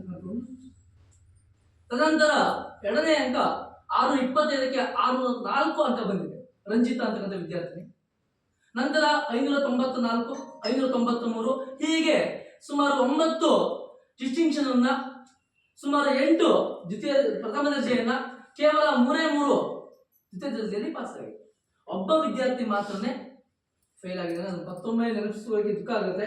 ಯಾಕೆಂದ್ರೆ ಒಂದು OSC ಅನಿವಾರ್ಯ ಕಾರಣದಿಂದ ಶಾಲೆ ಕರೆತರಬೇಕು, ಶಾಲೆಯಿಂದ ಒಂದು ಮಗು ಸಹ ಆಚೆ ಇರಬಾರದು ಅನ್ನೋ ಉದ್ದೇಶದಿಂದ ಪ್ರಯತ್ನ ಮಾಡೋದು. ಸೊ ಉತ್ತಮ ಗುಣಮಟ್ಟದ ಶಿಕ್ಷಣವನ್ನು ಕೊಡುವಲ್ಲಿ ಸರ್ಕಾರಿ ಪ್ರೌಢಶಾಲೆ ಕಾರಣಗಳಿಗೆ ಪ್ರಮುಖ ಪಾತ್ರ ವಹಿಸುತ್ತದೆ. ಇದರೊಂದಿಗೆ ನಾವು ಮಾತಾಡ್ತಕ್ಕಂಥ ವಿಚಾರ, ಡಾಕ್ಟರ್ BR ಅಂಬೇಡ್ಕರ್ ಅವರು ಮಾತಾಡ್ತಾರೆ, ಶಿಕ್ಷಣ ಅಂತಕ್ಕಂಥದ್ದು ಹುಲಿಯ ಹಾಲಿದಂತೆ, ಅದನ್ನು ಕುಡಿದವನು ಗರ್ಜಿಸಲೇಬೇಕು. ಯಾಕೆ ಇದು ಮಾತನ್ನು ನೆನಪಿಸ್ತೀನಿ ಅಂದ್ರೆ, ನಮ್ಮ ಶಿಕ್ಷಣ ಇಲಾಖೆಯ ಕೆಲವೊಂದು ಯೋಜನೆ ಬಗ್ಗೆ ಹೇಳ್ತೀನಿ. ತುಂಬಾ ಎಲ್ಲವನ್ನು ಹೇಳುವಷ್ಟು ಟೈಮ್ ಆಗ್ಲಿ ತುಂಬಾ ಇದೆ ಇಲಾಖೆಯಲ್ಲಿ.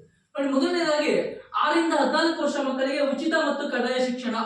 ಒಂದು ಮಗು ಸಹ ಶಾಲೆಯಿಂದ ಆಚೆ ಇರಬಾರದು ಅಂತ ಉದ್ದೇಶ ನಮ್ಮ ಸರ್ಕಾರದ ಒಂದು ಮಹತ್ತರವಾದಂತಹ ಯೋಜನೆ ಆಗಿದೆ. ಸೊ ನಾವು ವ್ಯಾಪ್ತಿಗೆ ಬರುವಂತಹ ಅಷ್ಟು ವಿದ್ಯಾರ್ಥಿಗಳನ್ನು ದಾಖಲೆಯನ್ನು ಮಾಡಿಸ್ಕೊಳ್ತಾ ಇದ್ದೀವಿ. ನಾವು ಯಾವುದೇ ದಾಖಲಾತಿಯ ಪತ್ರಗಳಿಲ್ಲದಿದ್ದರೂ ಸಹ ತರಿಸಿಕೊಂಡು ನಂತರದ ವ್ಯವಸ್ಥೆಯಲ್ಲಿ TC ಇಲ್ಲದಿದ್ದರೂ ಸಹ ನಾವು ದಾಖಲೆ ಮಾಡ್ಕೊಳ್ತೀವಿ. ಪೋಷಕರಿಗೆ ಮತ್ತೊಮ್ಮೆ ಮಗದೊಮ್ಮೆ ನಾವು ವಿನಂತಿ ಮಾಡೋದು ಅಂದ್ರೆ, ದೂರದ ಖಾಸಗಿ ಶಾಲೆಗೆ ಕಳಿಸುವ ಬದಲು ಹತ್ತಿರದ ಸರ್ಕಾರಿ ಶಾಲೆಗೆ ಕಳಿಸ್ಕೊಡಿ. ಕಳಿಸ್ಕೊಟ್ರೆ ಏನ್ ಯೋಜನೆ ಇದೆ, ಏನ್ ಸೌಲಭ್ಯ ಇದೆ ಅಂದ್ರೆ, ಉಚಿತ ಪಠ್ಯ ಪುಸ್ತಕ, ಉಚಿತ ಸಮವಸ್ತ್ರ, ಪ್ರತಿದಿನ ಮಧ್ಯಾಹ್ನದ ಅಕ್ಷರ ದಾಸೋಹ, ಜೊತೆಗೆ ಪೌಷ್ಟಿಕ ಆಹಾರವಂತ ಶಾಲಾ ಶಿಕ್ಷಣ ಇಲಾಖೆಯಿಂದ 2 ದಿನ ಮೊಟ್ಟೆಯ ವಿತರಣೆ, ಅಜಿಮ್ ಟೈಮ್ಸ್ ವತಿಯಿಂದ 4 ದಿನದ ಮೊಟ್ಟೆಯ ವಿತರಣೆ, ಜೊತೆಗೆ ಬಾಳೆಹಣ್ಣಿನ ವಿತರಣೆ ಇದೆ. ಪ್ರತಿದಿನ ಮುಂಜಾನೆ ಕ್ಷೀರ ಭಾಗ್ಯ ಯೋಜನೆ ಇದೆ. ಶನಿವಾರವನ್ನು ಹೊರತುಪಡಿಸಿ ರಾಗಿ ಮಾಲ್ಟ್ ಯೋಜನೆ ಇದೆ. ಇದರೊಂದಿಗೆ ಮುಂದೆ ಸಾಕ್ತಾ ಹೋದ್ರೆ ಉಚಿತವಾದ ಪಠ್ಯ ಪುಸ್ತಕದೊಂದಿಗೆ, ಉಚಿತವಾದ ಸಮವಸ್ತ್ರದೊಂದಿಗೆ, ಉಚಿತವಾದ ಶೂ ಸಾಕ್ಸ್ ವಿತರಣೆ ಇದೆ. 2 ವರ್ಷಗಳ ಹಿಂದೆ ಉಚಿತವಾದ ಬೈಸಿಕಲ್ ವಿತರಣೆ ಸಹ ಇತ್ತು. ಸರ್ಕಾರ ಇದಕ್ಕೋಸ್ಕರ ಲಕ್ಷಾಂತರ ರೂಪಾಯಿನ, ಕೋಟ್ಯಾಂತರ ರೂಪಾಯಿನ ಖರ್ಚು ಮಾಡ್ತಾ ಇದೆ. ಇದು ರಾಜ್ಯದ ಮೂಲೆ ಮೂಲೆಯ ಬಡ ವಿದ್ಯಾರ್ಥಿಗೂ ಸಹ ತಲುಪುವಂತ ವ್ಯವಸ್ಥೆಯನ್ನ ಸರ್ಕಾರ ಮಾಡ್ತಾ ಇದೆ. ಸೊ ಈ ವ್ಯವಸ್ಥೆಗಳು ಸರ್ಕಾರದಲ್ಲಿ ಇದೆ, ಅದು ಸರ್ಕಾರಿ ಶಾಲೆಗೆ ಮಾತ್ರವೇ ಇದೆ. ಅದಕ್ಕೋಸ್ಕರ ನೀವು ಪೋಷಕ ಮಿತ್ರರು ಸರ್ಕಾರಿ ಶಾಲೆಗೆ ಪ್ರತಿ ವಿದ್ಯಾರ್ಥಿಗಳನ್ನು ವಿಶೇಷವಾದ ತರಗತಿಗಳನ್ನ ಮಾಡ್ತಾ ಇದ್ದೀವಿ. SSC ವಿದ್ಯಾರ್ಥಿಗಳಿಗೆ 8th 9th ವಿದ್ಯಾರ್ಥಿಗಳಿಗೆ ವಿಶೇಷ ತರಗತಿ ಇರುತ್ತೆ. 8ನೇ ತರಗತಿ ವಿದ್ಯಾರ್ಥಿಗೆ NMMS ಸ್ಕಾಲರ್ಶಿಪ್ ಯೋಜನೆಯ ಇಲಾಖೆಯ ಪರೀಕ್ಷೆಗಳು ನಡೀತಾ ಇರುತ್ತೆ. ಇದರೊಂದಿಗೆ ಉಚಿತ ಪ್ರವಾಸವಂತ ಕರ್ನಾಟಕ ದರ್ಶನವನ್ನ ಮಾಡ್ತಾರೆ. ಸುಮಾರು 3 ರಿಂದ 5 ದಿನಗಳ ಕಾಲ ಪ್ರವಾಸ ಇದೆ. ಉಚಿತ ವಿದ್ಯಾರ್ಥಿ ವೇತನ ಕೊಡ್ತಾ ಹೋಗ್ತಾರೆ. ಇದರೊಂದಿಗೆ ಹಲವಾರು ದಿನಂತಹ ಪ್ರತಿಭಾ ಕಾರಂಜಿ, ಅದರೊಂದಿಗೆ ರಸಪ್ರಶ್ನೆ ಕಾರ್ಯಗಳು, ತಾಲೂಕು ಮಟ್ಟದ, ವಲಯ ಮಟ್ಟದ, ರಾಜ್ಯ ಮಟ್ಟದ ಕ್ರೀಡಾಕೂಟಗಳನ್ನ ಸರ್ಕಾರ ಯೋಜಿಸುತ್ತೆ. ವಿದ್ಯಾರ್ಥಿಗಳಿಗೆ ಮುಕ್ತವಾಗಿ ಭಾಗವಹಿಸಲಿಕ್ಕೆ, ಸ್ಪರ್ಧಾತ್ಮಕವಾಗಿ ಭಾಗವಹಿಸಲಿಕ್ಕೆ ಅವಕಾಶ ನೋಡಿ, ಬೇರೆ ಯಾವುದೇ ಖಾಸಗಿ ಶಾಲೆ ಇಲ್ಲದಷ್ಟು ಇರುತ್ತೆ. ಇನ್ನೂ ವಿಶೇಷವಾಗಿ ಹೇಳಬೇಕು ಅಂದ್ರೆ, ಪ್ರತಿ ವರ್ಷವೂ ಸಹ, ಪ್ರತಿ ಮಾಯೆಯೂ ಸಹ, ಪ್ರತಿ ವ್ಯಕ್ತಿಗಳ ದಿನಾಚರಣೆಗಳನ್ನ, ಜಯಂತಿಗಳನ್ನ ಅರ್ಥಪೂರ್ಣವಾಗಿ, ಮಹತ್ವಯುತವಾಗಿ ನಾವು ಆಚರಣೆ ಮಾಡ್ತಾ ಇದ್ದೀವಿ. ಸರ್ಕಾರ ವಿಶೇಷವಾಗಿ ನಮ್ಮ ಶಾಲೆಗೆ ಕ್ರೀಡೆಗೋಸ್ಕರ ಕ್ರೀಡಾನುದಾನವನ್ನ 25,000 ರೂಪಾಯಿನ ಕೊಟ್ಟಿದೆ. ಆ ಎಲ್ಲಾ ಕ್ರೀಡಾ ವಸ್ತುಗಳಿದೆ. ವಿದ್ಯಾರ್ಥಿಗಳು ನೀವು ಭಾಗವಹಿಸಿ ಅದನ್ನ ಬಳಸ್ಕೋಬೇಕು. ಕೆಲವೊಂದು ಬಾರಿ ನಾನು ನಿಮ್ಮೊಂದಿಗೆ ಭಾಗಿಯಾಗಿ ಆಟ ಆಡ್ತಾ ಇರ್ತೀನಿ, ನೀವು ಇನ್ನೂ ಸಕ್ರಿಯವಾಗಬೇಕು. ಗ್ರಂಥಾಲಯ ಅನುದಾನ ಇದೆ, ಪುಸ್ತಕಗಳಿದೆ, ಪುಸ್ತಕಗಳನ್ನ ನಮ್ಮೊಂದಿಗೆ ನೀವು ಓದೊಂದಿಗೆ ಜ್ಞಾನವನ್ನ ಬೆಳೆಸ್ಕೊಳ್ಳೋಣ ಅಂತ ಹೇಳ್ತಾ, ಶಾಲೆಯ ಅಗತ್ಯತೆ ಬಗ್ಗೆ ಮಾತಾಡ್ತೀನಿ. ಕೆಲವೇ ಸಣ್ಣ ಪುಟ್ಟ ಅಗತ್ಯತೆ ಇದೆ.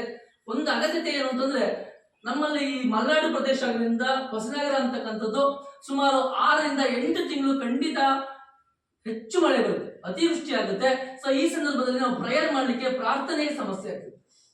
ಶಾಲಾ ಮುಂಭಾಗದಲ್ಲಿ ನಮ್ಮ ಮಾನ್ಯ ಸಂಸದರಿರ್ಬೋದು ಅಥವಾ ಮಾನ್ಯ ಶಾಸಕರಿಂದ ಒಂದು ಮೇಲ್ಚಾವಣಿ ವ್ಯವಸ್ಥೆ ಆದ್ರೆ ನಮಗೆ ತುಂಬಾ ಅನುಕೂಲ ಆಗುತ್ತೆ. ಇದೊಂದು ವ್ಯವಸ್ಥೆಯನ್ನ ಮಾಡ್ಕೊಡ್ಬೇಕು ಅಂತ ಕಳಕಳಿಯಿಂದ ನಮ್ಮ ಅಧ್ಯಕ್ಷರಿಂದ, STMC ಅಧ್ಯಕ್ಷರು ಕ್ರಿಯಾಶೀಲತೆ ಮಾಡ್ಕೊಡ್ಬೇಕು ಅಂತ ಕೇಳ್ಕೊಳ್ತೀನಿ. ಇದಾದ್ರೆ ಹಲವಾರು ಸಭೆಗಳನ್ನ, ಸಮಾರಂಭಗಳನ್ನ ನಾವು ಅಲ್ಲೇ ಮಾಡ್ಕೋಬಹುದು. ಮಧ್ಯಾಹ್ನದ ಅಕ್ಷರ ದಾಸೋಹದ ಊಟವನ್ನು ಸಹ ಮಕ್ಕಳಿಗೆ ಕುಳಿತು ಬಳಸಲಿಕ್ಕೂ ಸಹ ಅವಕಾಶ ಆಗುತ್ತೆ. ಸೊ ಹಾಗಾಗಿ ಮುಂಭಾಗದಲ್ಲಿ ಒಂದು ಮೇಲ್ಚಾವಣಿ ವ್ಯವಸ್ಥೆಯ ಅವಶ್ಯಕತೆ ಇದೆ. ಇದನ್ನ ಆಲ್ರೆಡಿ ನಾವು ಮನವಿ ಮಾಡ್ಕೊಂಡಿದ್ವಿ, ಇದೊಂದು ಆಗಬೇಕು ಅಂತೇಳಿ ಮನವಿ ಮಾಡ್ತೀವಿ. ಎರಡನೇ ಅತ್ಯಂತ ಮುಖ್ಯವಾದ ಮನವಿ ಅಂದ್ರೆ, ನಮ್ಮ ಏನಿ ರೂಮ್ಸ್ ಇದಾವೆ ಅದರ ಮೇಲ್ಚಾವಣಿ ಆಲ್ಮೋಸ್ಟ್ ಆಲ್ ಹೋಗ್ಬಿಟ್ಟಿದೆ. ಈ ರೂಮನ್ನು ಸರಿ ಮಾಡ್ಕೊಂಡಿದೀವಿ, ಆದಷ್ಟು ನಾವು ಸರಿಪಡಿಸ್ಕೊಂಡಿದೀವಿ. ಸೊ ಮುಂದೆ ಗ್ರಂಥಾಲಯ, ಕಂಪ್ಯೂಟರ್ ಲ್ಯಾಬ್, ಸ್ಪೋರ್ಟ್ಸ್ ರೂಮಿನ ಒಂದು ಮೇಲ್ಛಾವಣಿ ದುರಸ್ತಿಯಾಗಿದೆ. ಈ ದುರಸ್ತಿಯ ಬಗ್ಗೆ ಮನವಿ ಮಾಡ್ಕೊಂಡಿದೀವಿ. ಮಾನ್ಯ ಇಒ ಸಾಹೇಬರು ಭರವಸೆ ಕೊಟ್ಟಿದ್ದಾರೆ, ಹಾಗೂ CS ಸಾಹೇಬರು ಮನವಿ ಮಾಡಿದೀವಿ. ಸೊ ಆದಷ್ಟು ಬೇಗ ಆಗುತ್ತೆ ಅಂತ ಭರವಸೆಯಲ್ಲಿ ನಿರೀಕ್ಷೆಯಲ್ಲಿ ನಾವಿದ್ದೀವಿ, ಇದು ಆಗುತ್ತೆ ಅಂತ ಬರ್ತದೋ. ಮೂರನೇದಾಗಿ ಇರ್ತಕ್ಕಂಥ ಒಂದು ಅತ್ಯಂತ ಅಮೂಲ್ಯವಾದ ಭರವಸೆ ಏನು ಅಂದ್ರೆ, ನಮ್ಮ ಶಾಲೆಗೆ ಒಂದು ಲ್ಯಾಪ್ಟಾಪ್ ಅವಶ್ಯಕತೆ ಇದೆ. ದಯವಿಟ್ಟು ದಾನಿಗಳು, ಪೋಷಕ ಮಿತ್ರರು, ಹಳೆಯ ವಿದ್ಯಾರ್ಥಿಗಳಿದ್ರೆ ನೀವು ಬಳಸಿ ಬಿಟ್ಟಂತಹ ಲ್ಯಾಪ್ಟಾಪ್ ಕೊಟ್ಟು ನಮಗೆ ಅಗತ್ಯ ಇದೆ. ನಮಗೆ ಹೊಸದೇ ಬೇಕು ಅಂತ ಏನು ಅವಶ್ಯಕತೆ ಇಲ್ಲ, ಸಿಂಪಲ್ ವರ್ಕ್ ಆದ್ರೆ ಸಾಕು. ನಮಗೆ ಇಲಾಖೆ ನಮಗೆ ಕೊಟ್ಟಿದ್ದ ಲ್ಯಾಪ್ಟಾಪ್ ಬಂದಿದೆ, ಅದು 10-11 ವರ್ಷ ಹಿಂದೆ ಕೊಟ್ಟಿದ್ದು, ಅದರಿಂದ ವರ್ಕ್ ಮಾಡ್ತಾ ಇದೀವಿ. ಸೊ ಹೆಚ್ಚಿನ ಕಾರ್ಯಗಳು ಆನ್ಲೈನ್ ಆಗಿರೋದ್ರಿಂದ, ಅಗತ್ಯವಾಗಿ ಇರೋದ್ರಿಂದ ನಮಗೆ ಹಳೆಯದಂತ ಬಳಸಿದಂತ ವಿದ್ಯಾರ್ಥಿಗಳು ಯಾವುದೇ ಹಳೆಯ ಲ್ಯಾಪ್ಟಾಪ್ ಇದ್ರೂ ನಮಗೆ ಅಗತ್ಯ ಇದೆ, ನೀವು ಕೊಡಿಸ್ಕೊಟ್ರೆ ನಮಗೆ ಅನುಕೂಲ ಆಗುತ್ತೆ. ಸೊ ಇದೊಂದು ಅತ್ಯಂತ ಮುಖ್ಯವಾಗಿದೆ. ಈಗಾಗಲೇ ಶೌಚಾಲಯದ ಬಗ್ಗೆ ಮಾತಾಡಿದ್ವಿ. ಹೊಸ ಶೌಚಾಲಯ 11 ಯೂನಿಟ್ ಇದೆ. ಬಾಯ್ಸ್ ಮತ್ತೆ ಗರ್ಲ್ಸ್ಗೆ ಹೆಚ್ಚಿನ ಸಂಖ್ಯೆ ಇರೋದ್ರಿಂದ ಒಂದೇ ಸರಿ ಅವ್ರನ್ನ ಒಂದು ಟೈಮ್ ಮಾಡ್ಕೊಂಡ್ಬಿಟ್ಟಿದೀವಿ. ಆ ಟೈಮಲ್ಲಿ ಬಿಡುವಿನ ನಮಗೆ ಸಾಧ್ಯ ಆಗ್ತಿಲ್ಲ. ನಮ್ಮ ಅಧ್ಯಕ್ಷರು ನಮಗೆ ಭರವಸೆ ನೀಡಿದ್ರೆ ಆಗುತ್ತೆ, ಭರವಸೆ ಕೊಟ್ಟಿದ್ರೆ ನಮ್ಗೆ ಅದು ಆಗುತ್ತೆ ಅನ್ನೋದು ಒಂದಿದೆ. ಯಾಕೆ ತುಂಬಾ ಬಾರಿ ಇದನ್ನ ಹೇಳಿದೆ, ಈ ಕಡೆ ಪೈಂಟಿಂಗ್ ಮಾಡ್ಲಿಕ್ಕೆ ನಮ್ಗೆ ಅವರೇ ಜಸ್ಟ್ ಒಂದೇ ದಿನಕ್ಕೆ ನಮ್ಗೆ ಅವಕಾಶ ಕೊಟ್ಟರು, ಪೈಂಟ್ ತರಿಸ್ಕೊಟ್ಟು ನಾವು ಪೈಂಟ್ ಎಲ್ಲ ರೆಡಿ ಮಾಡಿ ಒಂದು ವ್ಯವಸ್ಥಿತವಾಗಿ ಈ ಕೊಠಡಿ ಅಂದ್ರೆ ಅದ ಕಾರಣ ನಮ್ಮ ಗ್ರಾಮ ಪಂಚಾಯತಿಯ ಅಧ್ಯಕ್ಷರಾದ ಸುಬ್ರಹ್ಮಣ್ಯ ಸರ್, ಆಗಿನ PDO ಅಂತ ನಾವು ಗೋಪಾಲ್ ಸರ್ ಪದೇ ನೆನಪು ಮಾಡ್ಕೊಳ್ತೀವಿ. ಸೊ ಒಂದು ಶೌಚಾಲಯದ ಒಂದು ಅಗತ್ಯತೆ ಇದೆ, ಮೇಲ್ಛಾವಣಿ ಇದೆ, ಜೊತೆಗೆ ನಮ್ಮ ರೂಫಿಂಗ್ ಇದೆ. ಸಾಧ್ಯವಾದ್ರೆ ಒಂದು ಪಾರ್ಕಿಂಗ್ ಟೈಲ್ ಹಾಕೊಟ್ರೆ, ಒಂದು ರಂಗಮಂದಿರದ ವ್ಯವಸ್ಥೆ ಇದ್ರೆ ನಾವು ಶಾಲಾ ಕಾರ್ಯಕ್ರಮವನ್ನ ಮಾಡ್ಕೊಳ್ತೀವಿ. ಜೊತೆಗೆ ನಾವು ಹೊರಗಿನ ಕಾರ್ಯಕ್ರಮಕ್ಕೂ ಸಹ ಆಸ್ವಾದ ಇರ್ತೇವೆ. ನಮ್ಮ ಮಕ್ಕಳು ಬರೀ ಶೈಕ್ಷಣಿಕವಾದ ವಿಚಾರವನ್ನ, ಸರ್ವತೋಮುಖ ಶಿಕ್ಷಣ ಅಂದ್ರೆ ಏನು ಅಂತಂದ್ರೆ ಸರ್ವತೋಮುಖ ಪ್ರಗತಿ, ಬರೀ ಶೈಕ್ಷಣಿಕವಾಗಿ ಮಾತ್ರ ಆಗಬಾರದು. ಶೈಕ್ಷಣಿಕ ಜೊತೆಯಲ್ಲಿ ಕ್ರೀಡೆ, ಸಾಂಸ್ಕೃತಿಕ, ಇತರ ವಿಚಾರಗಳಲ್ಲಿ ಸಹ ಆಸಕ್ತಿ ಇರಬೇಕು. ನಮ್ಮ ಹಲವು ವಿದ್ಯಾರ್ಥಿಗಳು ಈಗಾಗಲೇ ನಾವು ಯಕ್ಷಗಾನ ತರಬೇತಿಲಿದ್ದಾರೆ, ನಮಗೆ ಗೊತ್ತಿದೆ, ತುಂಬಾ ಜನ ವಿದ್ಯಾರ್ಥಿಗಳು ಇದೆ. ಅಂತಹ ಕೆಲಸ ಅವಕಾಶಗಳನ್ನ ಮಾಡ್ಕೊಡ್ತೀವಿ. 4 ವ್ಯಾಪ್ತಿನೇ ಆಗಿದೆ. ಸೊ ಹಾಗಾಗಿ ಒಂದಿಷ್ಟು ಶಾಲೆಯ ಸಣ್ಣ ಪುಟ್ಟ ಕೊರತೆಗಳನ್ನ ಇದೆ. ಈ ಕೊರತೆಗಳನ್ನ ಅತ್ಯಂತ ಯಶಸ್ವಿಯಾಗುತ್ತೆ. ಇನ್ನೂ ವಿಶೇಷವಾಗಿ ಪೋಷಕರಿಗೆ ಮನವಿ ಮಾಡೋದಂದ್ರೆ, ಮುಂದಿನ ವರ್ಷದ 2026-27ನೇ ವರ್ಷದ ದಾಖಲಾತಿಯನ್ನು ಹೆಚ್ಚು ಮಾಡಬೇಕು. ದಯವಿಟ್ಟು ಯಾರೇ ಪೋಷಕರು ತಮ್ಮ ವಿದ್ಯಾರ್ಥಿಗಳನ್ನು ದೂರದ ಖಾಸಗಿ ಶಾಲೆಗೆ ಸೇರಿಸುವ ಬದಲು ಸರ್ಕಾರಿ ಶಾಲೆಗೆ ಸೇರಿಸಿ. ನಾವು ಆಂಗ್ಲ ಮಾಧ್ಯಮ ಶಾಲೆಗೆ ಬೇಡಿಕೆಯನ್ನು ಸಲ್ಲಿಸಿದ್ದೀವಿ. ನಮ್ಮ ಶಾಲೆ ಆಂಗ್ಲ ಮಾಧ್ಯಮ ಶಾಲೆ ಆದ್ರೆ ನಾವೆಲ್ಲರೂ ಬೋಧನೆ ಮಾಡಿ ರೆಡಿ ಇದೀವಿ, ಟೀಚರ್ಸ್ ಎಲ್ಲರೂ ರೆಡಿ ಇದ್ದೀವಿ. ಸರ್ಕಾರ ನಮಗೆ ಅದನ್ನ ಮಂಜೂರು ಮಾಡುತ್ತೆ. ನಮ್ಮಲ್ಲಿ ಆಂಗ್ಲ ಮಾಧ್ಯಮ ಶಾಲೆ ಸ್ಟಾರ್ಟ್ ಆಗುತ್ತೆ. ಮತ್ತೊಮ್ಮೆ ಕಾರಣಗಿರಿ ಸರ್ಕಾರಿ ಪ್ರೌಢಶಾಲೆ ದಾಖಲಾತಿ ಹೆಚ್ಚನ್ನ ಮಾಡಿ ಮತ್ತೊಮ್ಮೆ ಶಿಕ್ಷಣದ ಅಮೃತ ಸುಧೆಯನ್ನು ಉಣಬಡಿಸಲಿದೆ ಅಂತ ಹೇಳ್ತಾ, ನಿಮ್ಮೆಲ್ಲರ ಸಹಕಾರಕ್ಕೆ ಮತ್ತೊಮ್ಮೆ ಹೊಂದಿಸುತ್ತಾ ಈ 2 ಮಾತುಗಳನ್ನ ಆಡಲಿಕ್ಕೆ ಅವಕಾಶ ಕೊಟ್ಟಿದ್ದಕ್ಕೆ ಧನ್ಯವಾದಗಳು. ಪರಿಶೋಧನೆ ಮತ್ತು ಸಾಮಾಜಿಕ ವಿಷಯ ತುಂಬಾ ಅತ್ಯುತ್ತಮವಾಗಿತ್ತು. ಎಲ್ಲ ಕ್ವಶನ್ಸ್ಗಳನ್ನು ಪಾರದರ್ಶಕವಾಗಿ ಕೇಳಿದ್ದಾರೆ. ನಾನು ನನ್ನ ಆದಷ್ಟು ಮಟ್ಟಿಗೆ ಪಾರದರ್ಶಕವಾಗಿ ತನ್ನ ಶಕ್ತಿಯನ್ನು ಮೀರಿ ವಿದ್ಯಾರ್ಥಿಗಳಿಗೆ ಶೈಕ್ಷಣಿಕವಾದಂತಹ ಮತ್ತು ಸಾಂಸ್ಕೃತಿಕವಾದಂತಹ ಸರ್ವತೋಮುಖ ಪ್ರಗತಿಗೆ ಶ್ರಮಿಸಿದಂತೆ ಈ ಮೂಲಕ ಪ್ರಾಮಾಣೀಕರಿಸುತ್ತಾ ನನ್ನ 2 ಮಾತುಗಳನ್ನ ಮುಗಿಸಿ ನನ್ನ ವೇದಿಕೆಗೆ ಶಾಲೆಯಲ್ಲಿನ ಉಚಿತ ಸೌಲಭ್ಯಗಳು, ಅದೇ ರೀತಿಯಾಗಿ ನಮ್ಮ ಬೇಡಿಕೆಗಳನ್ನು ಈಡೇರಿಸುವಂತೆ ಮಾಡಿಕೊಂಡಂತಹ ಶಿಕ್ಷಕರಿಗೆ ಧನ್ಯವಾದಗಳು. ಈ ಕಾರ್ಯಕ್ರಮದ ಅಧ್ಯಕ್ಷತೆಯನ್ನು ವಹಿಸಿರ್ತಕ್ಕಂಥ ಹಾಗೂ ಈ ಕಾರ್ಯಕ್ರಮದ ನೋಡಲ್ ಅಧಿಕಾರಿಗಳು ಆಗಿರ್ತಕ್ಕಂಥ ಶ್ರೀಯುತ ಚಂದ್ರಶೇಖರ್, ಸಹಾಯಕ ತೋಟಗಾರಿಕಾ ಅಧಿಕಾರಿಯವರು, ತೋಟಗಾರಿಕೆ ಇಲಾಖೆ ಹೊಸನಗರ ಅವರು ಈ ಕಾರ್ಯಕ್ರಮವನ್ನು ಉದ್ದೇಶಿಸಿ ಮಾತನಾಡಬೇಕು ಅಂತ ಹೇಳಿ.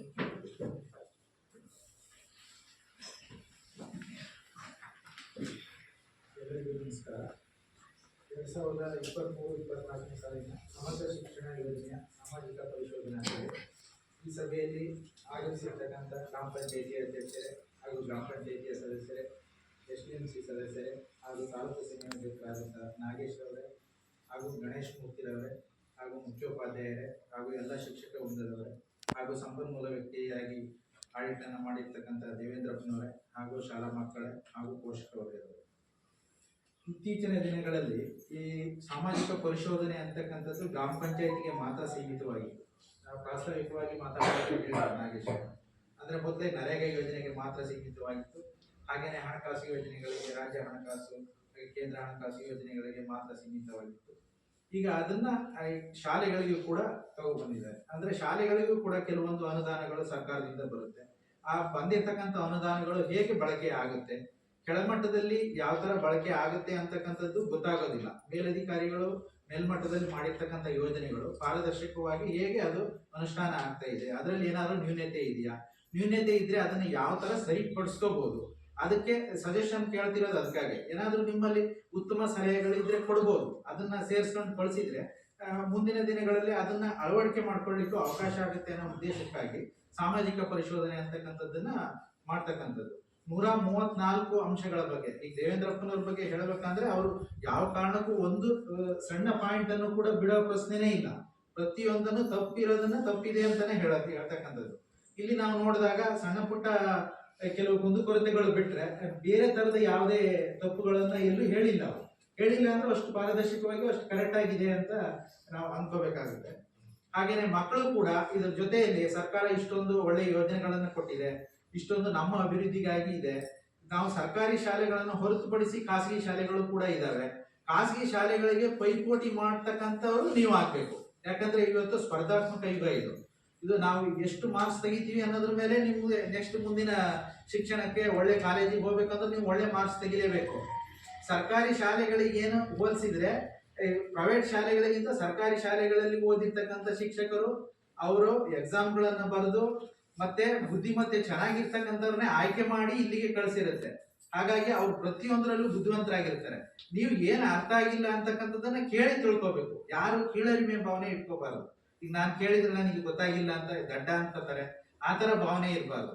ನಮ್ಗೆ ಅರ್ಥ ಆಗದೆ ಇರ್ತಕ್ಕಂಥದ್ದನ್ನ ಕೇಳಿದ್ರೆ ಅವರು ತಿಳಿಸಿ ನಮ್ಗೆ ಹೇಳ್ತಾರೆ. ಅದನ್ನ ಮಾಡ್ಕೊಂಡು ಆ ನಿಟ್ಟಿನಲ್ಲಿ ನಾವು ಚೆನ್ನಾಗಿ ಅಭ್ಯಾಸ ಮಾಡಬೇಕು. ಈಗ ಅಭ್ಯಾಸ ಮಾಡಿದ್ರೆ ನೀವು ಮುಂದಿನ ದಿನಗಳಲ್ಲಿ ನಿಮ್ಗೆ ಅದರ ಅನುಕೂಲ ಆಗುತ್ತೆ. ಈಗ ನೀವೇನಾದ್ರೂ ಸೋಮಾರಿತನ ಮಾಡಿ ಅಭ್ಯಾಸ ಮಾಡದೇ ಇದ್ರೆ ನೀವು ನಾಳೆ ಯೋಚನೆ ಮಾಡ್ತೀರಾ ಎಕ್ಸಾಮ್ ಮುಗಿದ್ಮೇಲೆ ನಾನು ಇನ್ನೊಂದು ಸ್ವಲ್ಪ ಚೆನ್ನಾಗಿ ಓದ್ಬೋದಿತ್ತು, ಇನ್ನೂ ಸ್ವಲ್ಪ ಮಾರ್ಕ್ಸ್ ತೆಗಿಬೋದಿತ್ತು ಅಂತ. ಬಟ್ ಇದನ್ನ ಈಗಲೇ ನಿಮ್ಮ ತಲೆಯಲ್ಲಿದ್ರೆ ಚೆನ್ನಾಗಿ ಅಭ್ಯಾಸ ಮಾಡಿದ್ರೆ ಒಳ್ಳೆ ರಿಸಲ್ಟ್ ಅನ್ನ ತಗೋಬಹುದು. ಹಾಗೇನೆ ಮೊಬೈಲ್ ಬಳಕೆಯನ್ನ ಆದಷ್ಟು ಕಡಿಮೆ ಮಾಡಿ.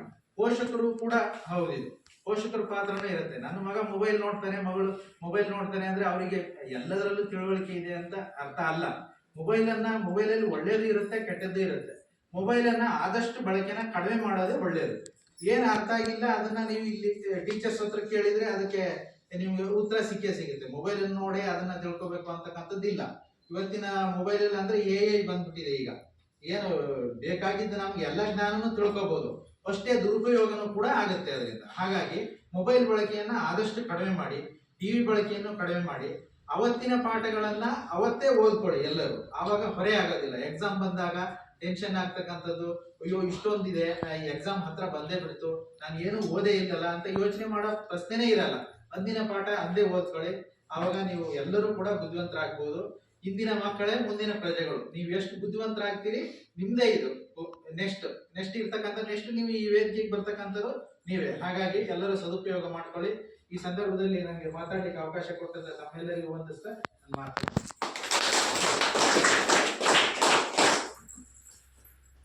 ಜೀವನದಲ್ಲಿ ಉತ್ತಮ ಅಂಶಗಳನ್ನ ಮಾತ್ರ ಸ್ವೀಕರಿಸಿ, ಒಳ್ಳೆಯದನ್ನ ಮಾತ್ರ ಸ್ವೀಕರಿಸಿ ಒಳ್ಳೆಯ ಪ್ರಜೆಗಳಾಗಿ ಅಂತ ಹೇಳಿ ಎಲ್ಲ ವಿದ್ಯಾರ್ಥಿಗಳಿಗೂ ಹಾಗೂ ಪೋಷಕರ ಪಾತ್ರವನ್ನು ತಿಳಿಸಿಕೊಟ್ಟಂತಹ ಶ್ರೀಯುತ ಚಂದ್ರಶೇಖರ್ ಸಹಾಯಕ ತೋಟಗಾರಿಕೆ ಇಲಾಖೆ ಅಧಿಕಾರಿ ಕೃಷ್ಣಾಗ್ರಹಗಳಿಗೆ ಧನ್ಯವಾದಗಳು. ಈಗ ಕಾರ್ಯಕ್ರಮದ ಕೊನೆಯ ಹಂತ ವಂದನಾರ್ಪಣೆಯ ನಂತರ ಎಲ್ಲರೂ ಎದ್ದು ನಿಂತು ರಾಷ್ಟ್ರಗೀತೆಯೊಂದಿಗೆ ಕಾರ್ಯಕ್ರಮವನ್ನು ಮುಕ್ತಾಯಗೊಳಿಸೋಣ. ಅದೇ ರೀತಿ ಈ ಕಾರ್ಯಕ್ರಮವನ್ನು ಬಗೆಹರಿಸಿ ನಿವೇದಿತರನ್ನು ಮಾತಿನೊಂದಿಗೆ ಸ್ಮರಿಸೋಣ. ಪ್ರತಿಯೊಬ್ಬ ಭಾರತೀಯರು 10 ನಿಮಿಷಗಳ ಕಾಲ ಒಂದೆಡೆ ಸೇರುವಂತಾಗಲಿ, ಆಗ ಇಡೀ ಭಾರತವೇ ನಂದನವನವಾದೀತು ಅಂತ ಹೇಳ್ತಾರೆ. ಬಂದು ನಮ್ಮ ಶಾಲೆಯನ್ನು ನಂದನವನವಾಗಿಸಿದ್ದಕ್ಕೋಸ್ಕರ ಎಲ್ಲರಿಗೂ ಸ್ಮರಿಸುತ್ತಾ ಈಗ ವಂದನಾರ್ಪಣೆಯನ್ನ ಮಾಡಲಿದ್ದಾರೆ ನಮ್ಮ ಶಾಲೆಯ ವಿಜ್ಞಾನ ಶಿಕ್ಷಕಿಯಾದಂತಹ ಶ್ರೀಮತಿ ಸವಿತಾ ಪಿಳ್ಳಿ.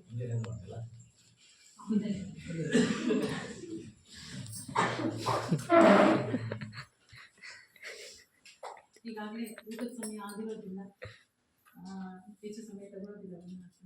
ಈ ಕಾರ್ಯಕ್ರಮನ ಅತ್ಯಂತ ಯಶಸ್ವಿಗೊಳಿಸಿ ಎಲ್ಲ ಇಲಾಖೆಯವರು ಸಹ ಸಾಮಾಜಿಕ ಪರಿಶೋಧನಾ ತಾಲೂಕ್ ಪಂಚಾಯಿತಿಯಿಂದ ಅವರು ಸಹ ಉಪಸ್ಥಿತರಿದ್ದಾರೆ. ಹಾಗೆ ಗ್ರಾಮ ಪಂಚಾಯತ್ ಸಿಬ್ಬಂದಿ ವರ್ಗದವರು, ಹಾಗೆ ತೋಟಗಾರಿಕೆಯ ಇಲಾಖೆಯ ಅಧ್ಯಕ್ಷತೆಯನ್ನು ವಹಿಸಿಕೊಂಡಿರ್ತಕ್ಕಂತಹ ಶ್ರೀಯುತ ಚಂದ್ರಶೇಖರ್ ಅವರು ಉಪಸ್ಥಿತರಿದ್ದಾರೆ. ಹಾಗೆ ನಮ್ಮ ಎಲ್ಲ STMC ಅಧ್ಯಕ್ಷರು, ಸದಸ್ಯರು ಈ ಸಂದರ್ಭದಲ್ಲಿ ಉಪಸ್ಥಿತರಿದ್ದಾರೆ. ಹಾಗೆ ಪೋಷಕ ವರ್ಗದವರು ತಾಳ್ಮೆಯಿಂದ ಎಲ್ಲ ವಿಷಯಾಂಶಗಳನ್ನು ಚರ್ಚೆ ಮಾಡಿದ್ದಾರೆ. ಹಾಗೆ ತಾಳ್ಮೆಯಿಂದ ಕುಳಿತು ಎಲ್ಲದನ್ನ ಆಲಿಸಿರ್ತಕ್ಕಂಥ ನನ್ನೆಲ್ಲ ನೆಚ್ಚಿನ ವಿದ್ಯಾರ್ಥಿಗಳಿಗೂ ಹಾಗೂ ಶಿಕ್ಷಕ ವರ್ಗದವರಿಗೂ ಕೂಡ ಈ ಸಂದರ್ಭದಲ್ಲಿ ಹೃತ್ಪೂರ್ವಕವಾದಂತಹ ಧನ್ಯವಾದಗಳು.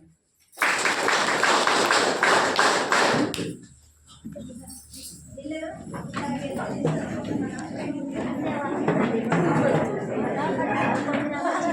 Attention. Second is class attention. National anthem begin.